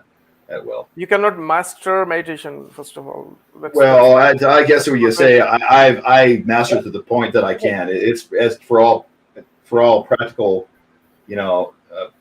for all. So sorry, I'm being inarticulate at the moment, but basically, I use it to the point that I need to use it. I don't need to take it farther. I don't need to sit under a tree for the rest of my life. You know what I mean? It's useful. Meditation is not a supply to calm your mind. Meditation is actually being mindful toward everything. No, I understand. Well, it's multiple uses. You can have multiple uses for meditation. No, it does not. Yes, it does. In Buddhism, it is not. You cannot use. I'm not talking about just Buddhism. But meditation, I'm talking about Buddhistic meditation here. Well, I understand what you're. Okay, that's fair. I've done that too, but I've also done it for the sake of I don't think so. You have done, to be honest. Okay, you can. I've tried it, and I could not do it. To rid all thoughts from my mind, that it's very difficult. Yeah, it's possible though. You can quiet your mind. Your subconscious is always in activity. You're always having a conversation with yourself on the subconscious level. You can never shut yourself out, but on the conscious level, you can cease your thoughts. So you have to be unconscious of your subconscious. Well, I guess that's what the way I understand it is Hermeticism is a system of magic, and magic is using the will to make changes in the world. However, you're misunderstanding it. It's not about creating change in the world. It's about changing yourself. It's about evolution, personal evolution. Yeah. What is evolution? Refinement of spirit. Refinement of spirit. What is spirit? Raising your vibration to evolve to a higher plane, so eventually we return to source. A higher plane to return to the point of non-origination of the eternal all. That's what I'm saying. It's a stairway to heaven. It's a non sequitur. It's actually a spiral to heaven. A spiral, like Jacob's ladder, or 3, 4, 5. Yeah, it's more like if you want like a Fibonacci spiral. If you want. No, I was talking about the liberal arts and sciences, or the triad and earth and the 7 sciences, or the celestial spheres. What I'm saying is, there's no way to quantify or have infinite knowledge, and even if you had infinite knowledge, infinite awareness. No, it's not about It's not about evolving into infinite knowledge or infinite. How does one become one with source by adding to the knowledge given by source. You're See, not adding what to I'm saying source. is you're talking about a constructive, or it's called a pravriti. Like, how can you grow into something if you how can you merge with the origin point by action when the all is by its very nature a non-doer? But it is not just a non-doer. So we're talking about the methodology that one creates their own universe in, whether it be mental or if you had enough skill. You can't create your own universe. Okay, then you're what are we within the- doing in Hermeticism? How do you get back to source? What do you do? And is it You align it's yourself- more like you an align yourself- illusion of separateness from source? Well, that has to do with evolution of spirit. So if you're evolving, from Also the lower, has to do with intention. It's called kama bija, the Well, yeah. seed of desire for manifestation. Understood. But what I'm saying is, we all evolve from a lower plane of vibration and lower base matter up through the scale until we return back to source. That's what it is, and that has to do with But aligning yourself. how with are we absolute ever truth. separate from source? Because what I'm saying is the Because you're presupposition both- yeah, I of a understand. prime mover I know, is in but itself a but see that- teleology. and here we go. I'm gonna piss you off again. You're always connected to source, but you're also individuated. Okay. So what is Hermeticism? It's increasing or decreasing the individuation. Well, no, it's refining the individuation. Okay. So individuation, individual means something that can't be divided. What are we not dividing, or what are we increasing the non-division of? We're not doing anything. You have to think of it in terms of the all basically creates individuated If it's a consciousness. psychodrama to improve my character, I can see that. A meditation maybe where I just improve myself. Maybe I imagine myself as a clay pot, and I break it and I mix it with water and I fix it. Right. You know, so beyond that, I mean, it Mhm. has its usefulness, and I think maybe that's where we get confused. That people say that this has to exactly apply, but the thing is, logic and meditation, they're kind of a little different, and I don't know if we can go. The idea of source is presupposed, but I just haven't seen it, because what I've noticed is, if you think about it, maybe I'm misunderstanding it, but if the all is source, where do and then there's correspondence, right? What am I? What are you? Well, that's the age-old question. Who am I? Yeah. Because when you collapse the wave function in meditation on that as a Zen koan, you're left with silence if you're honest with yourself. Yeah, but see what you're perceiving in your consciousness at that moment. I'm neither perceiving or not perceiving. Well, if you're saying silence, that's a perception. You can't experience something that you're not perceiving. So, in other words, I think experience is all. So you have experience, you are and then perceiving when you're talking yourself. When you're talking, are you perceiving yourself then? No. Are you asking Darin? Okay. Not really, not fully. Am I perceiving myself? Yeah. When you're talking. Yeah. Completely in its entirety, like in your entirety. I've heard this train of thought. So we're talking about being part and parcel, yet not independent or equal You're to. just perceiving your words. When you're silent, you perceive the entirety of you. This is the hypercube. It's a presupposition that you're not separate from or equal to. The hypercube is kind of like a prison construct. That's not the hypercube. Yeah, but if you're part of a mind of the all, and the all is correspondent to the one, do you see what I'm saying? You have. Well, you have all and many, right? All and many. What is that? The many is the individuation of the all in its act of creation. It's a projection, just like the fourth dimension. Well, I guess it's more of a mental idea. Yeah, well, we have ideas. The all is mind. That's what we're talking about here. The all is mind. Mentalism is the first principle of Hermeticism. In the mind. Mind is primary over matter in the universe, and so if you're talking about consciousness, we are the finite consciousness, right? And then the all is this, if you will, the objective super consciousness. It's God and source. It's what we're Is all the part. We're all connected to. superconsciousness self-aware? Yes and no. I'm sorry, I can't hear Jeff if he's trying to talk. Yeah, Jess, your mic is. If you're trying to talk, your mic's cut. Oh, no, my bad. I'll cut my mic. I was Oh, I meant Jeffrey. pistachios and I was making noise. Sorry. The free Jeff.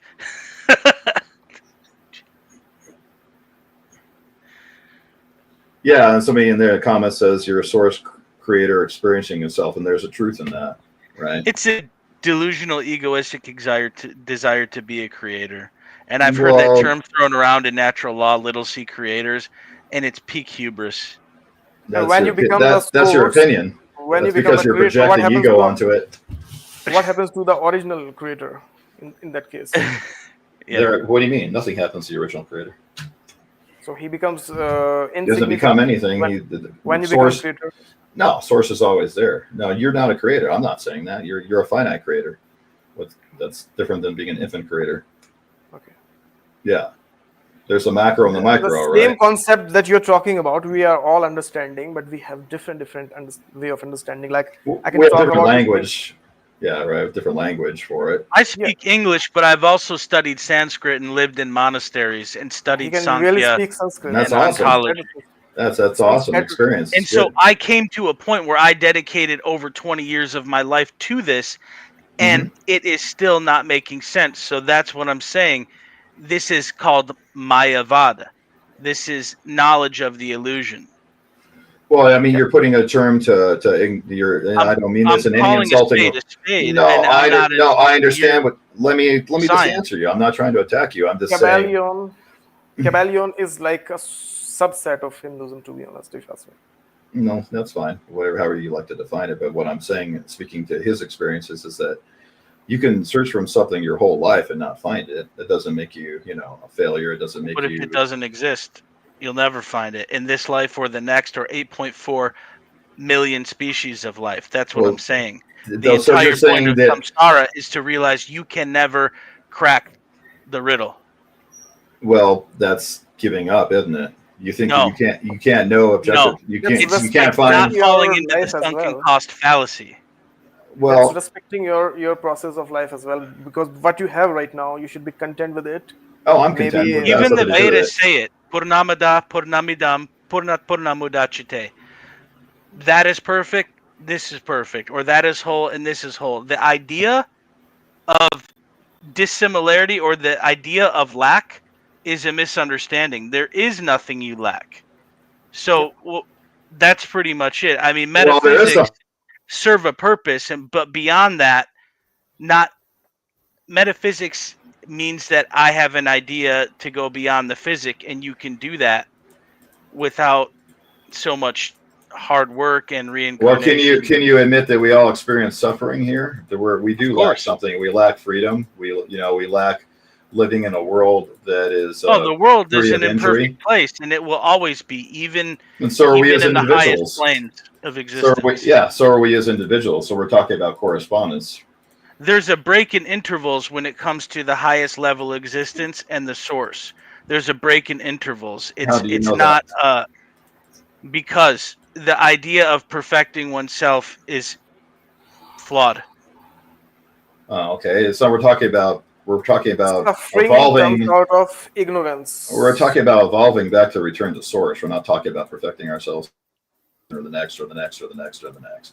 I'm talking about collapsing the wave function of desire, which creates the conditions of suffering, samsara. I understand the concept of Buddhism. I understand, I've read Siddhartha. Because this is Maya plus. This is Maya plus things I want to do in the world. I understand. Yes, I do. Yeah, of course. But from your experience or from your you have studied it somehow. Yeah, I've studied all this. I mean, I don't know what you want. I've studied truth and philosophy. No, I'm talking about my whole life.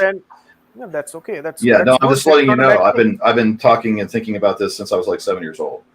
What about we are all doing that? We are all doing it. I know. But what I'm answering to you is you keep asking me what I've studied, what I haven't studied, and I can sit here and say yes. I can say yes to every single thing you answer or you ask me. But if you want, you're sharing the information, right? You feel the need to share information that I don't have, and I'm willing to accept it. If you have studied trauma or if you have experienced it. Yes, of course. Yeah, I've studied psychology my whole life as well. Yep. Okay. So do you understand the term of dissociation, dysregulation, all this thing? Mm-hmm. Okay. I think you are doing that a little bit here. How so? Please tell me. Yeah. No, tell me. How am I doing that? I'm just asking you a concept of trauma. Did you experience it through your experience, or did you study it somewhere from reading? Well, what I'm asking you is, what are you asserting about me? Are you talking when you talk about dissociation? So one thing is reading. Reading does not mean like you are talking about like I know Buddhism, but you don't. I'm not. No. Well, you know what? You can tell me all you want. You're not sitting in a room here, me and you alone, talking about the concepts of Buddhism. We're trying to talk about a huge subject. Cross-comparative philosophy, science, metaphysics. You want to sit here and act like, what do you want me to do? Recite something I read 20 years ago? You are trying to act something like I can't recite something I read to you 20 years ago. I don't have a photographic memory. My dad had photographic memory. I don't have that shit. Sorry, buddy. I'm not going to sit here and Google shit for you and talk to you about what you know about Buddhism, but I'm talking about philosophy, and we both can have a common language about it that has nothing to do with what I've read, but what I understand. But you are also dissing everybody else's point of view here. No, I'm not. Dissing? No, how am I dissing? How am I dissing your point of view?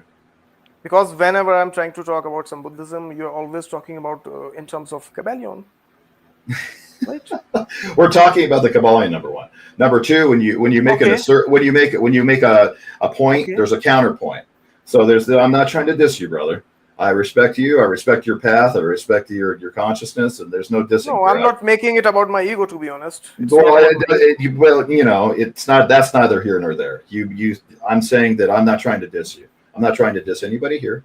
I'm just answering questions, and there's points and there's counterpoints. Yeah, because you're becoming a little bit defensive all the time. That's what. No, I'm actually just putting. There's a point in time you get a little frustrated when things are returning. You kept getting asked the same question. This is how I pressure tested my beliefs in the Kybalion, and I took it to some of the hardest, Sanskrit logicians, and Panini will crack this.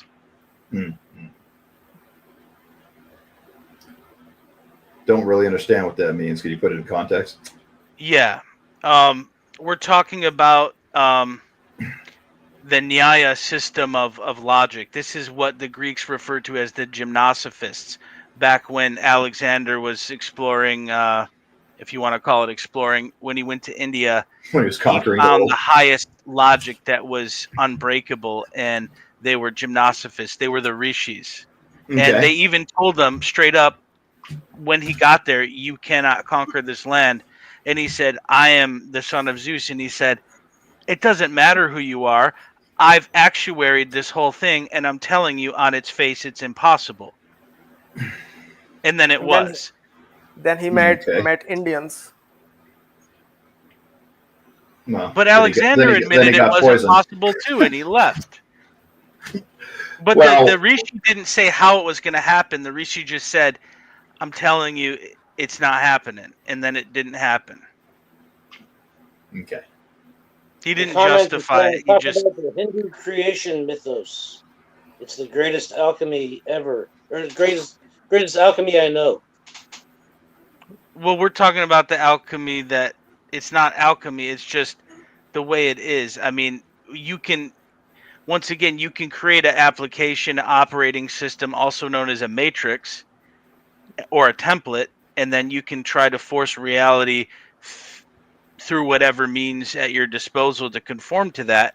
But once again, the presupposition that one requires a matrix is itself a fragmented viewpoint of reality.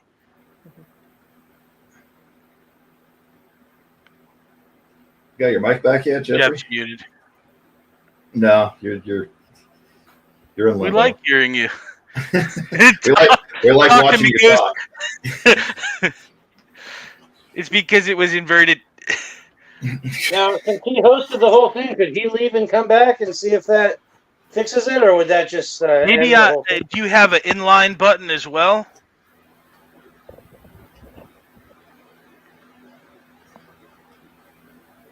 Let's look at the chat. Maybe he's writing something. What is Telegram open? There's a chat here on StreamYard. And nothing's here. There's no chat. There's nothing on Telegram. Hey, Alicia, how you doing? Good. You haven't spoken for a while. I know. Well, I can't contribute in the same way that you all do. To be fair, that's not true. Do you have any question about the text or thoughts? oh gosh, it's after midnight here. I'm starting to Turn into a mental pumpkin. I get it. I have a bit, yeah. I did question if what I was thinking objectively, whether or not it's from the different, whether or not it's what Vivek experiences, what the Kybalion is, the root of the seeking the same through all. Like, is everyone just seeking truth? And is everyone really just seeking what is our place in earth, sand, and sky? How do we be the best human being? But also shattering what is the false perception that we all know we live in, which is kind of being dominated upon, and just not falling victim to false things. I'm not being as articulate. I'm not feeling well tonight, which was I wasn't on earlier, so I'm not at my. That's okay. I'm just not at my peak game here, but that's what was I thinking. I mean, does everyone really ultimately have the shared goal here, and coming at it from different places, and different levels of consciousness too? Yes. Right. Correct. Yeah. That's so. It's like even the lowliest demon is trying to evolve. They're getting sucked down from below, from lower forms of energy. Right. We all move from lower to higher. So on this, on this middle earth we live in right here, like you're talking about, we're trying to, there's an attempt to exoterically refine ourselves, right? Tribhuva, the three worlds, Triloka Vijay, to conquer the three worlds is to become unshakable. And one becomes unshakable by not moving, by actual stillness. Right, cessation of movement, which is great. But so I think that what you bring up that's interesting about the three, right, worlds is you have Om Bur, Om Buvaha, Om Swaha, Om Tatsavitur, the inner light, Varenyam, Pargodevasya Dimahi Dioyona Prachodhyat, and that means to illuminate the intellect. And then when you illuminate the intellect, you realize that Ahankara is the reason for this Maya to actually manifest, and then you don't even want to become Brahma. You actually want to become Nirguna. Oh, okay. Yeah. Sorry. What is Nirguna? Beyond form and formlessness. You should know without properties. Guna means properties. Nirguna means no properties. Right. So that's the ultimate aim of that, right? So then the correspondence to Hermeticism would be returned to all. So that's where Hermeticism goes, and that's where that goes, right? And so that's where everything goes. Everything is trying to speak in those terms, but we have different words. That's why we like. Right. I'm talking about different language, but there is a definition. Is also looking for that too. Right. Definitions do matter, but you're talking about the three worlds. I think it's interesting because there is a correspondence to the actual, like a Jungian, a true holistic psychological model of the mind, right? It's not really, I mean, there's some things to be gained maybe by a Freudian approach to things, but I think of the mind as far as how it's formatted as you have the conscious, the subconscious, and the unconscious, right? That would be the three worlds you're speaking of. The unconscious is basically our spirit, right? It's that level that's our soul that's beneath the surface of the subconscious, and So is it mind or spirit? I got lost for a second. Well, it's ultimately both, but when you're talking about the vehicle, have you heard of Manolaya, dissolution of the mind, Manolaya? Because if the all is the one and the one is Atman, then the mind is actually a conditioned state. So beyond the mind or right. pre-mind, you have actual reality.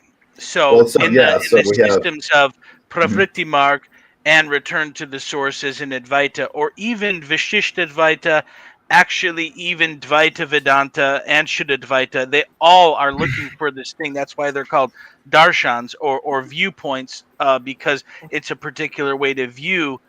Right, you're trying the to gain goal. perspective. You need to gain perspective. That's why they're called. So different as viewpoints. far as these three stages, that's the way that you can look at it. And the thing is,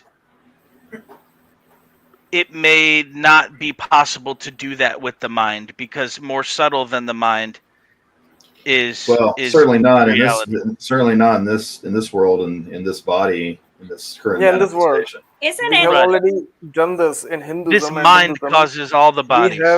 We have already achieved these states. That's why we talk about these things in Hinduism and Buddhism. These are the properties. Even when you live in this world, you can achieve, and that's why we meditate. So there's Sagun Brahman and Nirguna Brahman.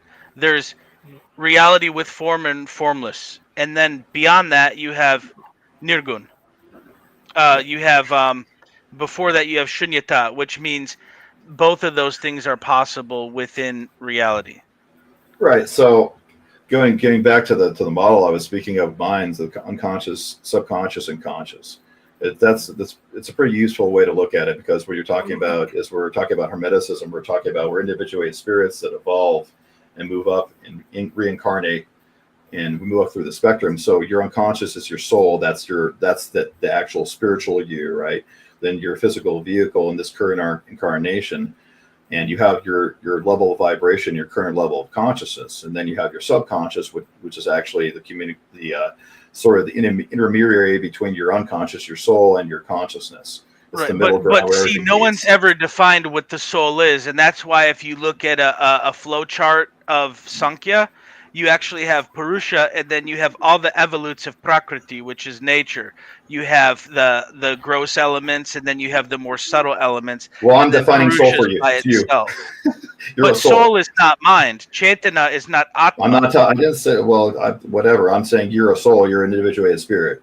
I mean, so you That's claim. how I define it. Can you say that again? Just so I'm saying that you're. How can I return to source as an individual? How can you return to it? By evolving. You don't evolve. Well, that's a pretty neat assertion. It's a yeah. That's well, Darwinism. Charles Darwin. That's Darwinism according to Marx. But see, here's the problem with that. Spiritual Darwinism. That is the problem. No, if that's the thing is that if there is no evolution, there's no movement, there's no change, and so why is that bad? So that's not an actual agreement or correspondence with the truth. The truth is it doesn't correspond with the Kybalion, but matter always, even in the physical universe. In the physical universe, matter is constantly changing and evolving in forms. It's neither created nor destroyed. But what is spirit? How does spirit transform when spirit is source, and how can spirit be? It's a logical fallacy. They've already debunked this. Actually, the point. Go ahead, Vivek. Yeah, he has a point, because it is about evolution, and in Sankhya philosophy as well, Sankhya Darshan, they are talking about all these nirguna, avguna, whatever they talk. I don't really follow the Sankhya philosophy. This is good. This is very good for Hinduism, but there's a trap as well in this. So that's why I avoid. But it is whatever we are doing. All the Buddhism is about the evolution of soul, actually. Everything. Yeah. Sorry, sir. maybe isn't that the point of our existence? To evolve and learn. Yeah. Yeah. So, but it is not like. But this is Buddhism. Sorry, this is Hinduism. Buddhism has a whole different philosophy. So if Noah is talking in terms of evolution, so this is also applicable. But what Buddhists we think things differently. But I don't want to tell you all those things about this. We are talking about Kybalion, and I don't want to take your mind into a different state of mind. No, that's fine. You know, I've been in lots of states of mind. I've done a lot of drugs too. Yeah, but then it will make more and more arguments and all stuff. So that's why I'm avoiding this. But in Sankhya philosophy is very like all these Illuminati, this and that. Actually, they follow this Sankhya philosophy. Manu Smriti, and then his son is Sankhya. So they are trying to repack it again and again and again. This gets very dark also, Sankhya philosophy. So I avoid it, because if you speak in terms of, and I should not badmouth Hinduism as well, but at point, Hinduism also gets really, really dark. So I avoid it. And it is not like dark in the sense we have these deities. If you speak in terms of Kali, in terms of other deities, they are not just some goddesses, and also they're talking in terms of. You talk about dark in the terms of controlling, using the properties of control and all stuff that comes later on. Yeah, they are talking in terms. Actually, Buddhism and Hinduism, they are very deep, and they get misused, and people don't understand these things. So when you see this archetype of Kali, or your Mahakal and all these things, so they are talking a certain, like in Hinduism, there's a psychology, and these archetypal images, just like Carl Jung, they're trying to show the archetype. Like if you do certain things, you become this thing, or this thing, or this thing. So they are talking in those terms. And that's pretty static, though. I mean, Carl Jung has a much more dynamic and fluid archetypal. Except these are forces of nature, or I have just explained you this thing. This is not the entirety of it. Yeah, I understand that. I get that. I totally get that. I'm not. Yeah. Hey, Vivek, I got a question. Yep. Is it safe to say that Logan Hart is a Ben Chode?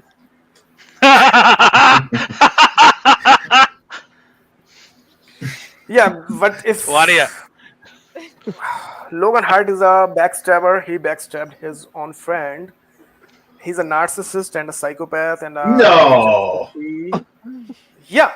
Vivek, he tried to recruit me and Jana to go and do natural law retreats for him. He wanted us to be natural law teachers and yeah. Me? Literal face no, not you. Face palm. Yeah, he wanted us to be his camping retreat natural law teachers. In the woods alone? Yeah, something like that. He wanted to take a test run with me and his other pal Brian when Brian was working with him. Whatever the hell. I was like, I don't know about that. That is very opposite of what natural law is. Yeah, you're right. He's a puppet of Satyagaz Bhuza, actually. Satyagaz Bhuza is his direct. I don't know. To be fair, Logan kind of like Satyagaz actually was around in the natural law community before Logan, but Logan came in kind of after, and they're all fighting me right now, and I'm fighting all these people. Yeah. Me and Vivek are public enemy number one for the network right now. That's for sure. Yeah, and apparently, what's his face heard about me. I never even met this Viking guy, but apparently he's affiliated with the Crowley jokesters, like Boza, the Bozos. How come you people talk about? We got through to him for a second, though. We cracked him, and we cracked him. No, he just had a lull. No, then he fucking decompensated, though. You saw it live. Yeah. That's when you get stuck in loops in your head, man. That's what that looks like psychologically. You can't break out of your own patterns. Yeah. He's just beginning, like we have just challenged him, so he's in that state of mind. Noah, let me ask you this, if you don't mind, just as an aside, because I guess we talked about earlier when I was listening, I heard about like, yes, there's like this objective idea or idea objectivity, but then obviously as individuals we live our lives in daily life, like when you're not reading the Kybalion by yourself, because maybe this is something that is more read by the self, but like, like I'm not at the toilet reading the Kybalion. I don't know. Right? Yeah, like in your daily life, like is this more like just an exercise for the mind as opposed to a how-to guide? Well, so if you talk about moral objective law, is actually how you want to conduct your. That's how you approach life. Period. Like if you're all I'm saying is maybe the disagreements and misunderstandings come from like, I guess the purpose. Like maybe this is just a reflective tool to teach you maybe something of like, I don't know what exactly. Well, I'll be candid. You see what I mean, though? Like the purpose for this maybe not like it may not be applicable in everyday life in that context. Well, I'll give you as concise an answer as I can. My search for truth, like I said, I started from very early age, and so I never landed in cul-de-sacs, but I always entertained thoughts and philosophies my whole life. I would think about, existence itself, like we all do. But to me, I always had the intuition, the feeling that you have a lot of kids. I think most people when they're young, they may even forget about it, but they question existence and they question the origin, and they start to think about the concept of God and say, well, if God exists, then who created God? And they go on that chicken and egg adventure. And then what happens is they ultimately, because they have no tools to answer it, and nobody around them does, clearly, it just becomes a frustration and they shut it down completely, right? And so they stop searching for that level of truth, and then they go off and move off into other directions to look for truth in other ways. I guess what I'm kind of saying is I've never landed in cul-de-sacs, and I've always been open to I should say correcting myself whenever I found a sort of a line of thought or philosophy that was untrue. So me reaching natural law was a process of trial and error and self-correction, and I never actually got to it through the Kybalion. I actually started to figure out That's what I'm thinking, on my because own. you said you discovered it yourself, and I think if someone's honest with themselves and they investigate their own mind, they may find it in a way that may be inexplicable to anyone else, and that's okay. Right. Yeah. But I think that at a certain point, like you when you do enough searching, you start to reduce the terms to their simplest, and that's what, like when you read the principles, that's aside from some of the things they say, they throw a little extras here and there. But I would say to you that that's where I come into it, is that you have reduction and you simplicity, and then you pretty much you don't need to go any further, if that makes any sense. It's like you found what you've been searching for, and that's what I found. So we want to talk about it being relative. Well, I assert that it's not relative, but that's a whole separate conversation, and we don't have lots and lots of hours to go into that. But and Vivek might go ahead. I'm just wondering, Vivek, if there might be something along the same veins as the Kybalion for Hinduism. Is there something where someone has tried to lay out a framework of some sort? Actually, there are a lot of things in when Western mind, when they talk about Hinduism, they only go as far as Vedanta or some deities and this and that. But we have a whole system. Like imagine about like Chinese have their own whole system going on. Yeah. So we did not make it universal. We tried, but people did not. I don't know what happened. So we have a whole subsystem of all these things that used to be a system of the whole land. India used to be like massive. All these Asian countries, most of these countries were in India. Mm-hmm. And we had this neighbor Persia, and they had their own philosophies, their own things going on. We have some intermixed things as well. So we have a lot of things about all these things, and all these things are more or less talking about these things. But the modern science, it talks in terms of evidence, because how modern science is dissing all these things is they say that it is all speculative. You cannot prove these things.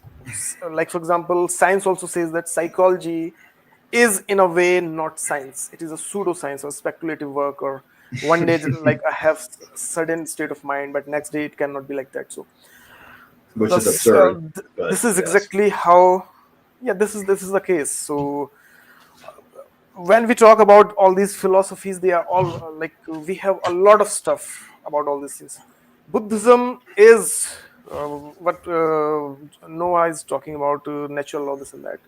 I understand all these things, but I am trying to challenge him as well. Challenge me. Like your thought process, in a way that this is fine. We understand this thing, but you should also see the flaws in your own system in order to grow. You should also see the flaws of your own system. Like when I talk about Buddhism, I will say that this much I understood, and this thing I don't like in Buddhism as well. I would not defend it mindlessly. So yeah, I don't are defend. a lot of Well, if you're talking, no, I'm not defending it mindlessly. Trust me. Okay. Yeah, I don't have any problems with Hermetic philosophy. That's why I rested in it. I have problems with every other philosophy and religion. That's why I'm here. I have a problem with this Hermetic philosophy because I don't know. I know you do. This is how, yeah. This is how it is. Yeah, I know you do, but that's why I'm saying that. Whereas nothing, there was no. So I never had, and I've pretty much gone through everything as far as like the general categories. Do you know Sathyakas Boza personally? Oh no, Jana met him once in person, but no, I don't know him personally. So do you like that person, or do you I like that person? Well, I don't hate him because I don't hate anybody, but I would say that he's a pretty interesting character. But Sathyakas Boza talks about like these psychopaths running our world, these crazy motherfuckers. Well, there's half truths to that, man. There's half truths to that. So when he's doing all these things, how can you even validate this person when he is the same thing that he's pretending to fight against? How does this thing make any sense? Well, I don't know. What do you talk? What's your question about him specifically? Like, how does it make sense? I mean, I can't. Sathyakas Boza is a malignant narcissist and a psychopath. Yes, and he's a snake oil salesman. Yes, and he's full of shit. How can to the highest degree? Yes. How can you like such person? I'm not. I don't like him. Okay. I dislike him. I don't hate him, but I dislike him strongly. And his personality is very contrived. It's fucking cockamamie. Yeah. I haven't used that word in a while, but I guess that's it's a good one. Reading between the lines, I'm almost wondering, Vivek, are you saying, can you see the truth of this character? And what I'm hearing is Noah's saying yes. So I was confused. Maybe he's like making jokes. Well. So like Sathyakas Boza, every now and then he used to comment. I was a moderator on the What on Earth Is Happening podcast for him for quite a while. And he used to comment in the comment sections, and he also went to some of Mark's seminars, and he showed up in person and whatnot. But when I actually caught wind of the little fucking tent he pitched and what he's accomplished with this nonsense, basically $320 rocks. Yeah, no. Well, so the one Great Work Network, which we were invited to by Mark Passio directly in person, and so we were very interested when it came online because we declined to join it. Well, I saw several people on there immediately. Logan Hart, Justin Pedini was I think he was on there immediately, and Sathyakas, if he was not on there immediately, he was on there within the first 3 weeks. And so I went to his site, and oh boy, you've already been to his site, I'm sure, right? Yes, you have. And so yeah, he is a character. He is not a good person in the sense of he is. What Sathyakas Boza actually is doing, let me explain a little bit what Sathyakas Boza truly is. He causes people. He's a chaos sorcerer. Yeah, he's a chaos sorcerer. That's the term. Yeah, you can say, but I sorcerer. Yeah, he's chaos sorcerer. Yeah, he creates like the dark occult, but shitty at it. Like the elite, but shitty. Boza is able to get away with all his thing because he's hiding in a hole. A lot of people are actively searching him. So his sorcery or whatever the hell is only working as long as people did not find him. The day they found him, his sorcery and everything else will be finished that day. Well, I mean, people do find him. They're in the same level of vibrational consciousness as he is. So he's a cul-de-sac for certain people. That's why not flies draw honey. Sometimes shit draw shitheads. You know what I'm saying? So you're always gonna have a marker for something. Now it's a niche market. It's a niche market. He's not making Anthony Robbins money. Thank God, right? Because then this shit would spread like wildfire, and we would be living in clown world times 1 million. Well, he's selling rocks to people for $300. Yeah. Yes. But we have to follow the white dragon flight. White dragon flight. Chugga AI heavy metal. He's not lying about when he says he's a dragon. He's actually a snake. He's not lying about that, at least. He's being truthful about that. Well, in the Celtic tradition, sir, not all dragons were bad, but yes. Hey, boys, by the way, just so you know. Real quick, so does it what? Hey, buddy. It's like heavy metal, All right, gent, Gent. Oh, gent. Yeah, Shit, but does he dude. gent? All right, I'll check that out. Sorry, I don't fucking know that Meshuggah, reference. I'm not bro. that cool. You don't listen to I'm Meshuggah? Meshuggah. I'm just so little. I want to be fucking. Damn, dude. Yeah. I missed my opportunity to be cool with you guys. Do you want to discuss your existential crisis? We have the son of Satan here. Yeah. Let's discuss your existential crisis. You're based, All bro. right, so You're we have- carbon based. Oh, he's doing all his Yes, so sorcery. true. Your I'm own 6'6" carbon. Yeah. All right. Everybody can see me, correct? That's Okay. a large go in Spanish. So we have the feminine on this side, the universe. These are 3 mother letters, I do believe, except for not quite. The 3 mother letters is Aleph, Mem, and Shin in our language. And so they've been putting the feminine on this. You mean in Hebrew? Lamed. In Hebrew and Phoenician, yeah. Excuse me, I'll take a piss. I'll be right back. I haven't.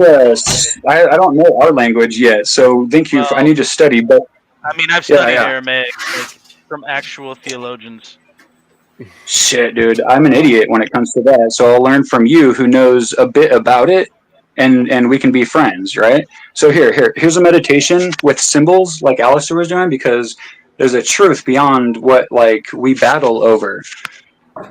We battle over who this is why we all have to walk around with our eyes closed, because then we can stop being offended by everybody else and just look at what happened in the past and then see how all the war came about and realize we need to Crowley himself wrote that he wants murder and rape in the world, and he was an MI6 agent, so I don't know what you're getting at. Are you a fucking statist or what? Do you want to be in the CIA? Put in an application, bro. Do your remote thing.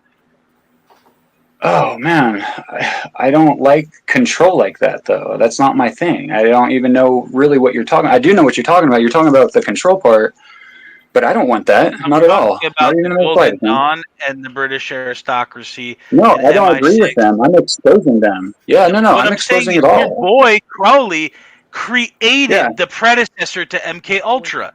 So now I'm asking you to judge the man on the fruits of his actions and not what his words sound like. That's a moral thing. It's not up for debate. It's up for your personal examination. I don't want you to agree with me. I just want you to look into it. I will, most definitely. Yes, sir. For your own good, dude. I spent years in Barnes & Noble flipping through Crowley's entire works, bro. From Really? 2005.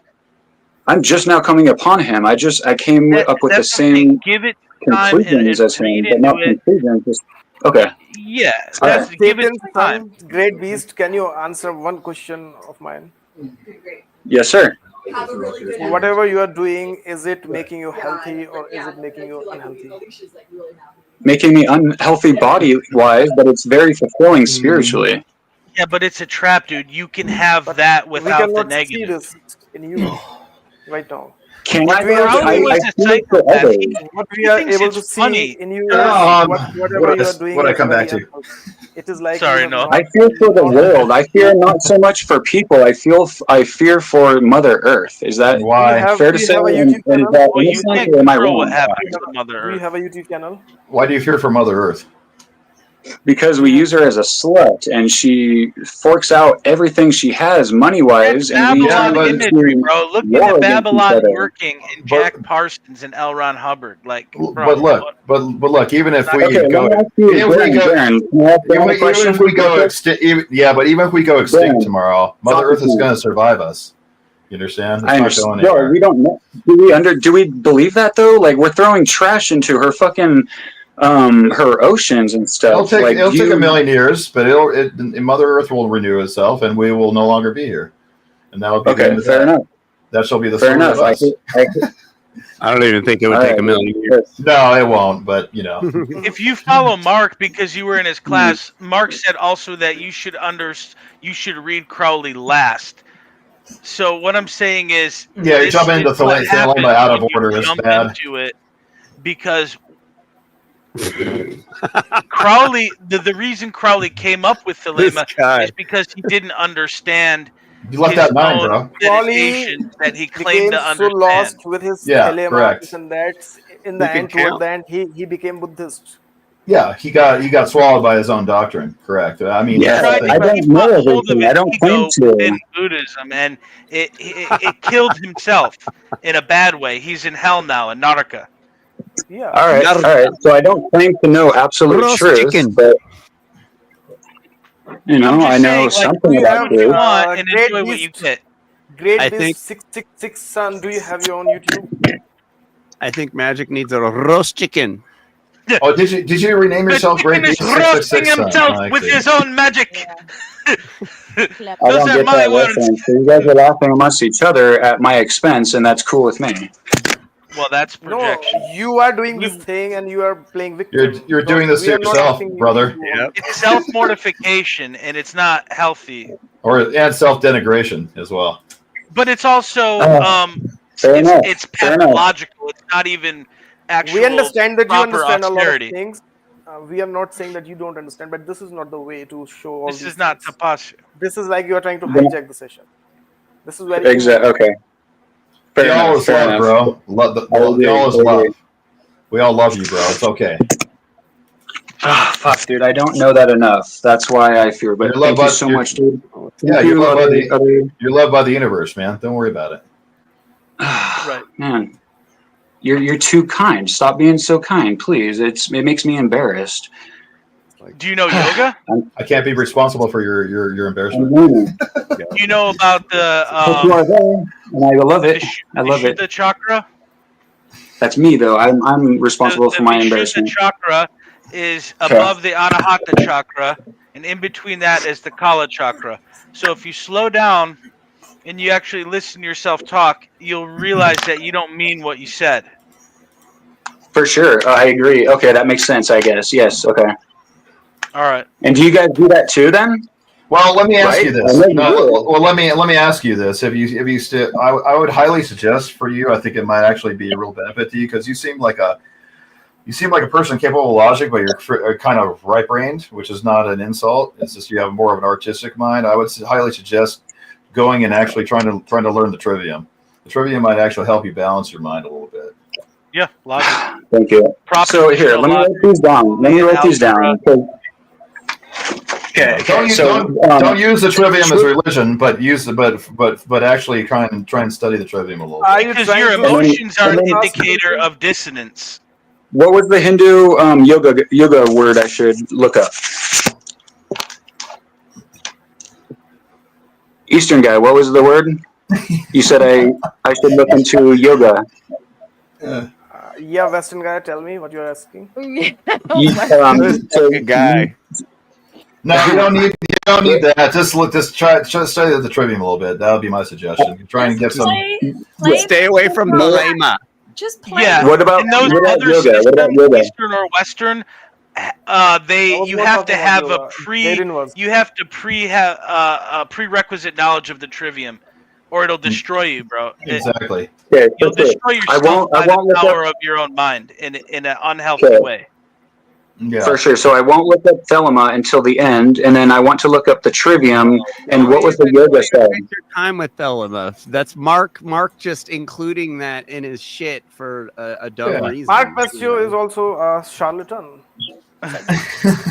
Well, I mean, if you wanted to look up Thelema just out of curiosity later on, and just for the sake of looking it up, go ahead and do it. But it's gonna be before everything and put the cart before the horse. And that's right. But you don't need Thelema to use Thelema if you don't want to. necessary. No, it's not Exactly. necessary.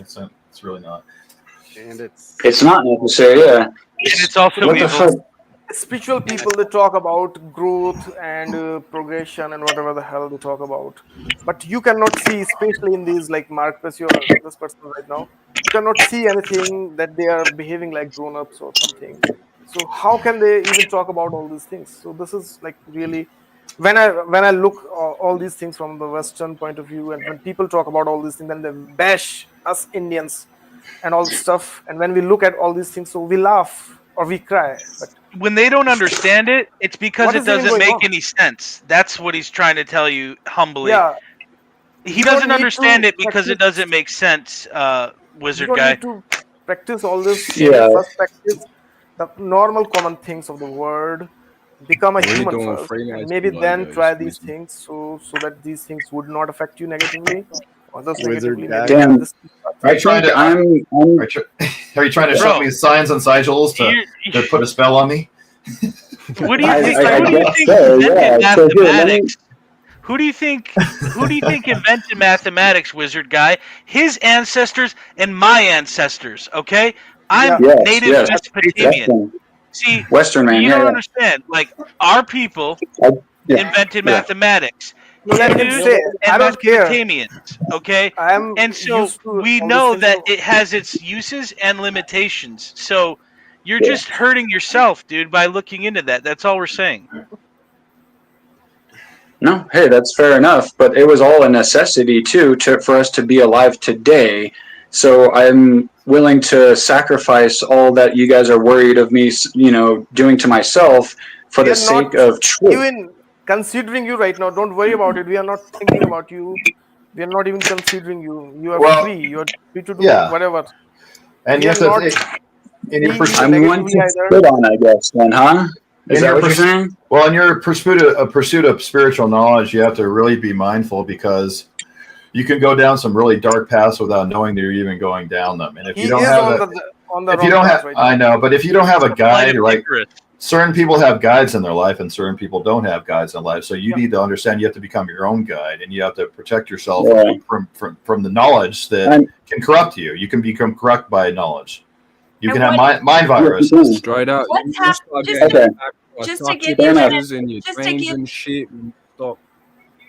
Just to give you an analogy of what I can see anyways going on right now. It's like if you had a wallet and you had the money in your wallet, what you're doing by your actions right now, which is equivalent to energy, is you're throwing your money away. You're throwing your energy away, and you're depleting yourself, and you're making yourself less than, when in fact your goal is to be more than.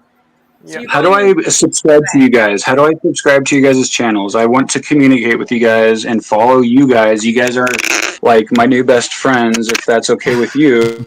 Even though if you guys hate me at any one moment, I do apologize. I wish you guys didn't. But how do I subscribe to you is my question. I can't find it I can't get there. So I guess I have to type each one of your names individually, or what? Some people have sites and some people don't. The help button on YouTube, it says help. You just click that. Yeah. It'll tell you. Help! Oh, man. You guys that's rude, man. You know how to do it. You can calm down. Don't get triggered. It's just a joke, bro. You were mean to me. Yeah. How did you get on to the podcast, into the StreamYard? Did you find it? Did you see Jeffrey Phillips' channel? I all I know is Jeffrey Phillips vegan stuff. That's what brought me here, and so you are. Yeah, I don't. I only know myself is like my problem. I don't get out there in the world. That's derealization and depersonalization. I'm a narcissist to the nth degree. I am Narcissus herself. I guarantee you, like that's the thing here. Dude. If you want to look mine up, yourself. I guess there's a double story there. It evolves. It's a concept that has been evolving, and that's the Greek and then Roman. Like there's got to be a feminine version before the Roman version of Narcissus. I assure you, I don't know the name of it, but your it's just knowledge a is very concept. good. It's an archetype. It's an archetype. But how you are applying it is very, very inverted right now. I understand. I agree with that 100%. Okay. What about you, Great Beast? Do you have a YouTube channel? Yes. Okay. So contact me on mine since I can't. Unless and then you guys are on what is the inline or whatever? Didn't we see some of his videos? I think so. Magus Viking. There's no I point just changed. He is triggered right now. He is in that state of mind. Even if I have a YouTube channel. You have one about veganism we watched. Pretty neat. Thank you. I'm actually working on one right now. Can I show you? It's fucking insane. Show us on your channel when you upload it. Yeah. Okay, I will. Yeah, what's your channel? Don't give us the secrets. Sneak peek here.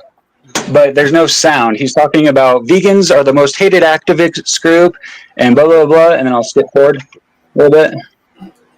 Okay, and the brain and Yahweh. Here's where it starts. It gets a Meshuggah style. You guys talked about Meshuggah. Well, that's what I'm using here. Yeah, that's the Elden Baalt, and then you had the Sigil of Saturn. I get it, but I mean, once again, it just. What's the Are point? you sure? Yeah. What's the point? Okay, fair enough. I'll upload it later then. Unless you would like to see, that's the thing. If you would like to see, I can show you. If I shouldn't, then people will watch it. No, upload and people will watch it. Are you trying to? Are these presentations like centered around your vegan activism? I'm just curious. Well, so it's my religion activism. Word salad. So I dislike injustice within these three aspects of our fucking being, which is like religion and God, government and law, which is like, being able to have other people live as well. And then, the Mother Earth, which is the heart. It's an anagram of the heart. There's a three aspect, the mother, son, and father. So, and, make it up that way. Yeah. Yeah, so I let my heart drive me, and that's why I'm trying to show you this, is I let my heart drive me at times, and I let my mind drive me at times. But there's a deeper... You gotta marry those two into a holistic union so you can become... That's the source of the dissonance. Balanced. Yeah. That's okay. It just takes work. Like we said, slow down. Fair enough. One step at a time. Fair enough. All right. Stepwise. I love you guys for speaking to me in that way. It's actually trying to externalize your internal word, and you're trying to together. And then I'm trying to unionize. That was the answer that okay, thank you. I'm trying to unionize. You'd have to go to the local union hall or something to do that. And we're not collectivists here. We're working on ourselves. Described as a marriage of the heart and the mind and the offspring is the right action. All right, fair enough. All right, yeah. Good deal. Well said. Uh-oh. So it says in the Gospel of Thomas, apparently Jesus said, if the two make peace with each other in this house, they will say to the mountain, move away, and it will move away.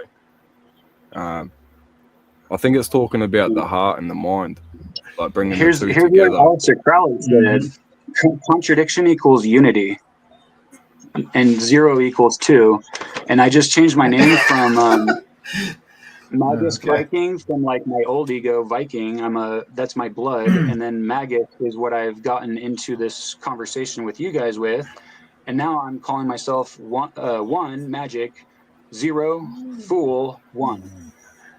One magic 0 fool 1. I typed that in YouTube search to find your channel. Yeah. Well, I think it might not. It might be counterproductive to sort of Are you filibustering, like Brian? Dragon sirens and rock stars. Because this is definitely some filibustering of the White Dragon. Filibustering of the White Dragon. Oh my goodness! You're busting all the fills up in here. I'm only a person. I can't have done everything correct from here. That's from the past.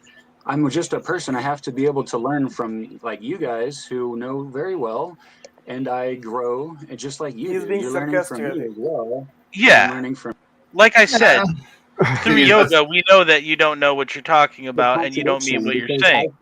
You're internally conflicted. Equal. See that equal sign right there? You're a paradox. That's the heart. He is a paradox. You're right. You're very, These very are good. paradoxicologies that never reconcile. It's called dissociative identity. Do you know? Well, yeah. Well, yeah. Anyway. Somebody give him address of Sam Wacknin's YouTube channel. That will help him more. Yeah. Maybe. Thanks for the You need image, some bro. weed? Nah, you smoke a bong, my bro. You'll feel great after a bong. I'm smoking some banana souffle, cross Dulagarts, fucking it's fire, bro. Got an emergency cross permanent marker, indicas are off their head. Usually smokes the favors for the ADHD. And you know what else indica does? It lets you get a good night's sleep, and that's what he needs. Fuck yeah, man. Well, I got a endoscopy tomorrow, so I'm on a You 48 think too hour. much, bro, Oh, and you dude. won't get good rest. It'll become an imbalance. That's all we're saying. Yeah, 100%. 100%. I've been But you falling need asleep those with Criminal terpenes in the Minds on full the past spectrum. couple of nights. I'm like, nah, I gotta switch it up, put some solfeggios on. But Yeah. Damn. And Remember, with all these, cannabis with all the doesn't do Kybalion anything stuff to and you. all the It's your Eastern- endogenous it's your endogenous cannabinoids that do it. So Endocannabinoid. it's not a replacement for sleep. Take a warm bath, shower, chill. swim in the I just ocean. I put on guided meditations. I listen Touch to grass. Jason Stevenson. Go outside, on stop reading YouTube. Crowley. Well, I'm excited about the next study group because Crowley the is next possessing him, I think. the next chapter is the divine paradox. So that we get Nice. to stick- you get to stick that in your pipe and smoke it there, Darin. Hey man, an episode dedicated to that. Well, it's like I said before that in Hermeticism, the divine paradox is the most difficult thing to understand about Hermeticism. So I would consider it actually the kind of like the Hermetic seal of knowledge. You have to understand, you have to reconcile paradox, understand paradox before you can actually pass that seal to understand all of the principles in conjunction with each other. The Gita talks about that too. Ekatvena prataktveena bahuda vishvatomukam. So like one and different, and also the face of the universe. Mm-hmm. That's pretty neat. Yeah. Pretty Good whack, stuff. That's pretty whack, bro. I mean, that's a value judgment, but you know, some people they don't think it be like it is, but it do. Pretty whack, bro. I think we might be doing, once we're done with the Kybalion, we might be doing a Bhagavad Gita study party. Yeah, I've been wanting to check that out. I'd like to. Darin is more Indian than me. It's, Yeah, I he believe is. that. Pretty whack, bro. It's pretty. Oh boy. Well, once again, I had to get to a point in my life where I realized the Gita is a tool. Whack, It's bro. the Gita Upanishad. It means the song divine, or the teachings in the form of an epic poem or song. In other words, in a rhythmic meter. Mhm. There's a point to that. So you have, that's considered, I guess the Mahabharata is considered an itihasa. It's pretty whack, bro. And that's a narrative. And Itihas means history. History, yeah, historical, yeah. So, but Gita Upanishad is also considered, in a way, conceptually an Upanishad, and then it's also considered Shruti because it was delivered by Bhagavan Shri Krishna. But then also, right, exactly. But then you realize Shruti comes from that was heard. So that was heard. Which isn't heard as you right now because you're back at your. Not the spiritual. It's not the There you physical go. ears. It's the spiritual ears, and then it's the wheel of unstruck sound. the unstruck sound. It's like the sound a bell makes when no one hits it, and then that's where you get to the Buddhist concept of the sound of one hand clapping. Yeah, potential sound. It was a All synchronicity. potentiality, exactly. Your mic was cutting out. Yeah. So a lot of it is just semantics, hermeneutics, and having different frames of reference. But I'm telling you, any sincere person is probably looking at and even possibly perceiving the same thing. And this truth is so deep that our words can't describe it, because to have words, you have to have an intelligence and a mind. And what we're talking about is more primordial than that. Darin, have you ever had DMT before, man? We all have DMT in Can I our brains. post you? Okay. Look at the little smile I gave. No. Have you had it artificially from like an acacia No. or like No. load? Okay. Fuck, man. I want to have. I know, you know, pretty dude, whack, it's bro. a Schedule 1 substance in the U.S. Yeah, same here for the most part. I've got a FBI couple will of get trees in you. my backyard. But Pretty whack, bro. but what I'm so but also, like, I mean, you know that it's not without its risks, right? Everything has its 100%. I've got risks. a pre-existing heart condition. I went into it with a bit of an attitude and got slapped up, which was cool. Always go into it with respect, brother. The message ultimately, I was just curious. I didn't really have intention. I want to know what you got. But, yeah. The message, like in the beginning of it, I got shushed by this maternal sort of goddess figure. I don't know. She shushed me, calmed down all those thoughts, that panic, and it silenced that. And then there's like these gates opened up, and I got guided through. And ultimately, the message at the end of it, in all the chaos and shapes and colors and shit,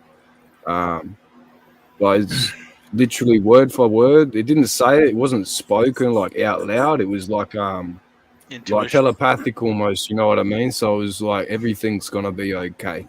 Like that's exactly the only time in my entire life I'd felt proper reassurance, bro, and it broke me down. I was like, wow. I'm like, but it's still gonna be okay even without the body. It. So that's separation. You can't explain that to someone who hasn't felt it. Yeah, it's just definitely something you have to experience.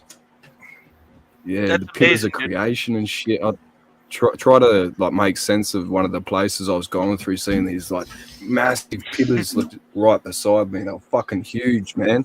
You had no control over it, and that's what's so amazing about it. What does a narcissist feel on DMT? I don't even want to know. Ooh, yeah, that's an interesting question. Panic. I don't know. I don't know if it's indicated or contraindicated. They probably the most part just... the self and your identity, like everything you know to be you, bro. For me, it was like in a box off to the right. Right. So I still had everything that I knew going into that experience. All the I wasn't just like fucking blanked out, knowing nothing going into it. You're standing outside of yourself. You know, it was strange. I still had something to hang on to, and my breath guided me as well. So doing a breathing meditation beforehand, listening to a shaman singing a sacred Icaros because I watched all the ayahuasca videos and shit. So I'm like, that dude knows what he's singing. I'll listen to him. That was brilliant. But my breath, as my breath or my heart rate increased, so did the trip. Like the pace of it would increase as well, the speed. And as my breath would slow down, it would slow the trip down as well, and I could pay attention to more of what was going on around. Yeah, it's a natural rhythm. It's like consciousness expressing. Yeah, it's an incredible experience, but that 360-degree view without having to look left, right, behind you. It's I think everybody needs to experience it 100% without dying. Obviously, I had Changa, so I didn't even have crystal DMT. I had a herbal blend. It's insane. Beautiful That's experience. The point of a lot of these practices anyway. Some of them are more gradual than others, but that is the point too. It is not perceptible by normal means, and it may not be an herb, it may be a sweat lodge or some kind of physical exercise and breathing, but that's deep, man, and I appreciate you sharing that. Yeah, fuck yeah. And you're right, though. You are going to be okay because you were always okay at your base nature. Yeah, even before this. Yeah. No, I've been big on that since 14 when I had that first LSD trip. It's like, fuck, who am I? Oh shit! And then it began. That's where my consciousness started, man. In this one.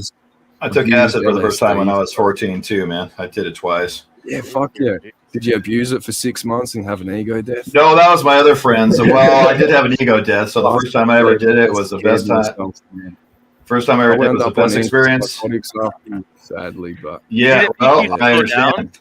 Jules, did it make you slow down as far as expectations? Oh, absolutely, 100%. Watch the world unfold before you. Well, no, I attended my own funeral, bro, and I was like, oh, fuck, I've done it. I've actually died this time. Seen my family. I'm like, shit, there's my photo. Like, went up. Sadhus attend their funeral too, man. Sadhus, like the... They had, to be a Bairagi, to be a renunciant, in the harshest sense, they do the funeral rites, but that's still an external thing. You experienced it as the mind. That's really profound. Yeah. Just try to convince me like I was finished. That's it, done.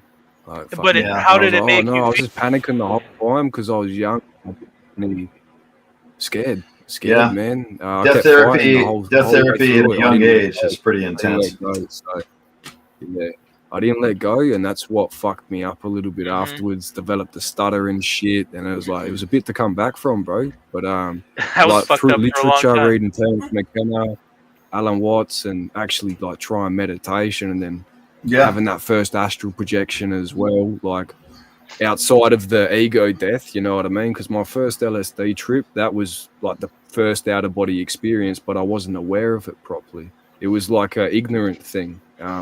And that's where that it's like that statement that ignorance is bliss. When you're trying to achieve these states, it has to be effortless. You're not trying to physically or like mentally, I don't know, attain it. It just it's gonna take you along for the trip no matter what. You know. Do you know about the Agori sadhus? The what? The what? Sorry. I heard about like You some say Agori? They eat people, don't Agori they? sadhus. Like, Yeah, the Agori, they fucking eat people, bro. I don't know if they still do it, but yeah, they put like cremation ashes they're on their hefty. face and they smoke dog shit in a pipe. And I think, like, I think. yeah, I saw something on TV about them, or I saw some video or something. It was a long time ago. I don't remember. I thought like Darin might know with all like the. From what I heard, it's a very graphic way to Aghor means something that is not intense. right, So unaffected by this. Yeah, Aghor means something that is intense. Aghor means something that is not intense. So they try to normalize everything. But what we people perceive them as, they are doing all sorts of crazy things. But it is fucked up in plain English. Like to But desensitize what this themselves. philosophy is saying, they say that we see everything as God, like everything has some positive aspects. So that is their philosophy. But what they do and what we normal people perceive is different. Aghor means something that is not intense, something that is light. But everything that they do is very heavy for us. So they make light of the intense stuff. Yeah, they see everything as like creation of God or something like that. So yeah, it has a really good meaning, very deep meaning. But in practice, it is very weird. If you normalize, or if you like, rape is okay for like in those terms, or eating body. So this is fucked up. Actually, this is not something good. It's something bad. Yeah, don't eat people. Fucking should be a given, you know what I mean? Reminds me how of some hungry of the do you have stuff to be, though? Crowley 'Cause if you wrote look at the a little bit. Bolshevik stuff, some people forced into starvation will result to eating other people, I guess. Alive, the movie. Yeah, it's great. You ever seen the movie? Whereas I Alive? guess when you're deprived of, human necessity, food, sustenance, nutrients, they'll do some pretty crazy things to the mind. It reminds me of antinomian practices of the Sabbatean Frankists, by whom Crowley was heavily influenced. Crowley was like this person. Animals and shit. He was a creep. He was a Satanist, yeah. Crowley. Yeah. Oh yeah. He was like this person. He's living in his own world. Nobody knows what he's even saying. And it gets weirder and weirder. Some people eat shit. What is he doing? This person? Some people brush their teeth with piss, man, from Portugal, because it's good for the ammonia and whitens the teeth. That's real. The Romans were importing it. Yeah, it's crazy the shit we got up to back in old times, the old kingdom. But yeah, those rituals and stuff, it gets even freakier there too. Way freakier. You go to like Babylonian times, the first actual Christ thing with Medea. It's. We just watched this video of Papua New Guinea. It was a 1964 movie called The Birds, I think. That's wild. And they actually film like Papua New Guinean tribes fighting each other, like having a war. And it was kind of wild because you think like, oh, these wars, like tons of people are getting killed. But it wasn't that many. Like they were kind of just like screaming at each other and running back and forth, and they'd have these spears that are like really bad and like bow and arrows that barely work and shit. And like sometimes every once in a while someone would get poked and like the other side would be like appeased. They're like, all right, we got one, you know, and like they were trying, like it wasn't like they were trying to annihilate the other people. They just wanted to get back that one death that had happened. And so it was like this very strange. I don't know why that just came up, just because fucking Jules is from Australia and that's by Papua New Guinea. But it was kind of strange. It just reminded me of like oh, they have kuru and shit like that. They eat their dead as well in Papua New Guinea. Certain tribes that are still around, they have a specific brain problem because of eating human flesh and human brains. Prions, yeah. Eat the prions, you go fucking skids. Prions. Yeah, get the laughing. They call it the laughing disease or something because these people just they start laughing out of nowhere. It's just, yeah, it's actually a side effect in DayZ, a video game that they have. DayZ's dope. People. I can't. She's really good at. I can't. That game's so hard, but it's so fucking cool. I've never got into it, but I'm gonna check. It's really not an easy game to play. Like, anyway, 5 hours, 9 minutes, guys. Good stuff. Noah, thanks for coming by. Yeah, appreciate it, Let's Mel. keep this Look going. forward to showing up for the next study session. Hell yeah. Oh yeah. Good to meet you all. Good night. Kybalion, but it was a lot of interesting stuff we talked about. Thanks, Vivek. Thanks, Darin. Thanks, Alicia. Thanks, guys. Thanks, Mystic Dragon, bro. We'll get to you eventually. We'll get you out of Satan's clutches. Great Beast, 666 son. Yeah, Spiritual Ascension was telling me to get rid of him, but I'm like, I don't know. I think we could help this guy out. Just leave him up. Yeah, just leave him there. How did you find the Great Beast Guy? How did you find this? You should call him Mr. McAllister, son of Alistair. Oh, isn't his name Brian? Sure. Brian, right? Yeah. Yeah. Did you stumble on this on YouTube? Well, let me turn him back up. Brian, how did you find me? YouTube. Tell it. Yeah. Okay. Nice. That's strange. Mark doesn't like me.